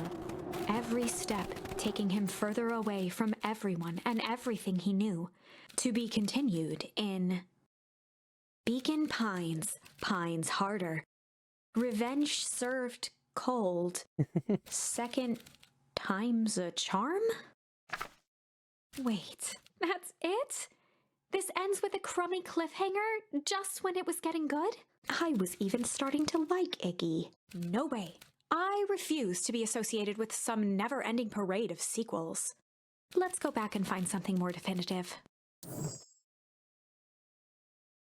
Well, because I feel like that's like that's the best ending. Like, that's the most interesting ending, because like now I know that the reason why things froze over on this timeline is because the grandma tried to blow open the entire hole with all the dynamite, but it was way too much. But the fireworks weren't too much. But now I'm not going to have any of that. They'd run the classic good cop, hard cop interrogation. Rollo brandished a steely gaze. I've got this. Read about it 100 times. Rollo swaggered past the chair which propped up the slumping Hiram Tolliver. Without even looking at his captive, he began with a long, blustery drawl. Mr. Tolliver remained motionless. Rollo spun around to face him. He'd clearly expected to rouse Mr. Tolliver with his booming voice. Beck and Luca gave each other an unsure glance. Rollo slammed his fist on the table. He grabbed the table lamp and beamed it onto the unconscious face. Mr. Tolliver groaned and slowly lifted his head. He recoiled with a muddled, weary squint. The chair wobbled as he attempted to straighten up. Mr. Tolliver could only make out rough shapes through the glaring light. With a gruff tone, Rollo hoped to both conceal his voice and intimidate. Oh, look at this one more time.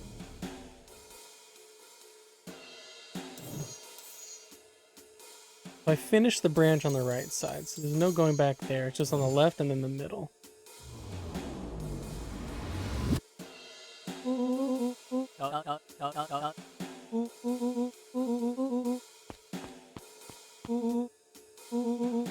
The doubtful expression on Beck and Luca's faces transformed into awe.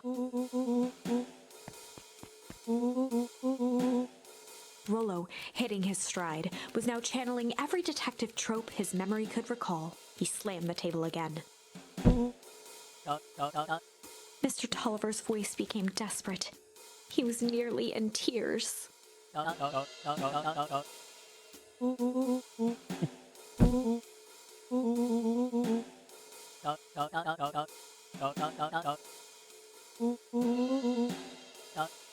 Mr. Tolliver was in a daze, now more confused than ever. He shook his head, feeling more and more dizzy.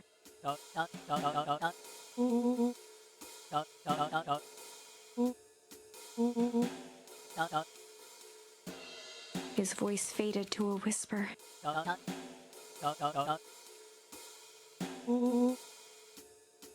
With that, Mr. Tolliver passed out cold.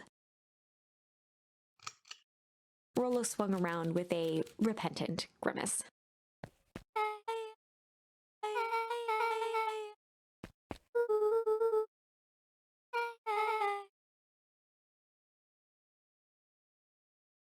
Ooh.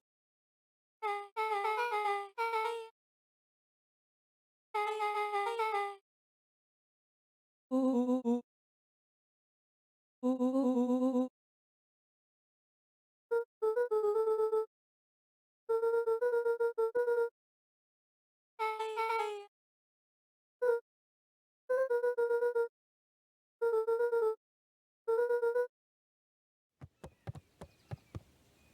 So I guess maybe all three of these endings are all going to lead to the source. This one probably involves us throwing the dynamite down there.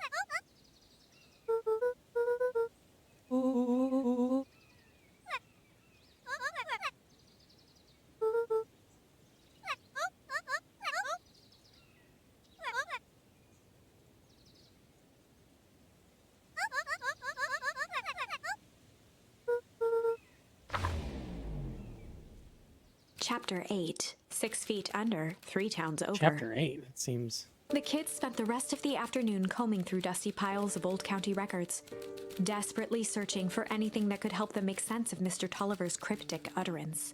Luca tried to shake the thought of Gran's basement, but his focus wavered. Explosives, messages hidden in jam, dossiers on various town figures, and a corkboard threaded with photos. Gran was the only family he had left. He still couldn't bring himself to believe the worst. But the old map with the symbol of explosives in town square made that difficult. As the sun began to set, the kids were no closer to the truth.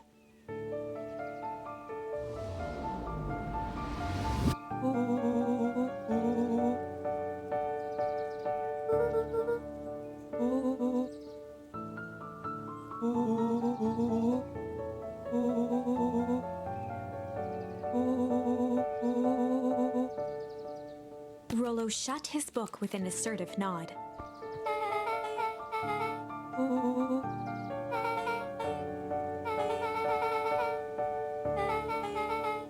Rollo muttered under his breath.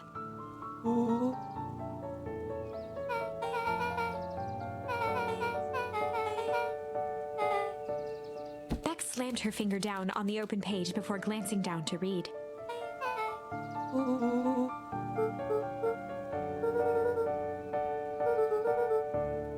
Something tickled the back of Luca's mind.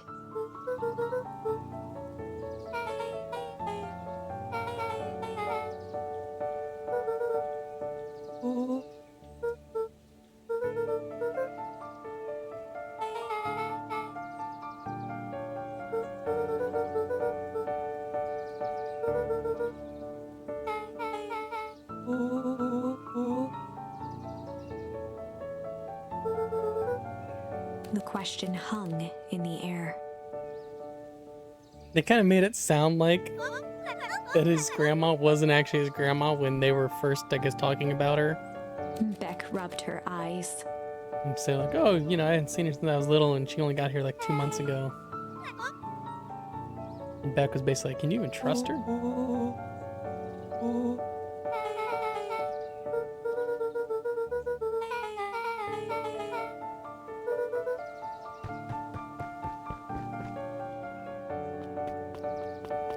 Luca's heart was pounding as he approached the house. If he was lucky, Gran, or whoever it was, hadn't gotten back yet. And of course, there was Mr. Tolliver tied up and unconscious in the basement. Dealing with him would be the first order of business. Luca shook out his arms to calm his nerves before entering.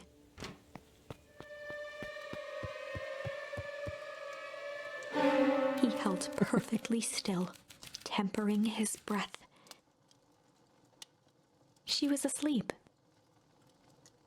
His only hope was that she hadn't found Mr. Tolliver before dozing off.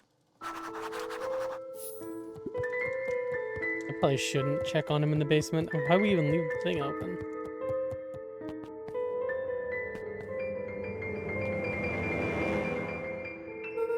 Mr. Tolliver was nowhere to be seen.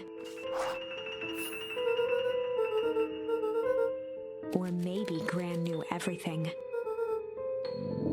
Luca's hungry stomach groaned. Not realizing it, he'd gone the entire day without eating.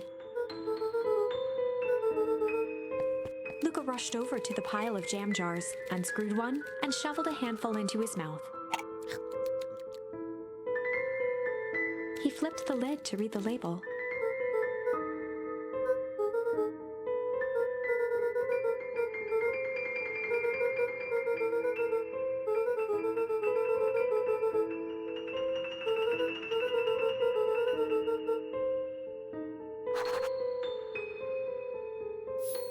Why, he would have told her, you know? Like...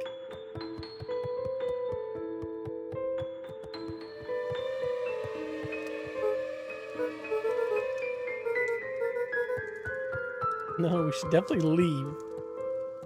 As Luca climbed the final stair, the emotion of the day dragged heavily on him. With each consecutive step, his legs weakened. His stride began to falter. Yeah, He tried dude, to grab for the railing to steady himself. Something was wrong. you ate the jam that was meant for the other dude that probably puts him to sleep. Luca groaned, and his limbs might as well have been bolted to the ground. Through numb lips, he mumbled just before falling asleep.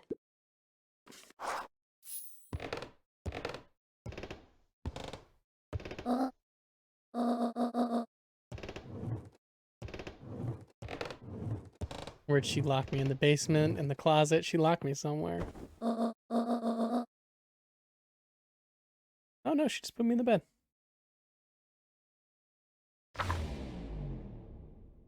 Chapter 9. A speech to end all speeches.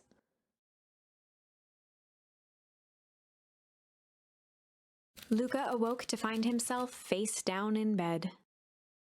He moaned into his pillow. Why would Gran drug him? You Or didn't, rather, dude. why was she trying to drug Mr. Nuncreed? Yeah, that makes... Shaking the questions from his woozy head, Luca snapped back to the matter at hand.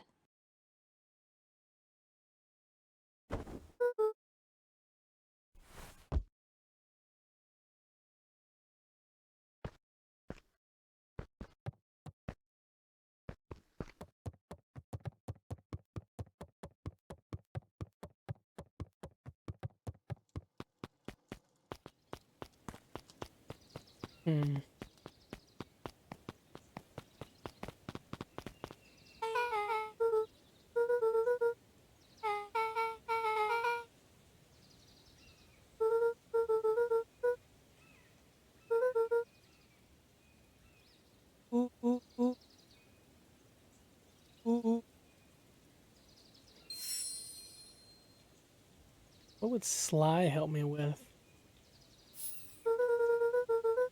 I guess using that on the dude. Yeah, okay, that makes sense.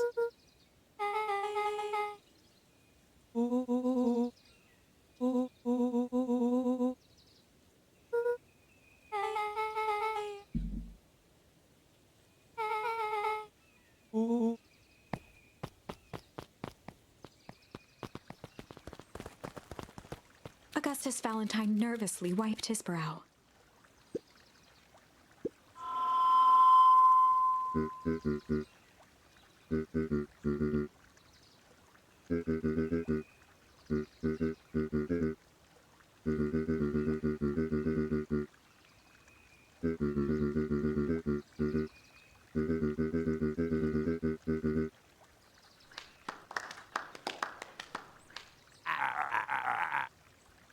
Gus cleared his throat and awkwardly loosened his tie. William Kerr bounded on the stage with the energy of a preacher at a big tent revival. He gave Gus a hearty slap on the back and motioned him off the stage.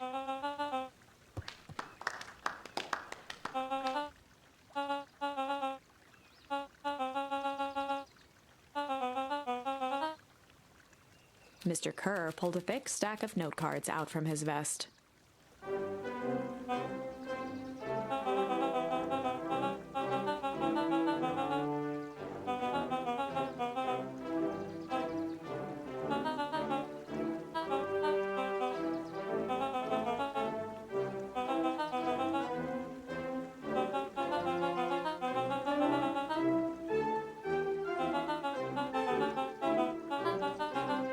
Mr. Kerr took a moment to survey the crowd.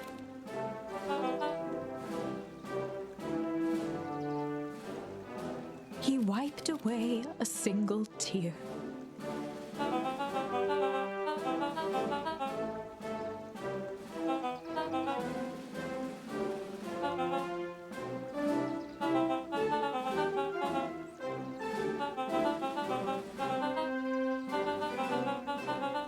He thumped the podium to emphasize each word. Mr. Kerr nodded confidently, biting his lip. The crowd was silent, in rapt attention.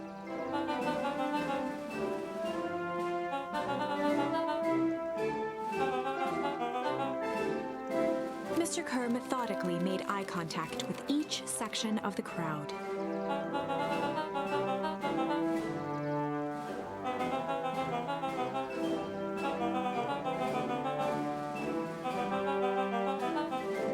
His voice began to build to a crescendo.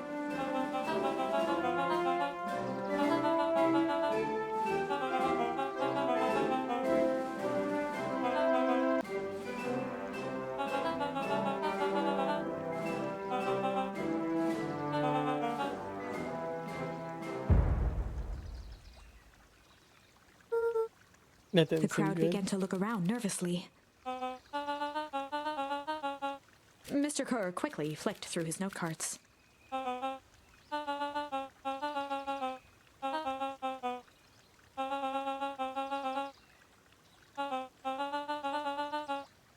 He raised his hands up to the heavens.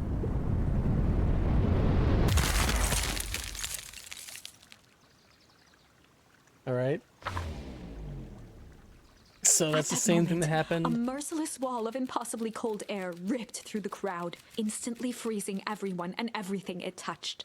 For a man like William Kerr, this was a fitting way for things on a stage, with an entire town frozen in rapt attention for the rest of time. There's that ice again! Whenever I think we're getting close, it comes along and ruins everything! Maybe we should just quit? Maybe you should just close the book, walk away, and never think of me again. No, I don't mean that. We got a little closer this time. We just need to try again. Please.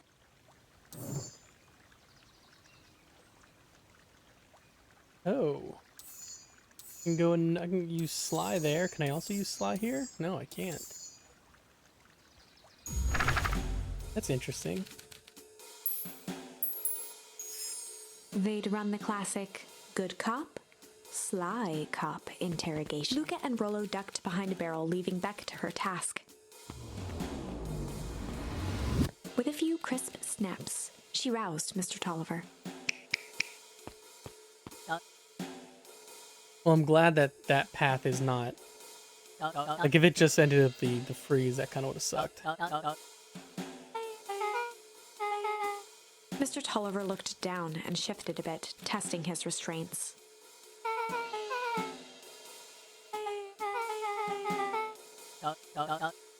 Beck caught herself before letting the surprise manifest on her face. She'd already gotten him to reveal his relation to Gran. This was gonna be easy.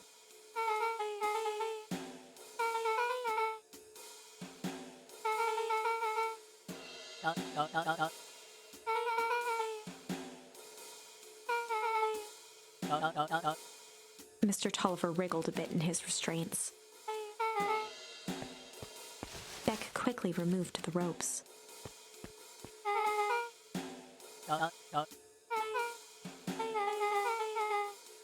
Mr. Tolliver rubbed the growing knot on his forehead.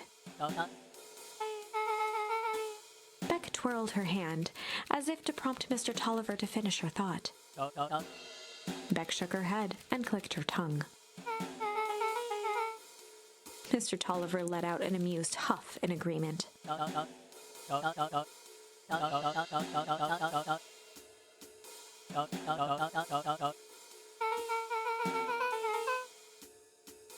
Beck was on a roll now, playing Mr. Tolliver like a fiddle.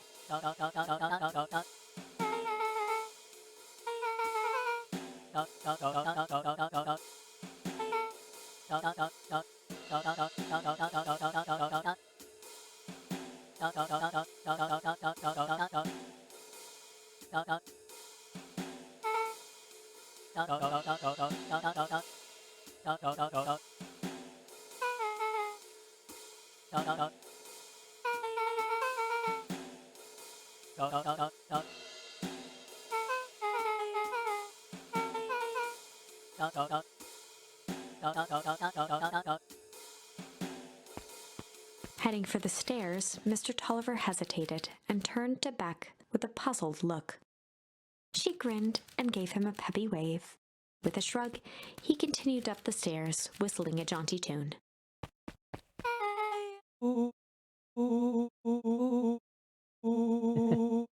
Beck blinked slowly and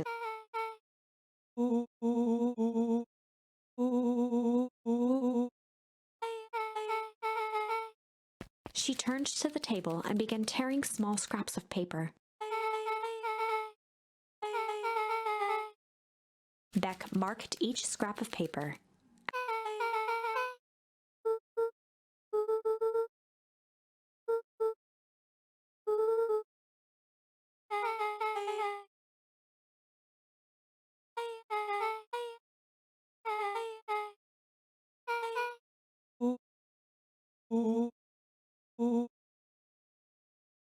Luca and Beck looked at Rollo with amazement.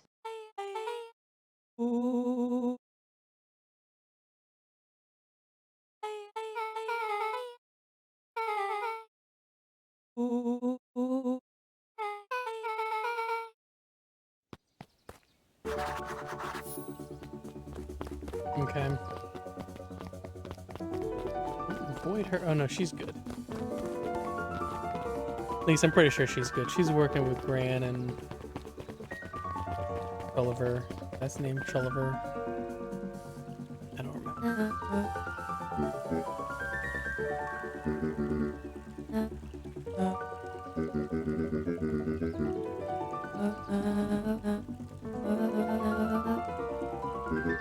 Gus looked around nervously.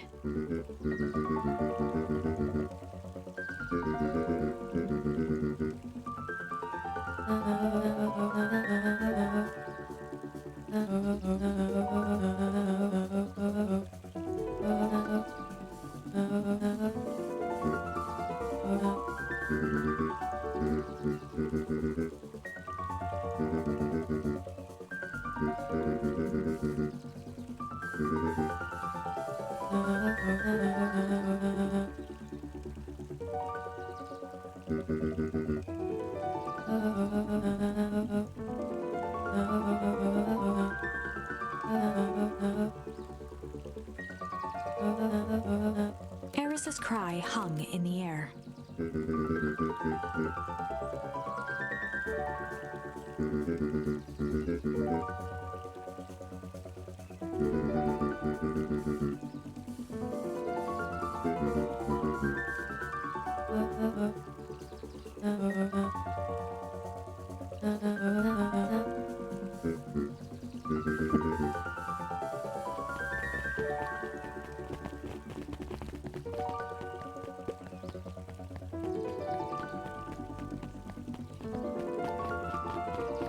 I have absolutely no idea who like the big boss would be. I guess it could be the dude who owns a drugstore.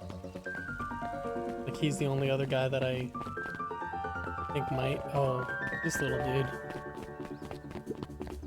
Solomon stood proudly at the entrance to the drugstore, holding a brown bag overflowing with black licorice.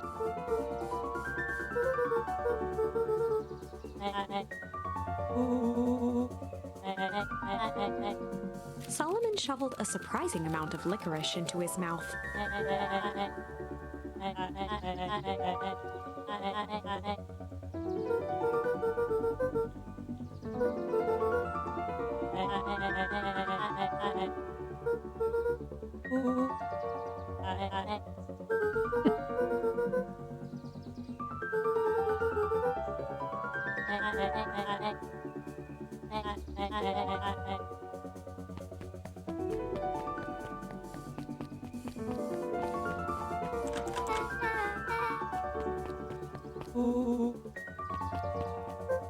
Phone booth. Come on, let's go over there.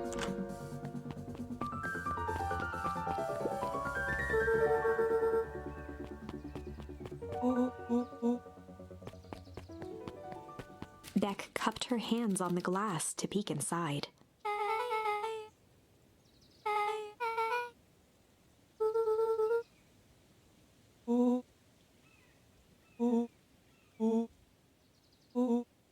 Beck flung open the door, and they all squeezed in.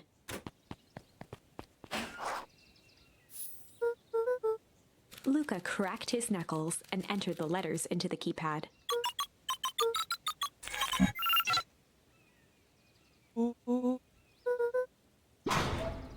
The inside of the phone booth dropped loose from its shell. Without even the space to panic, they closed their eyes, held their breath, and accepted their fate. Suddenly, the chaotic descent slowed to an effortless landing. It was unclear where they ended up, but at least it was solid ground. The air was stagnant and smelled vaguely of chlorine.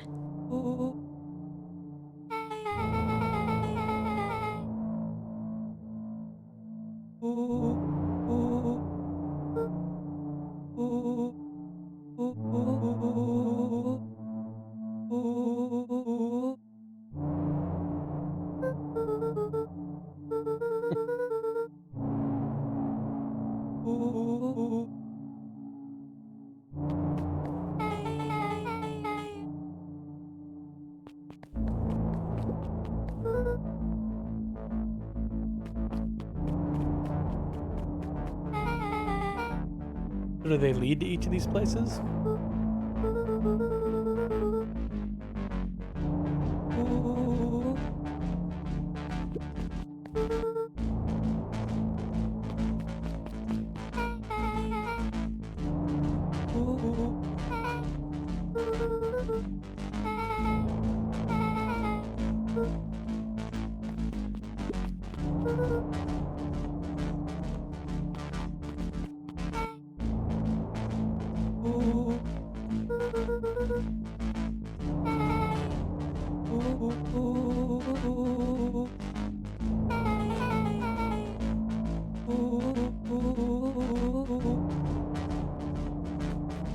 We go in it? Oh, here's the suit that I broke.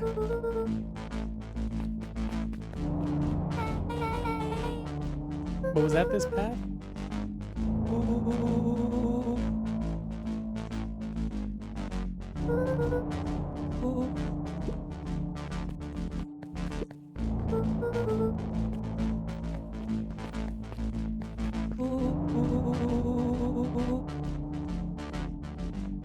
Rollo's hands hovered over the field of blinking buttons.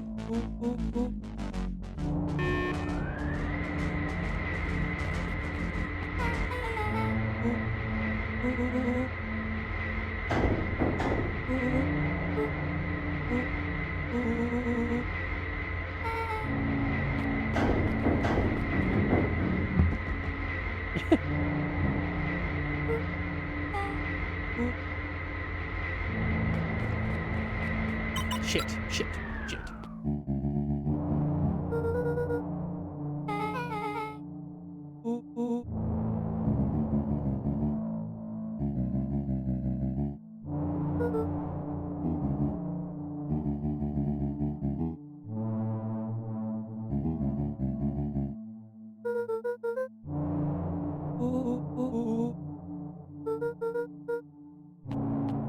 Joseph waited for a moment in silence.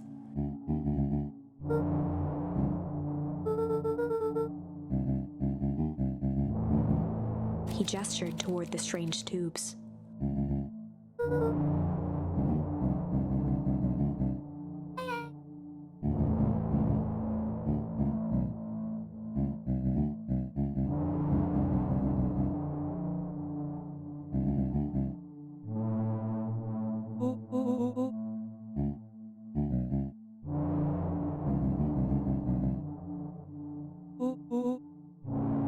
Nuncreed let out a growl of a sigh.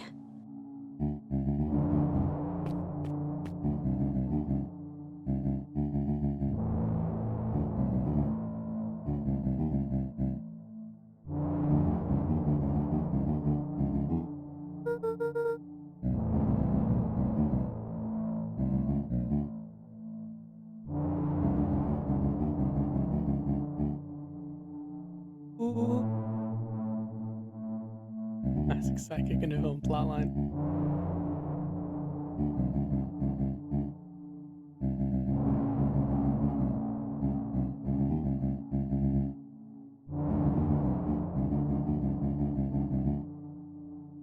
He shook his head wistfully.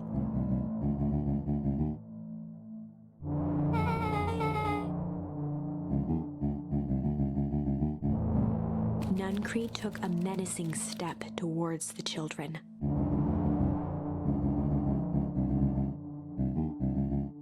Luca began to laugh.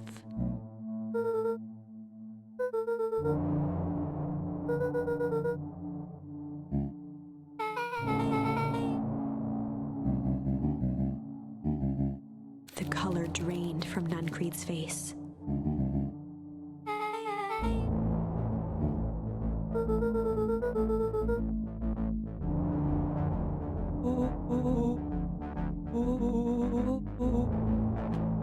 Nuncreed grabbed Luca by the shoulders.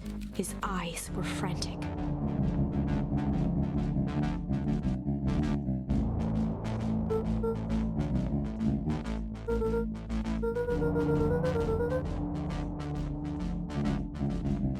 A jolt of realization struck Mr. Nuncreed.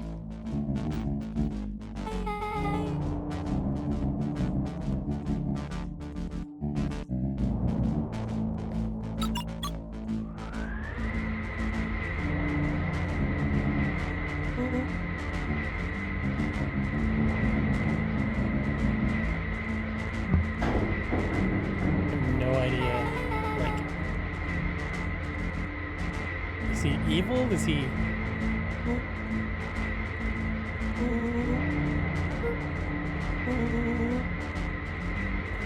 Like, he's clearly not the good guy. But the grandma doesn't seem very smart if she literally is going to just blow up the entire town, basically freeze it over. Chapter 8, The Cold, Hard Truth. Beck leapt up, allowing the suction to yank her into the dark. Dimness eclipsed around her like the shutter of a camera, as she seemed to cover great distance in mere moments. Her only points of reference were glints of upcoming turns, which approached with frightening speed, only to carom her gracefully along. She heard the tinny, distant echoes of Rollo's glee. Once she stopped fighting against it, the ride was impossibly smooth. Then, all of a sudden, as if minutes had passed in an instant, a burst of wintry air snuffed across her face, and she was flung out into the cold. I don't remember what the name of that tube was.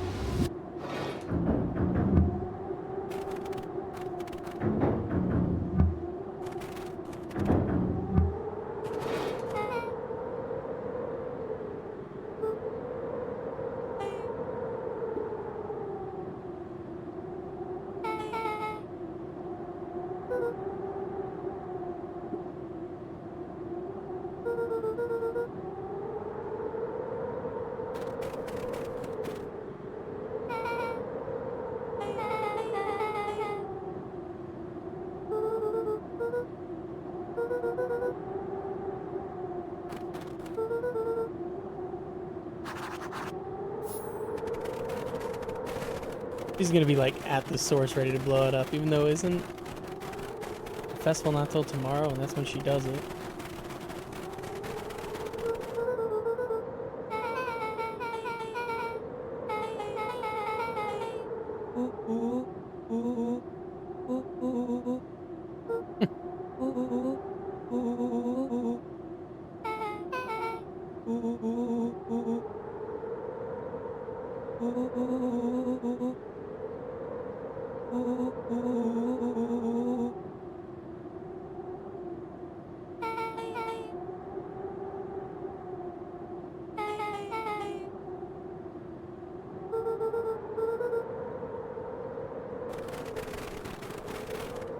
As they rounded the corner to the frozen town square, they spotted Mr. Nuncreed inching cautiously toward a pit at its center. He held his arms out gingerly, as if approaching a beast in the wild. Upon closing the distance, Luca recognized what Nuncreed was after.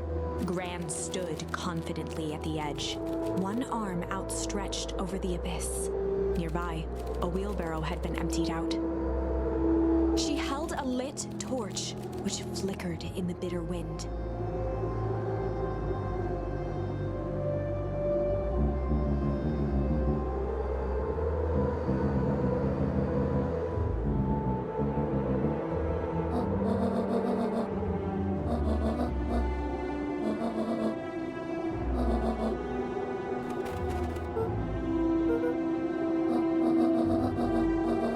Mr. Nuncreed turned back toward the kids, desperation in his eyes. Rollo and Beck held steadfast in awe. Luca approached closer. Mr. Nuncreed spun back toward Gran, his voice growing louder.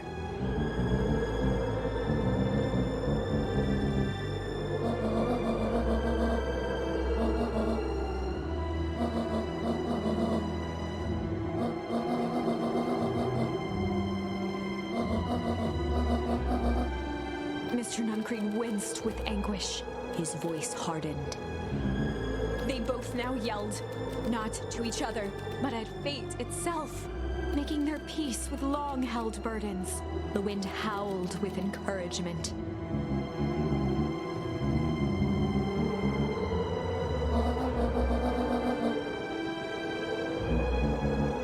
They menaced at each other, both catching their breath. The moment balanced on a knife's edge. I have to Amid make a a blur choice. of but- emotions and memories, Luca's mind flooded with questions. The wind calmed, as if to give him the stage.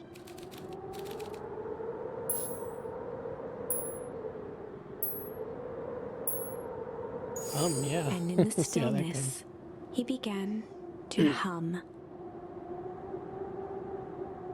After the death of his father, Luca had trouble sleeping.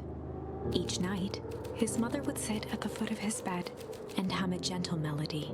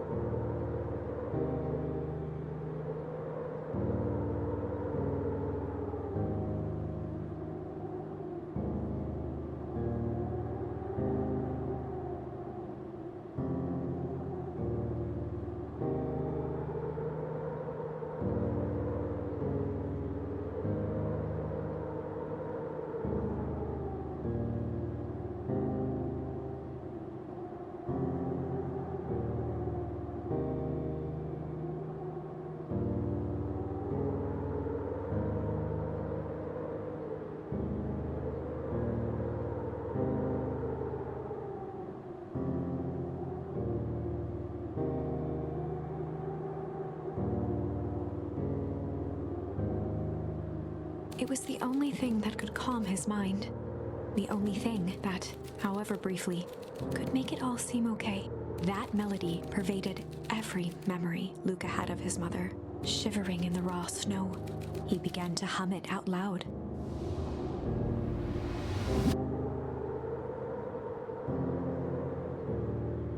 I feel like I'm gonna have to redo that and cry to get like charm or something. Because otherwise, I don't know. Well, I don't know. Maybe I'll get the right charm. I mean, I want to see every ending, so I'm going to do it anyway. Gran lowered the torch, listening closely. As recognition slowly set in, her heart sank. Those countless nights of consolation, the incomparable loss they shared together. She let the torch fall to the snow and sizzle out. A few steps toward Luca was all she could bear before dropping to the snow herself.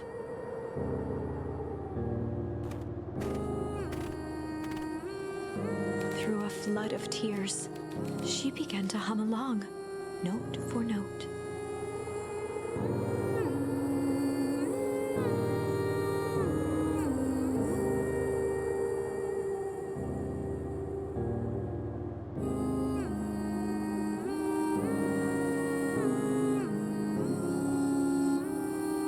Luca lifted his head in astonishment. The last time he heard that melody was the last night he saw his mother.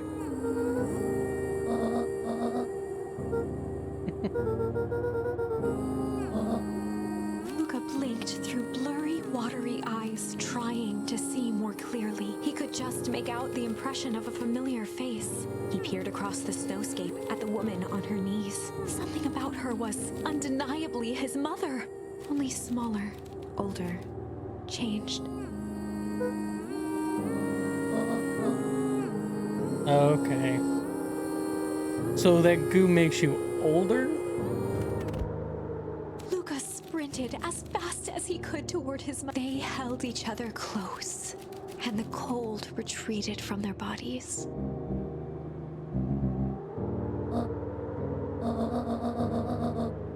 Eleanor looked down at Luca, tightening her embrace in an appeal for forgiveness.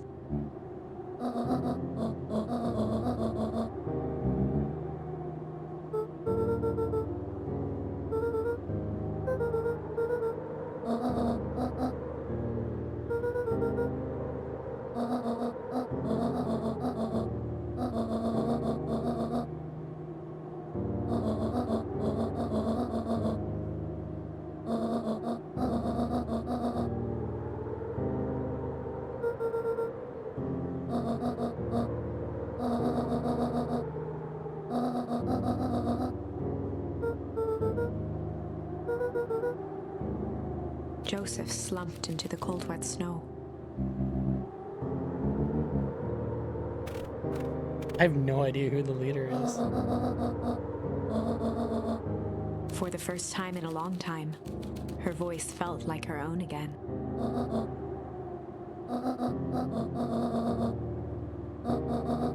Luca gazed down at Nuncreed with pity. He looked small. Joseph stared into the snow as if searching it for answers.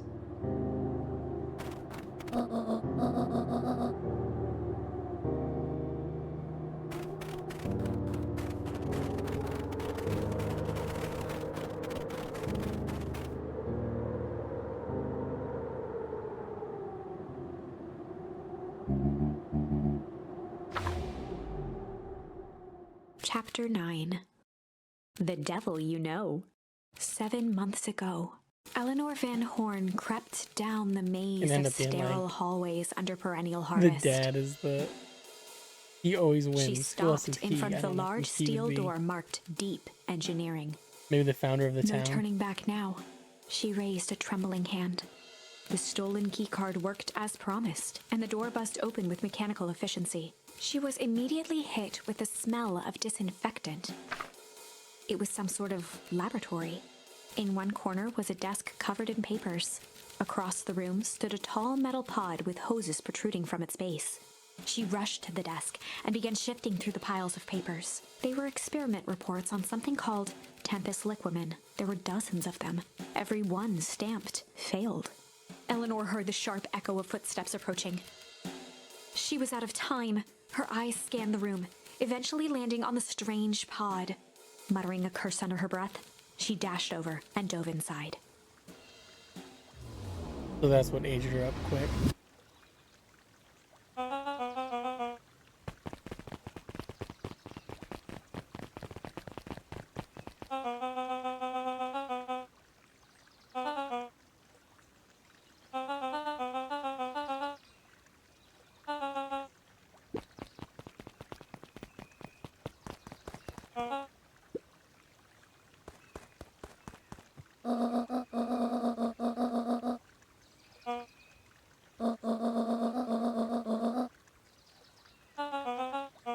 Mr. Kerr addressed the crowd with a sarcastic tone.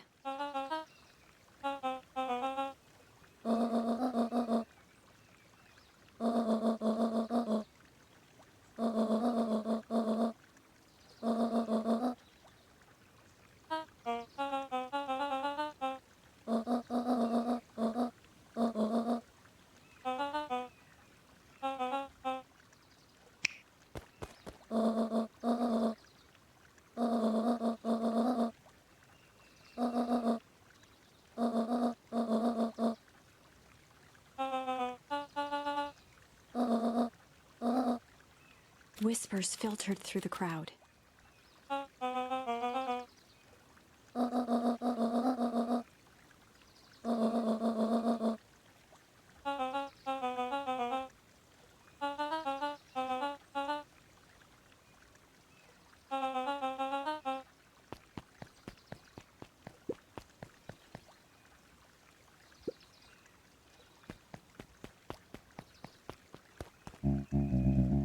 I want to know who the main bad guy. Please be like the friggin' penguin librarian, even though he's like a child. I don't care. That'd be hilarious.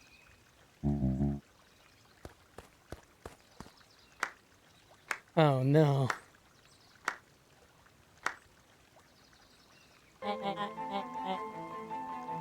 Isn't he a child? I'm glad that it's... Torment dragged on Joseph Nuncrete's face.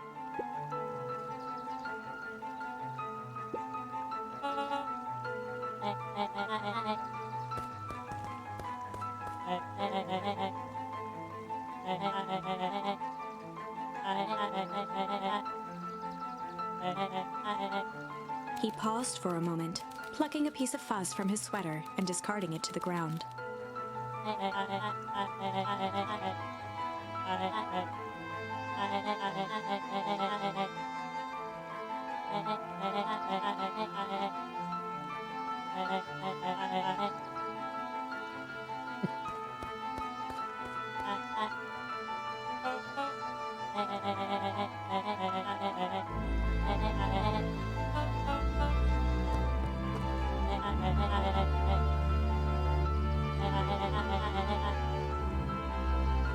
Kerr gave a bow of deference. Gasps rippled through the crowd. Solomon pulled a glass vial from his pocket.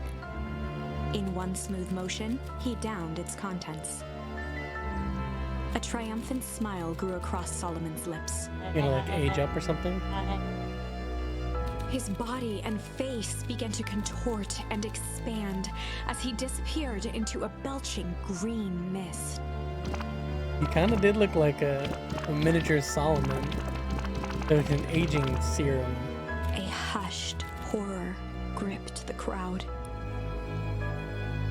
This is a story about change.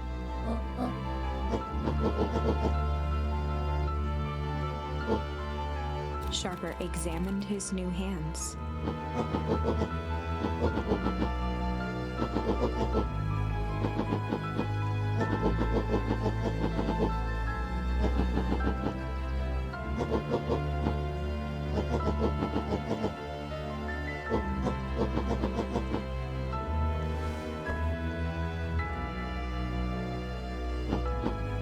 Sharper choked out a crude squawk of a laugh.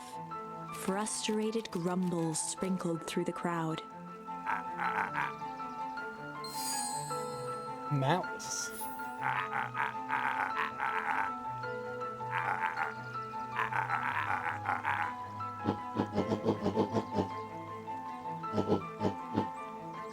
William Kerr gave a subtle nod to the clipboards.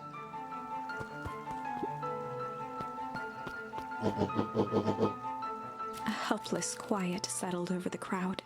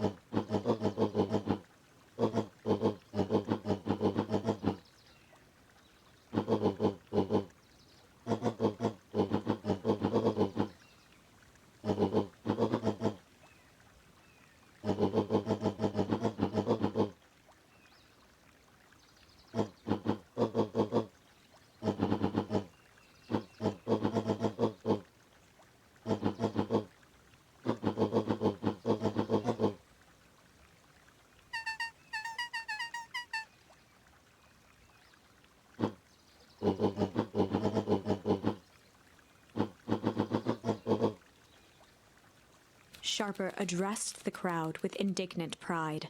He'd planned this moment for so long that now, at the deed's fruition, it almost felt frivolous.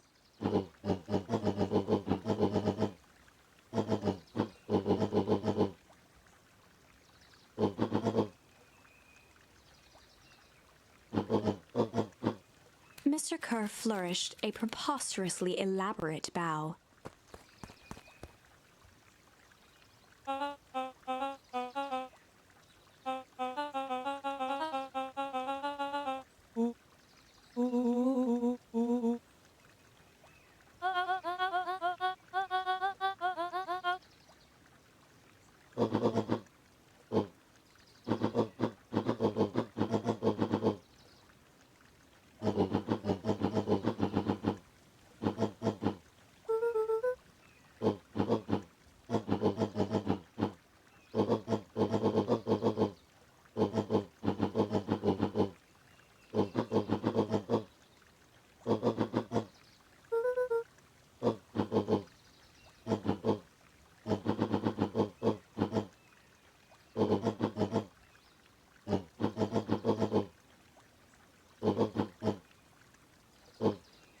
Sharper coughed up one final laugh and cracked his knuckles.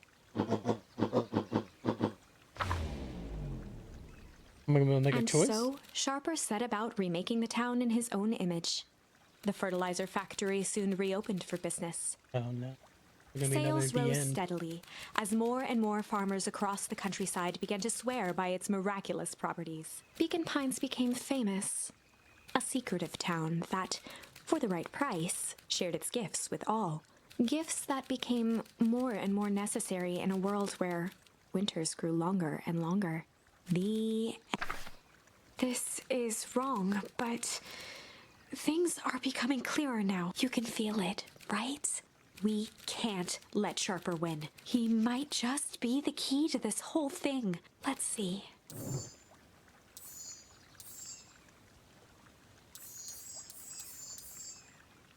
I'm gonna do this way one more time, but I'm gonna cry. And we'll see where this takes us. It was all just falling to his knees. Luca whimpered. The tears crystallized as they hit the snow. That was a great reveal, though. Gran stared at Luca for a moment with the aging warm serum. I sympathy, didn't realize that's what it was remembering doing to why people. I this know was it all grayed necessary. Beck's hair when it hit her.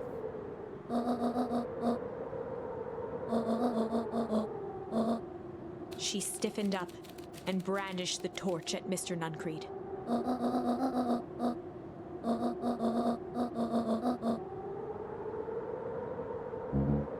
Ignoring his final plea, Gran flung the torch into the deep darkness. She smiled and exhaled in relief. Mr. Nuncreed moaned in resignation. The torch echoed as it ricocheted down the hole, punctuated with a thunderous thud.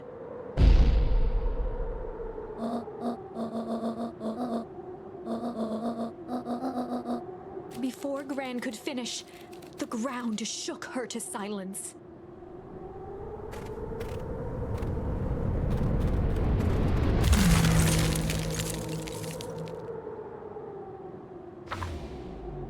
Yeah, I'm glad that was like a little Gran short one. only had time to spin around and run to Luca.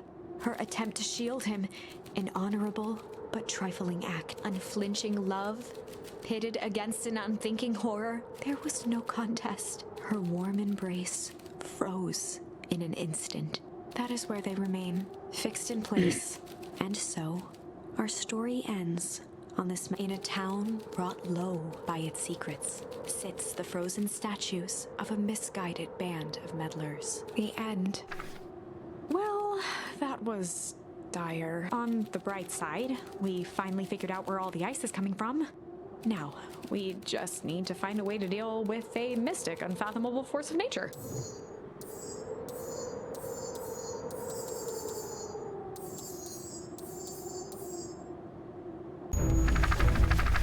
We'll see how this goes. I don't remember a lot that's going on in this area. There was a malice lurking behind those eyes, like a trap ready to spring. Luca felt the weight of Nuncreed's hand on his shoulder. Something wasn't right. He didn't know why, but something was telling Luca to get out of there.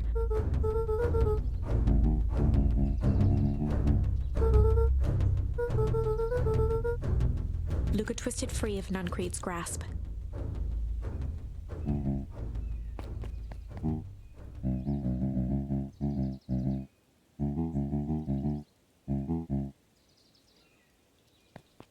You don't trust that bastard.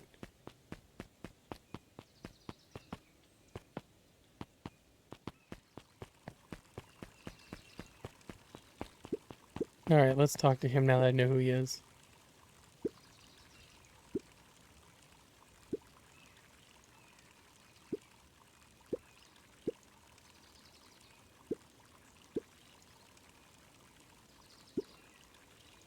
The two scurried off, eagerly formulating a plan.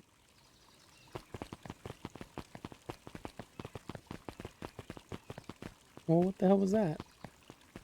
I'm gonna follow them and see what happens.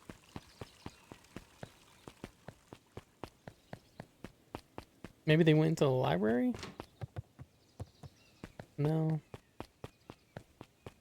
I'm just gonna keep following. Maybe it, like, has some kind of different ending.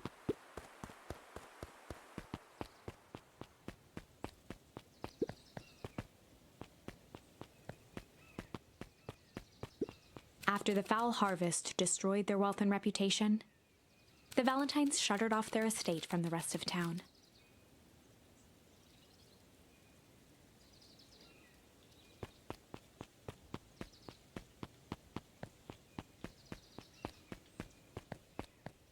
We'll see if... The Valentine mansion loomed, both figuratively and literally. I'll check the woods, too.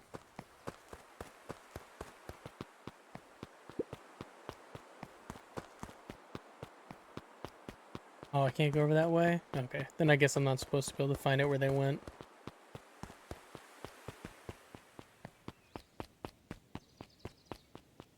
It is weird that they just ran off, though.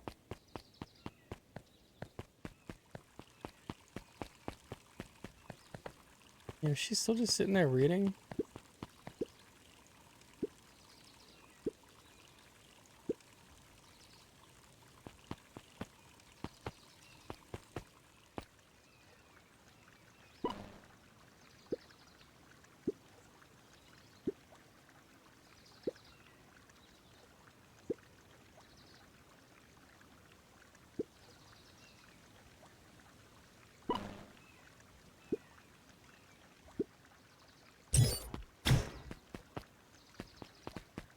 Gotta be a reason they showed me that.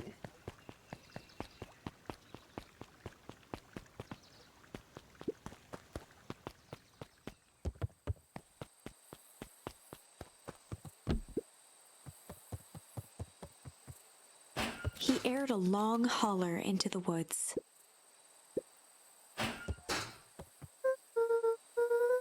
Luca felt his eyes getting heavy and plopped into the beanbag.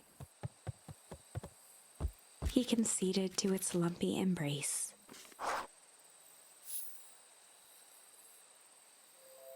Trying to remember what happened in Once this again, timeline. Luca found himself in a vast black expanse. This time, he knew exactly where to go. He took a single confident step forward. The world flickered and pulsed. He found himself standing in front of the frigid air of a blazing campfire. The source.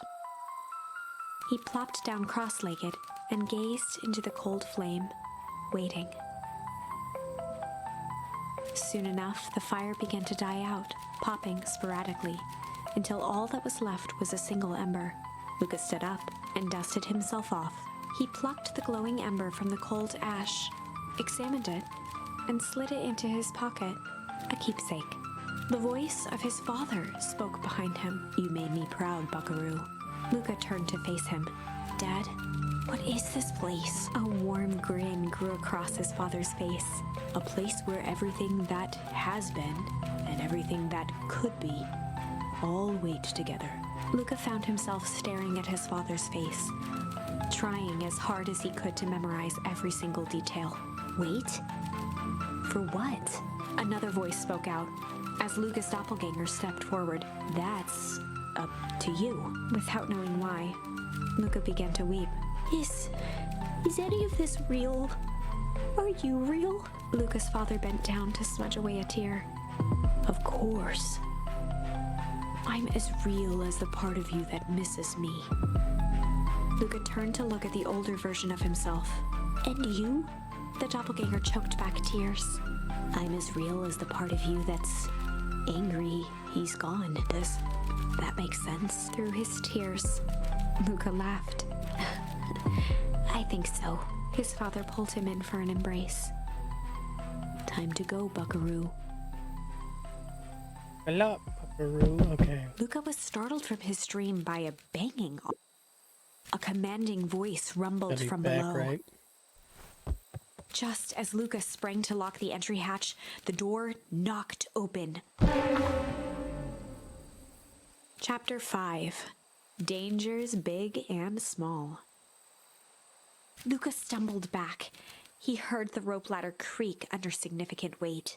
Keeping his eyes fixed on the hatch, he inched backward to the balcony. As his hand grasped the door handle, Luca froze. A large figure clumsily wriggled up through the hole.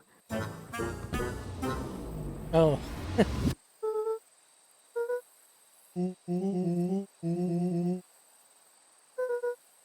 The large figure cocked its head inquisitively.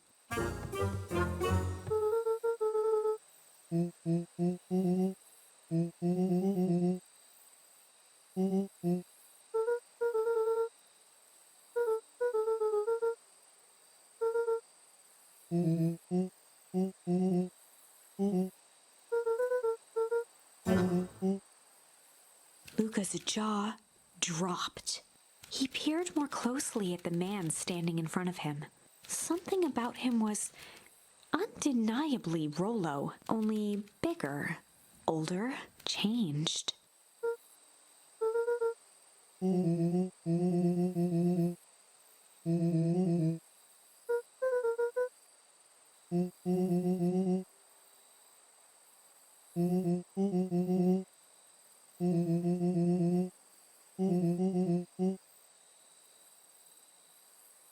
Rollo proudly presented his hands to Luca.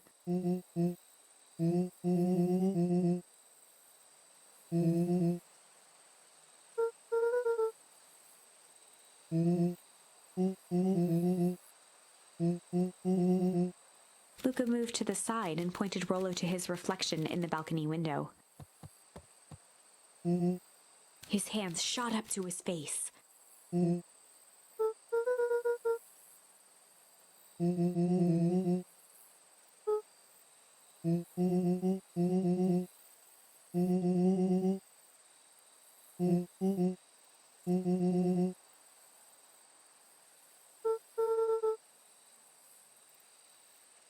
I wonder if that licorice that the head dude was eating was keeping him younger, maybe?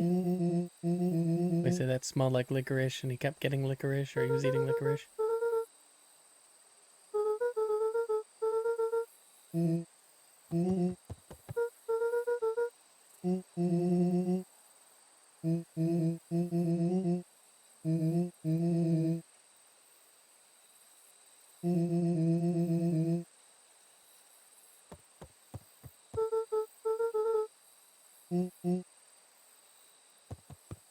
Rollo shadowboxed a few jabs.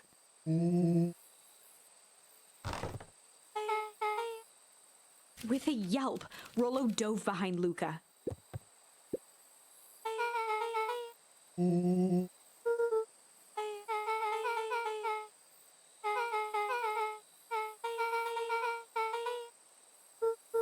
Your large adult friend.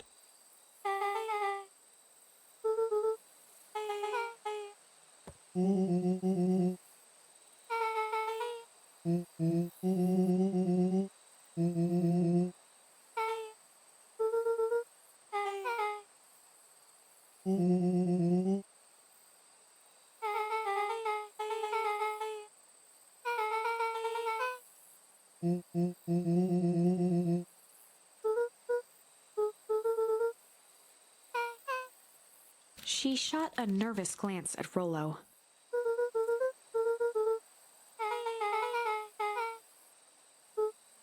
Beck's eyes narrowed.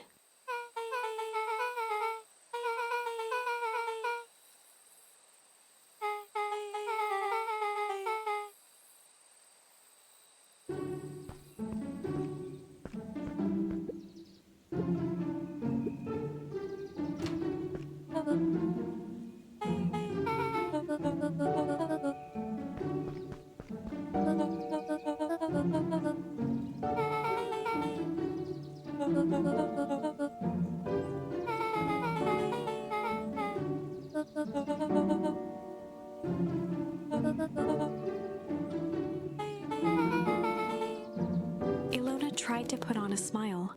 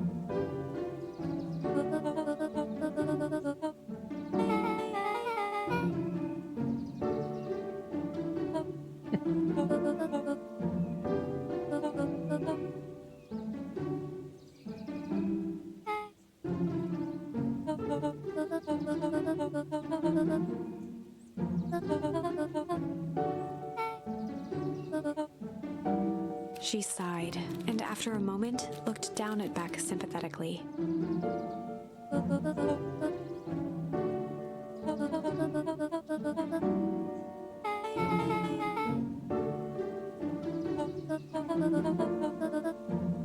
She flashed a sly grin and tousled Beck's hair.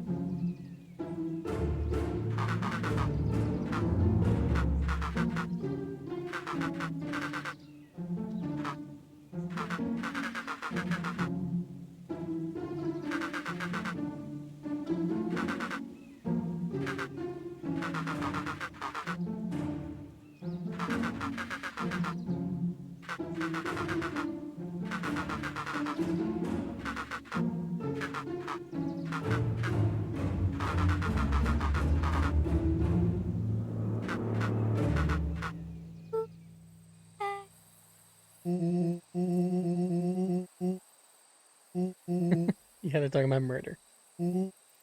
Luca gave Rollo a quick elbow to the ribs.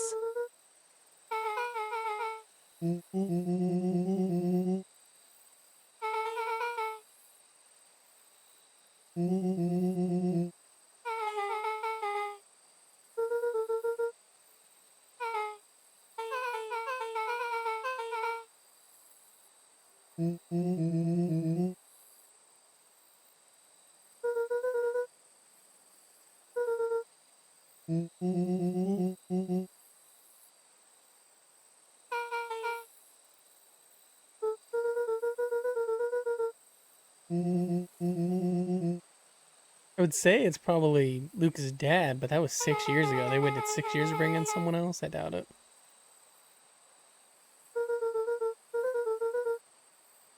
Beck flicked a large sheet of paper out of her pocket and slammed it on the floor.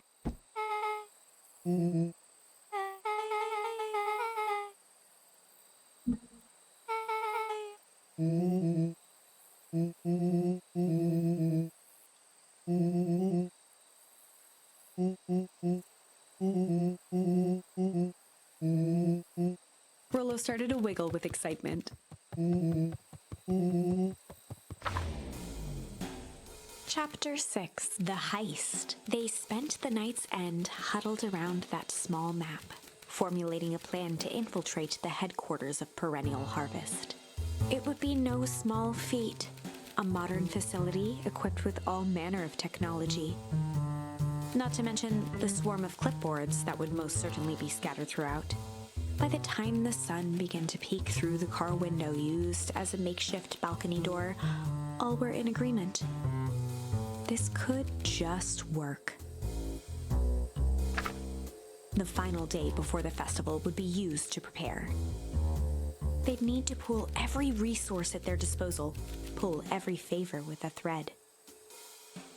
Even enlist some unsavory characters around town with important tasks only they were suited for. Luckily, there was enough ill will and mistrust toward Perennial Harvest that alliances could be found at a bargain. Luca, Beck, and Rollo rubbed their eyes as they exited the treehouse. They hadn't slept at all that night. There was no time. The festival was to begin in one day, and they each had their assignments.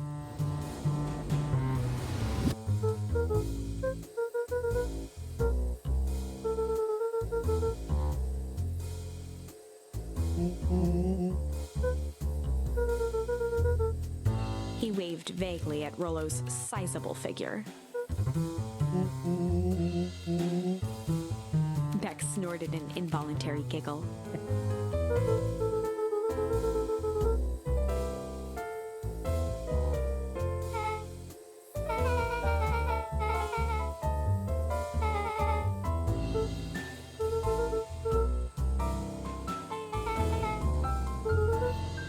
They each looked at each other with sleepy confidence and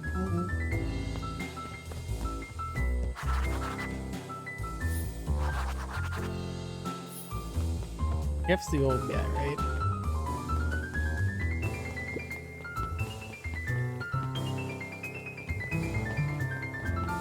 I expect him to be there, but I guess he's not.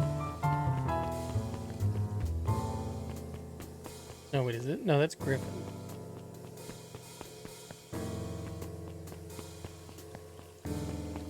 Guess Jeff could be in the diner. Diner's closed. Wonder why we don't talk to Dawn. She's the porter.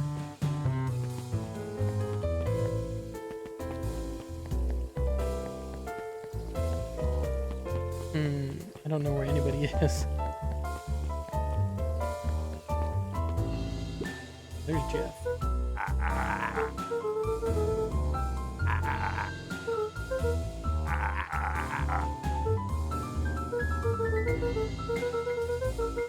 Jeff wheezed out a long snicker.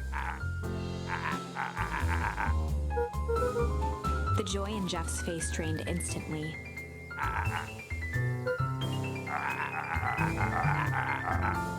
Looking into the sullen eyes of his would-be accomplice, Luca blurted out the first word that came to mind.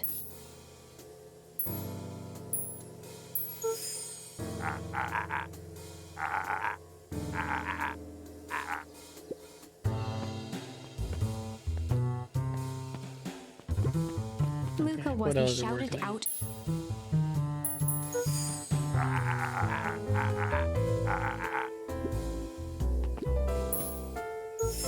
Jeff's brow perked up. Sensing some traction, Luca carried on with vigor. Jeff's scowl faded with a sigh.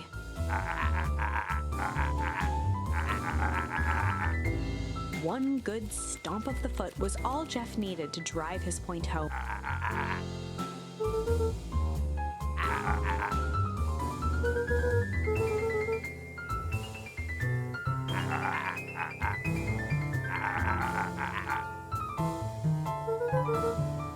Luca offered out his open hand to seal the deal. With a firm and dusty grip, Jeff reciprocated.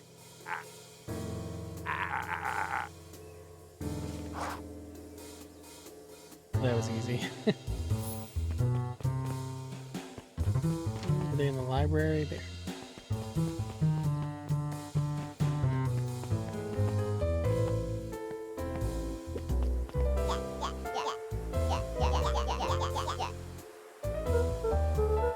Iggy raised an eyebrow suspiciously.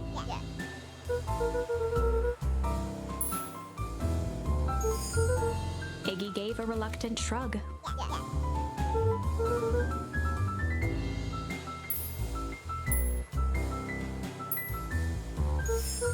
Iggy considered the point.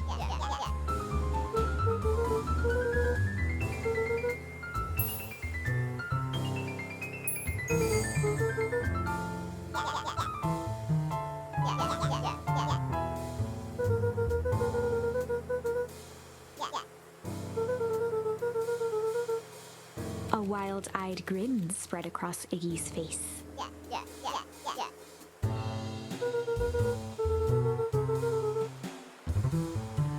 Iggy glanced over to Tish, who nodded in agreement.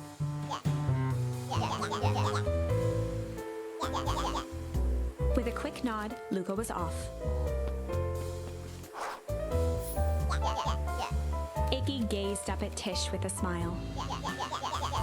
A single tear ran down Tish's cheek. Didn't think she talked that much. Chapter 7.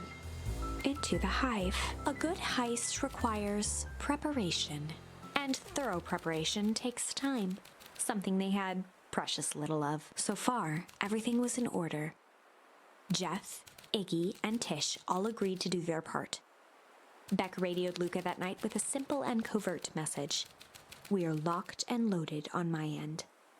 And Rollo, after a lengthy confession, managed to persuade Roxy and Fitz to help. He stowed away in mission control for the night to avoid attracting attention.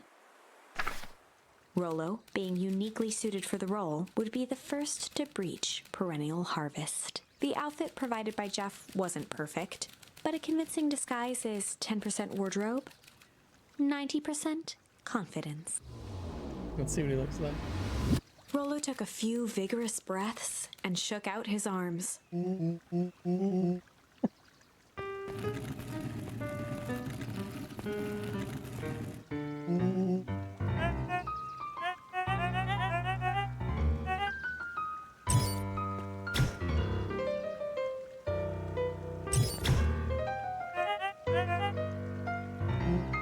He had to think quick. Rollo sighed, adjusting his tool belt.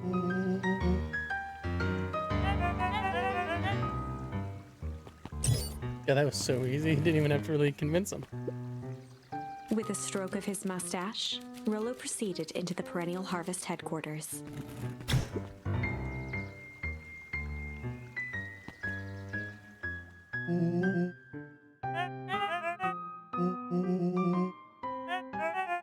He stammered and flipped through the pages of his clipboard.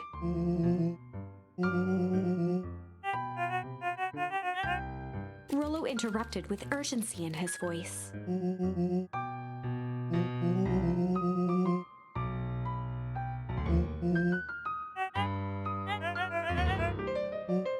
Rollo panicked.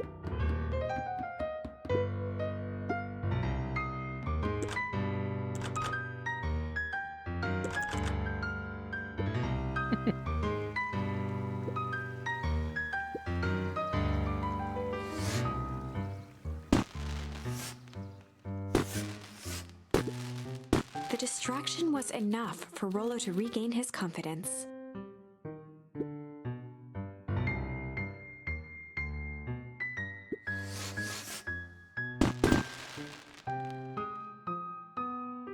The clipboard fumbled around in a frenzy.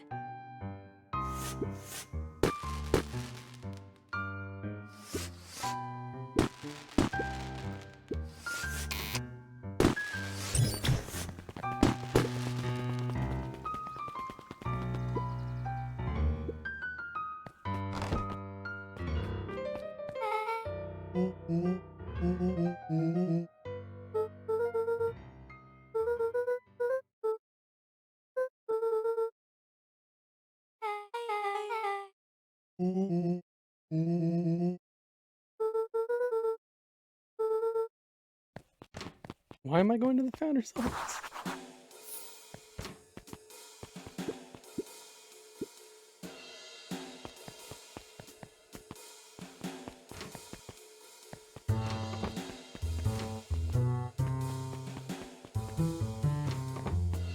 Oh, wow.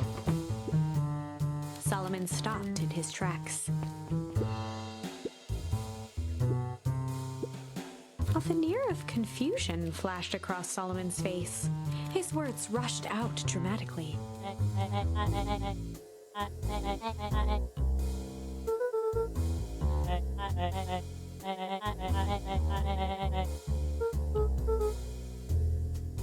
Solomon's facade briefly faltered.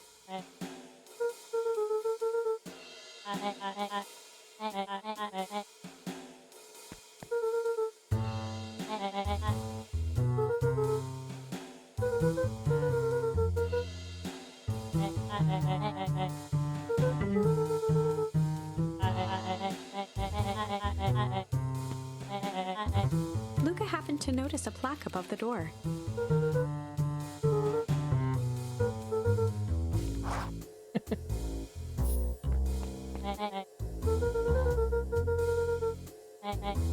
Luca tried the handle.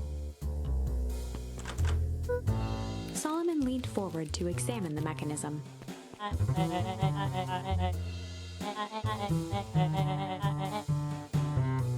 Luca smiled and looked at his watch.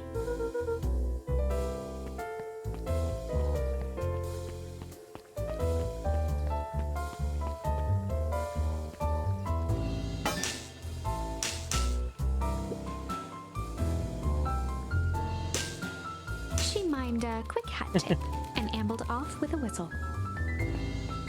That dude's been sleeping there literally the entire game.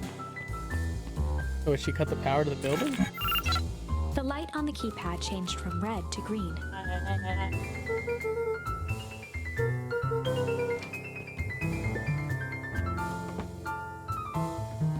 Luca switched on his walkie-talkie.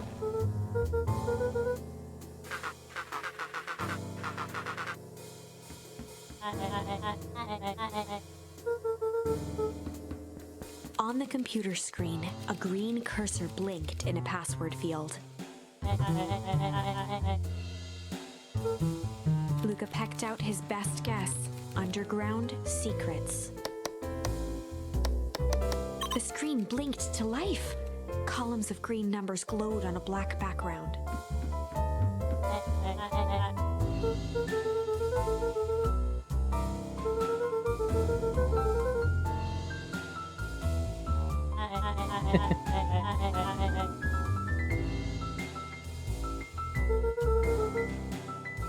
Solomon's jaw clenched into a half smile. Luca quickly scanned the columns for number 24601.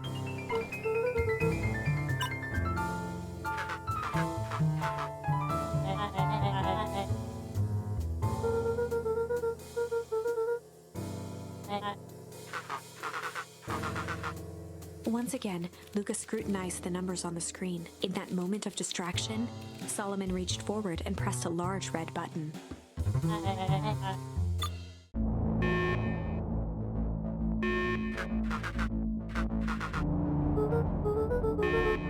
He quickly skimmed the screen with his finger.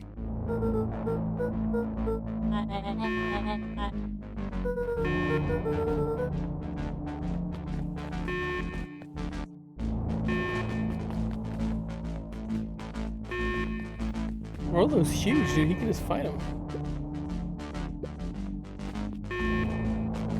No water cup.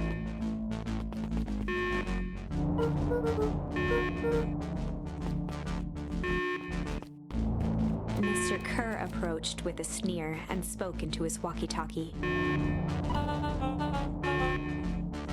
With self-satisfaction, he called into the hallway.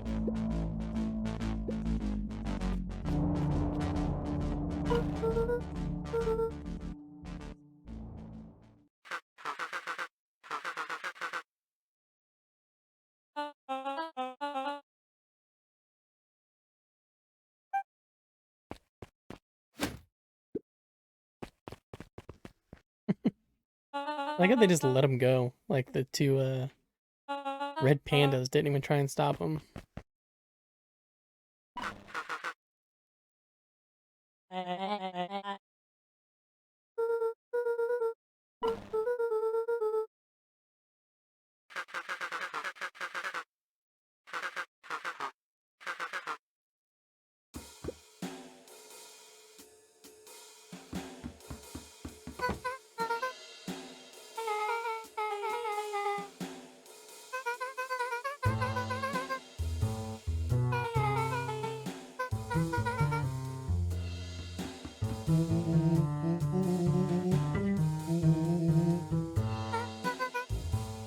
Nellie leaned over to examine his teeth.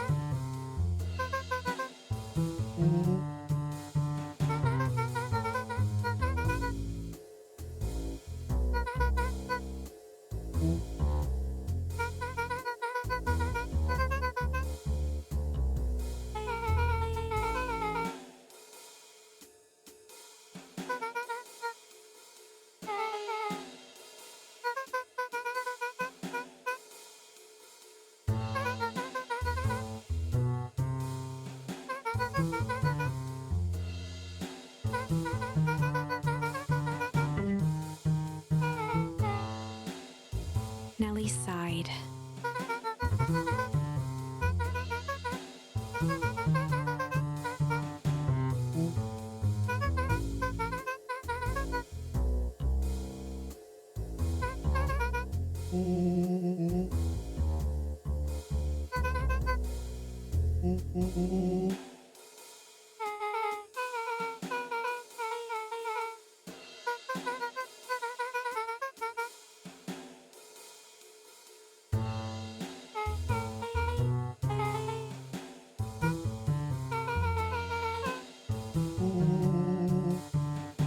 That's who bought it. That's the body at the very beginning. That's probably what the name tag says. I just don't remember because it was so long ago.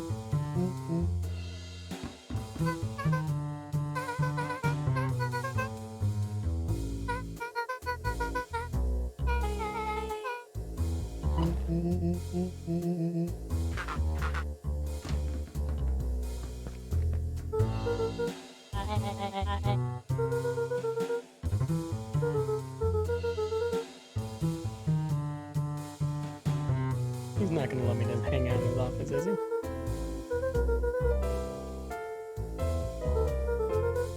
Solomon muttered inaudibly.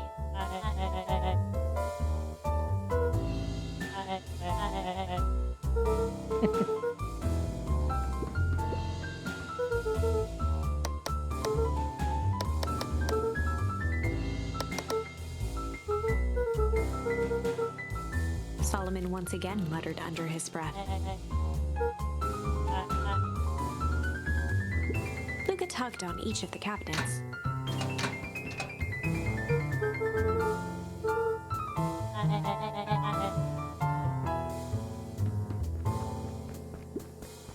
He's getting so sensitive.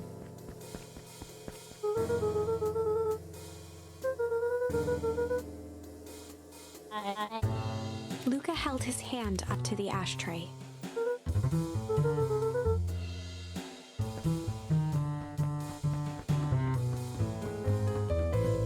What else haven't I looked at yet? With these books. Oh, he has to sit on books. So he can reach the actual desk. That's hilarious.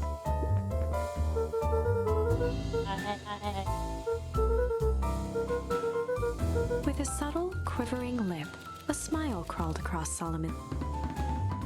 They heard the trampling of frantic footsteps from the hallway.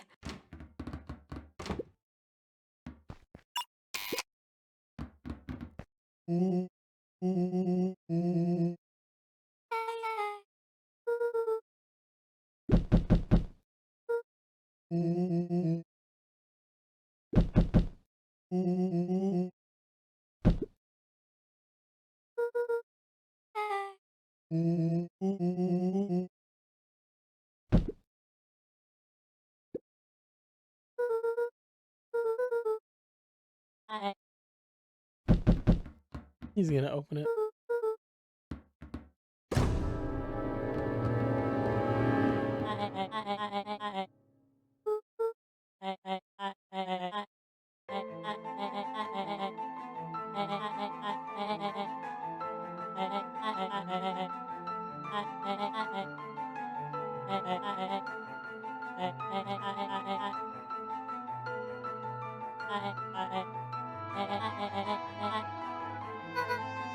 Her eyes searched the floor in thought.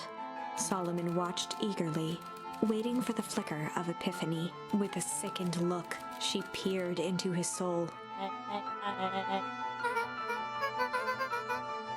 Solomon clapped with genuine delight.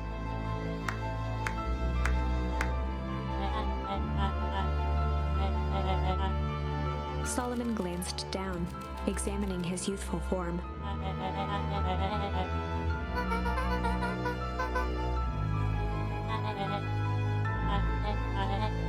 Kerr presented it with a theatrical twirl of the hand.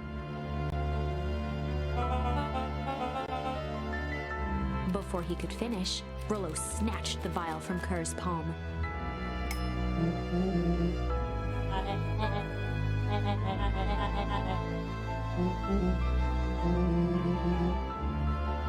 Rollo casually tossed the vial to Luca. Luca jiggled the vial mockingly.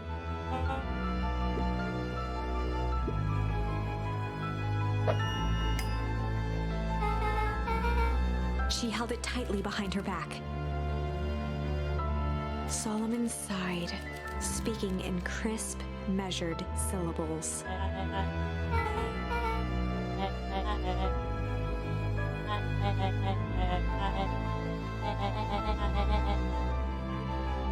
He pursed his lips with feigned sincerity. A deep uncertainty washed over Beck.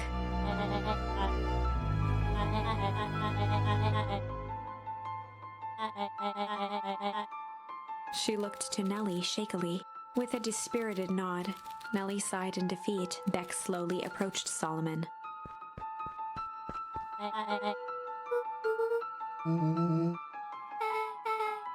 With apprehension, Beck conceded. Really?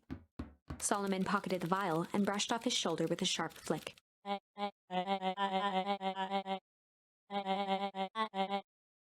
The blood drained from Kerr's face.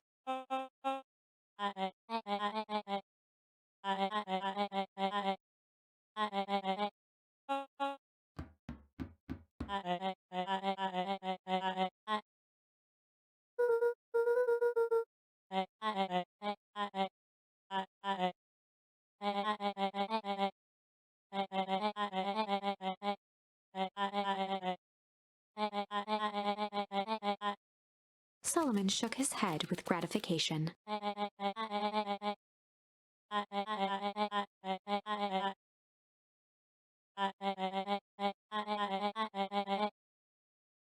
A muffled applause resonated faintly through the walls. Oh,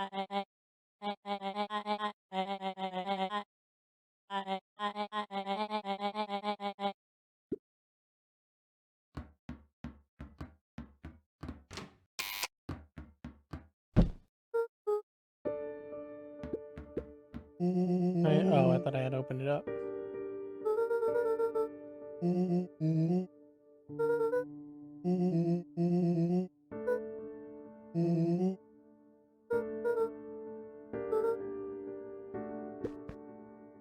Nellie was staring at the floor, deep in thought.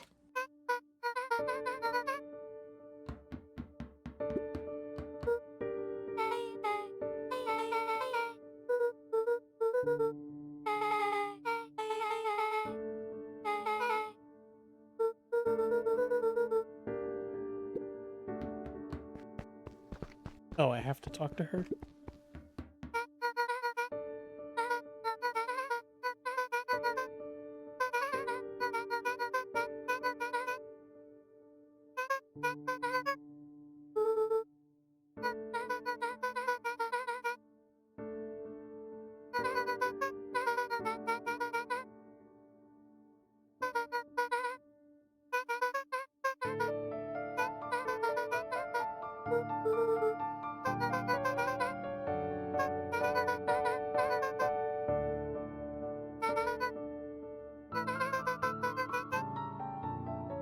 The color dropped from Luca's face.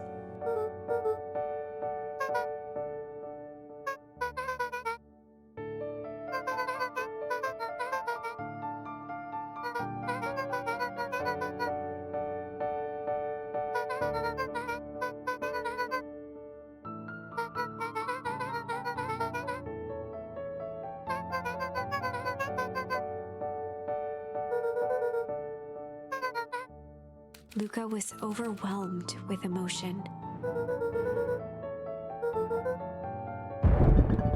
A sudden explosion sounded from the hull. Chapter 8. Comeuppance. Ears still ringing, Gran picked herself up off the ground.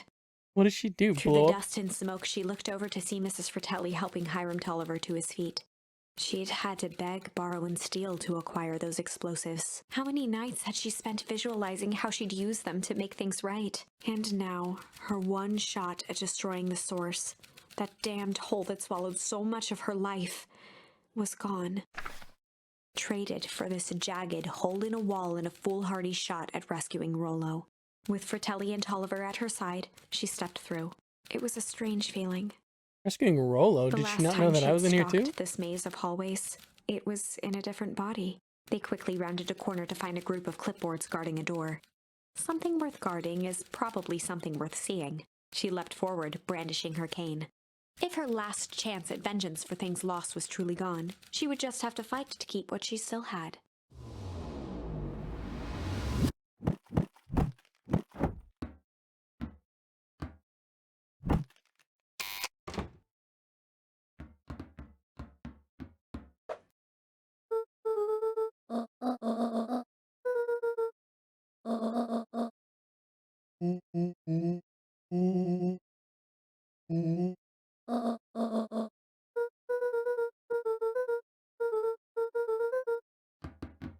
They made their way out from deep within Perennial Harvest, just as Solomon finished up his speech.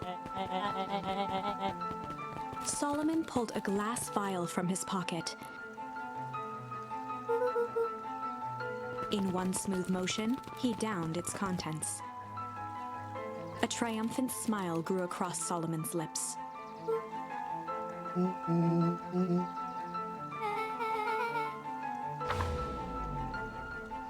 With Am I a gonna have a choice to mischievous make? look, Beck elbowed Luca.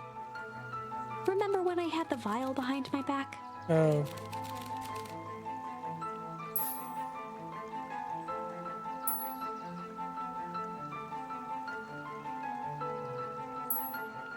The story about change, that's what it tweaked keeps his saying. wonder potion with a little change.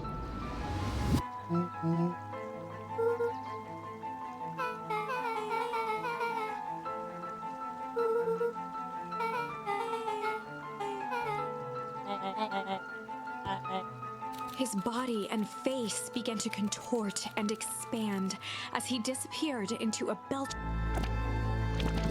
I didn't see what she said she put in it.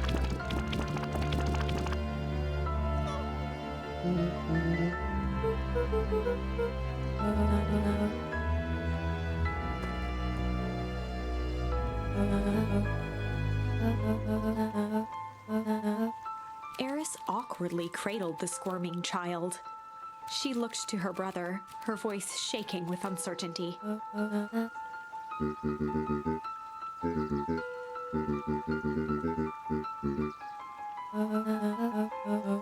She looked back down at the infant with equal parts kindness and terror. With a shake of her head, Eris addressed the crowd with a stern scowl.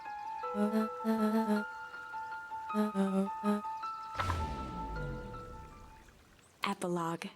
Beacon Pines' coldest summer on record came and went without much fanfare. Folks shared what they had, and none were left wanting. The new I'm gonna have to do school year Malice. was I feel like that's ushered gonna in have a by the better ending than falling this. leaves of autumn. After everything Luca, Rollo, and Beck had been through, middle school was bearable. The chill of winter didn't seem to bother people much.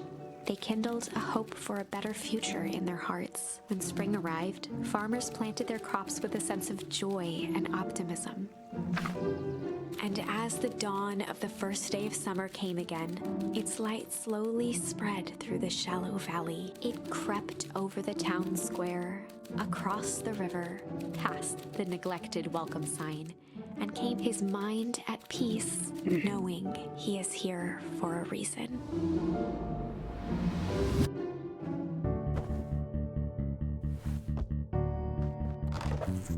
Wanna go look at the tree? Let's see.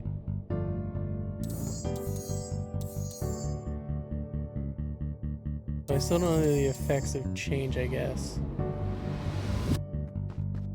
Or I know the effects of it, but I'm still playing that story out. Can I go in Over here yet? time, Eleanor began moving Walt's old things out of the closet and into storage. That's what it was. Eleanor had moved back, and now that she wasn't sneaking out late, she even slept there most nights. Did she take anything to make her younger?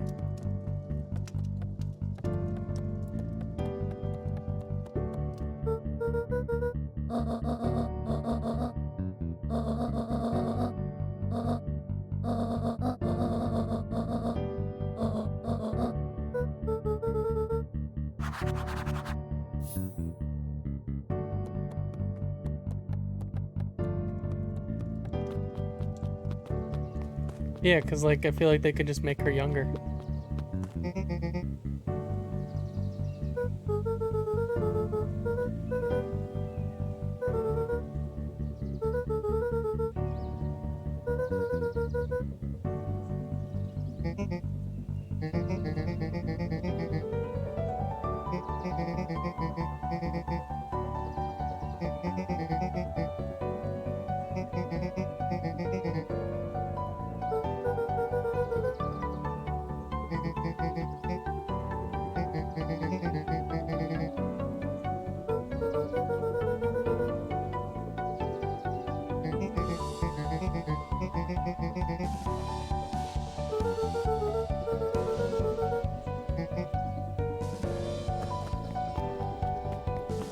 It's like, isn't there still a huge hole in the ground? This isn't our town.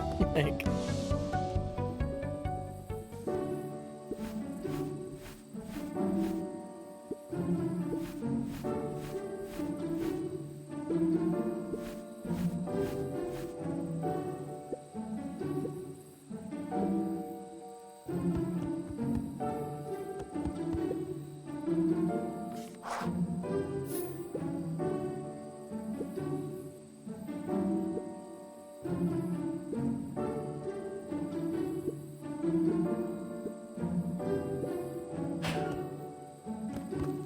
I guess they're not gonna fix Rollo.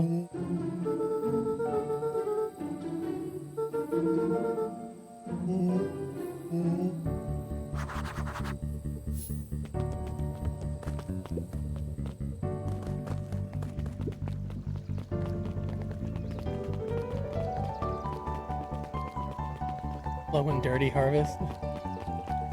She's holding the baby. Sharper, baby Sharper. Where the hell all those bunnies come from?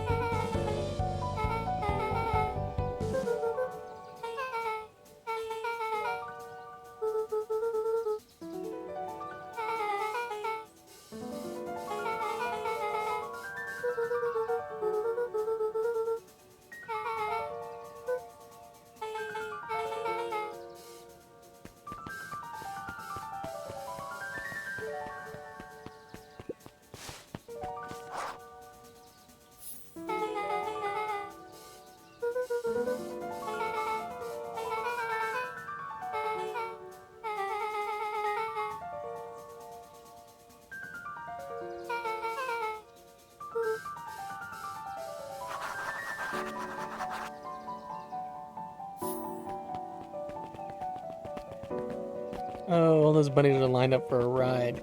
Okay, so there's still old Beacon Pines. But we didn't ever close up the hole.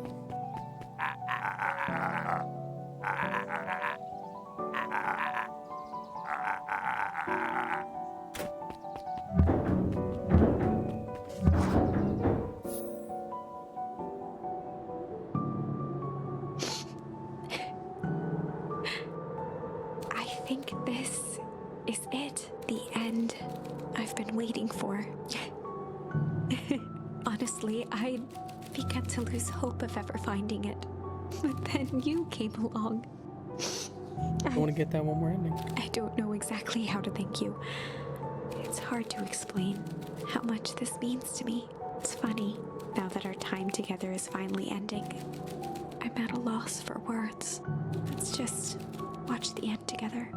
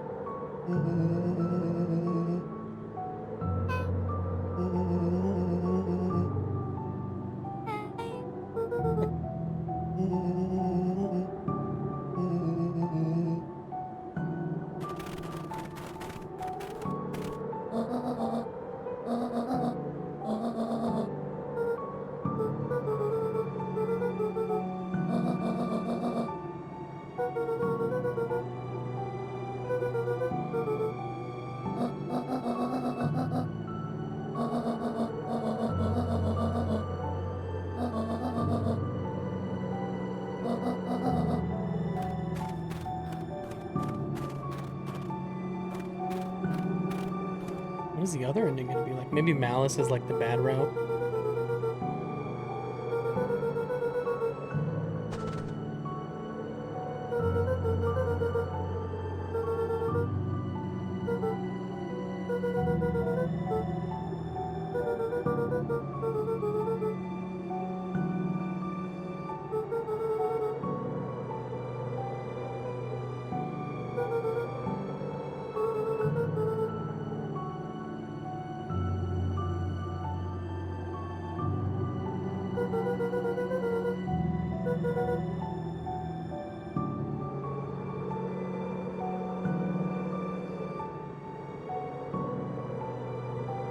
It's weird that I still don't understand the whole moving the whole town thing.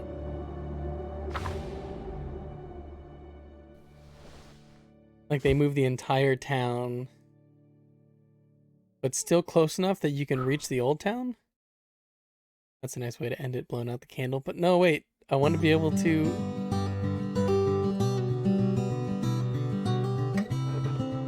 I'm gonna see if there's a way. Maybe if I exit, it won't save. Okay, I can do this. I wanted to exit first just in case it was gonna like save it, but I guess it won't. Let's see what Malice I does. might have tweaked his wonder potion with a little malice.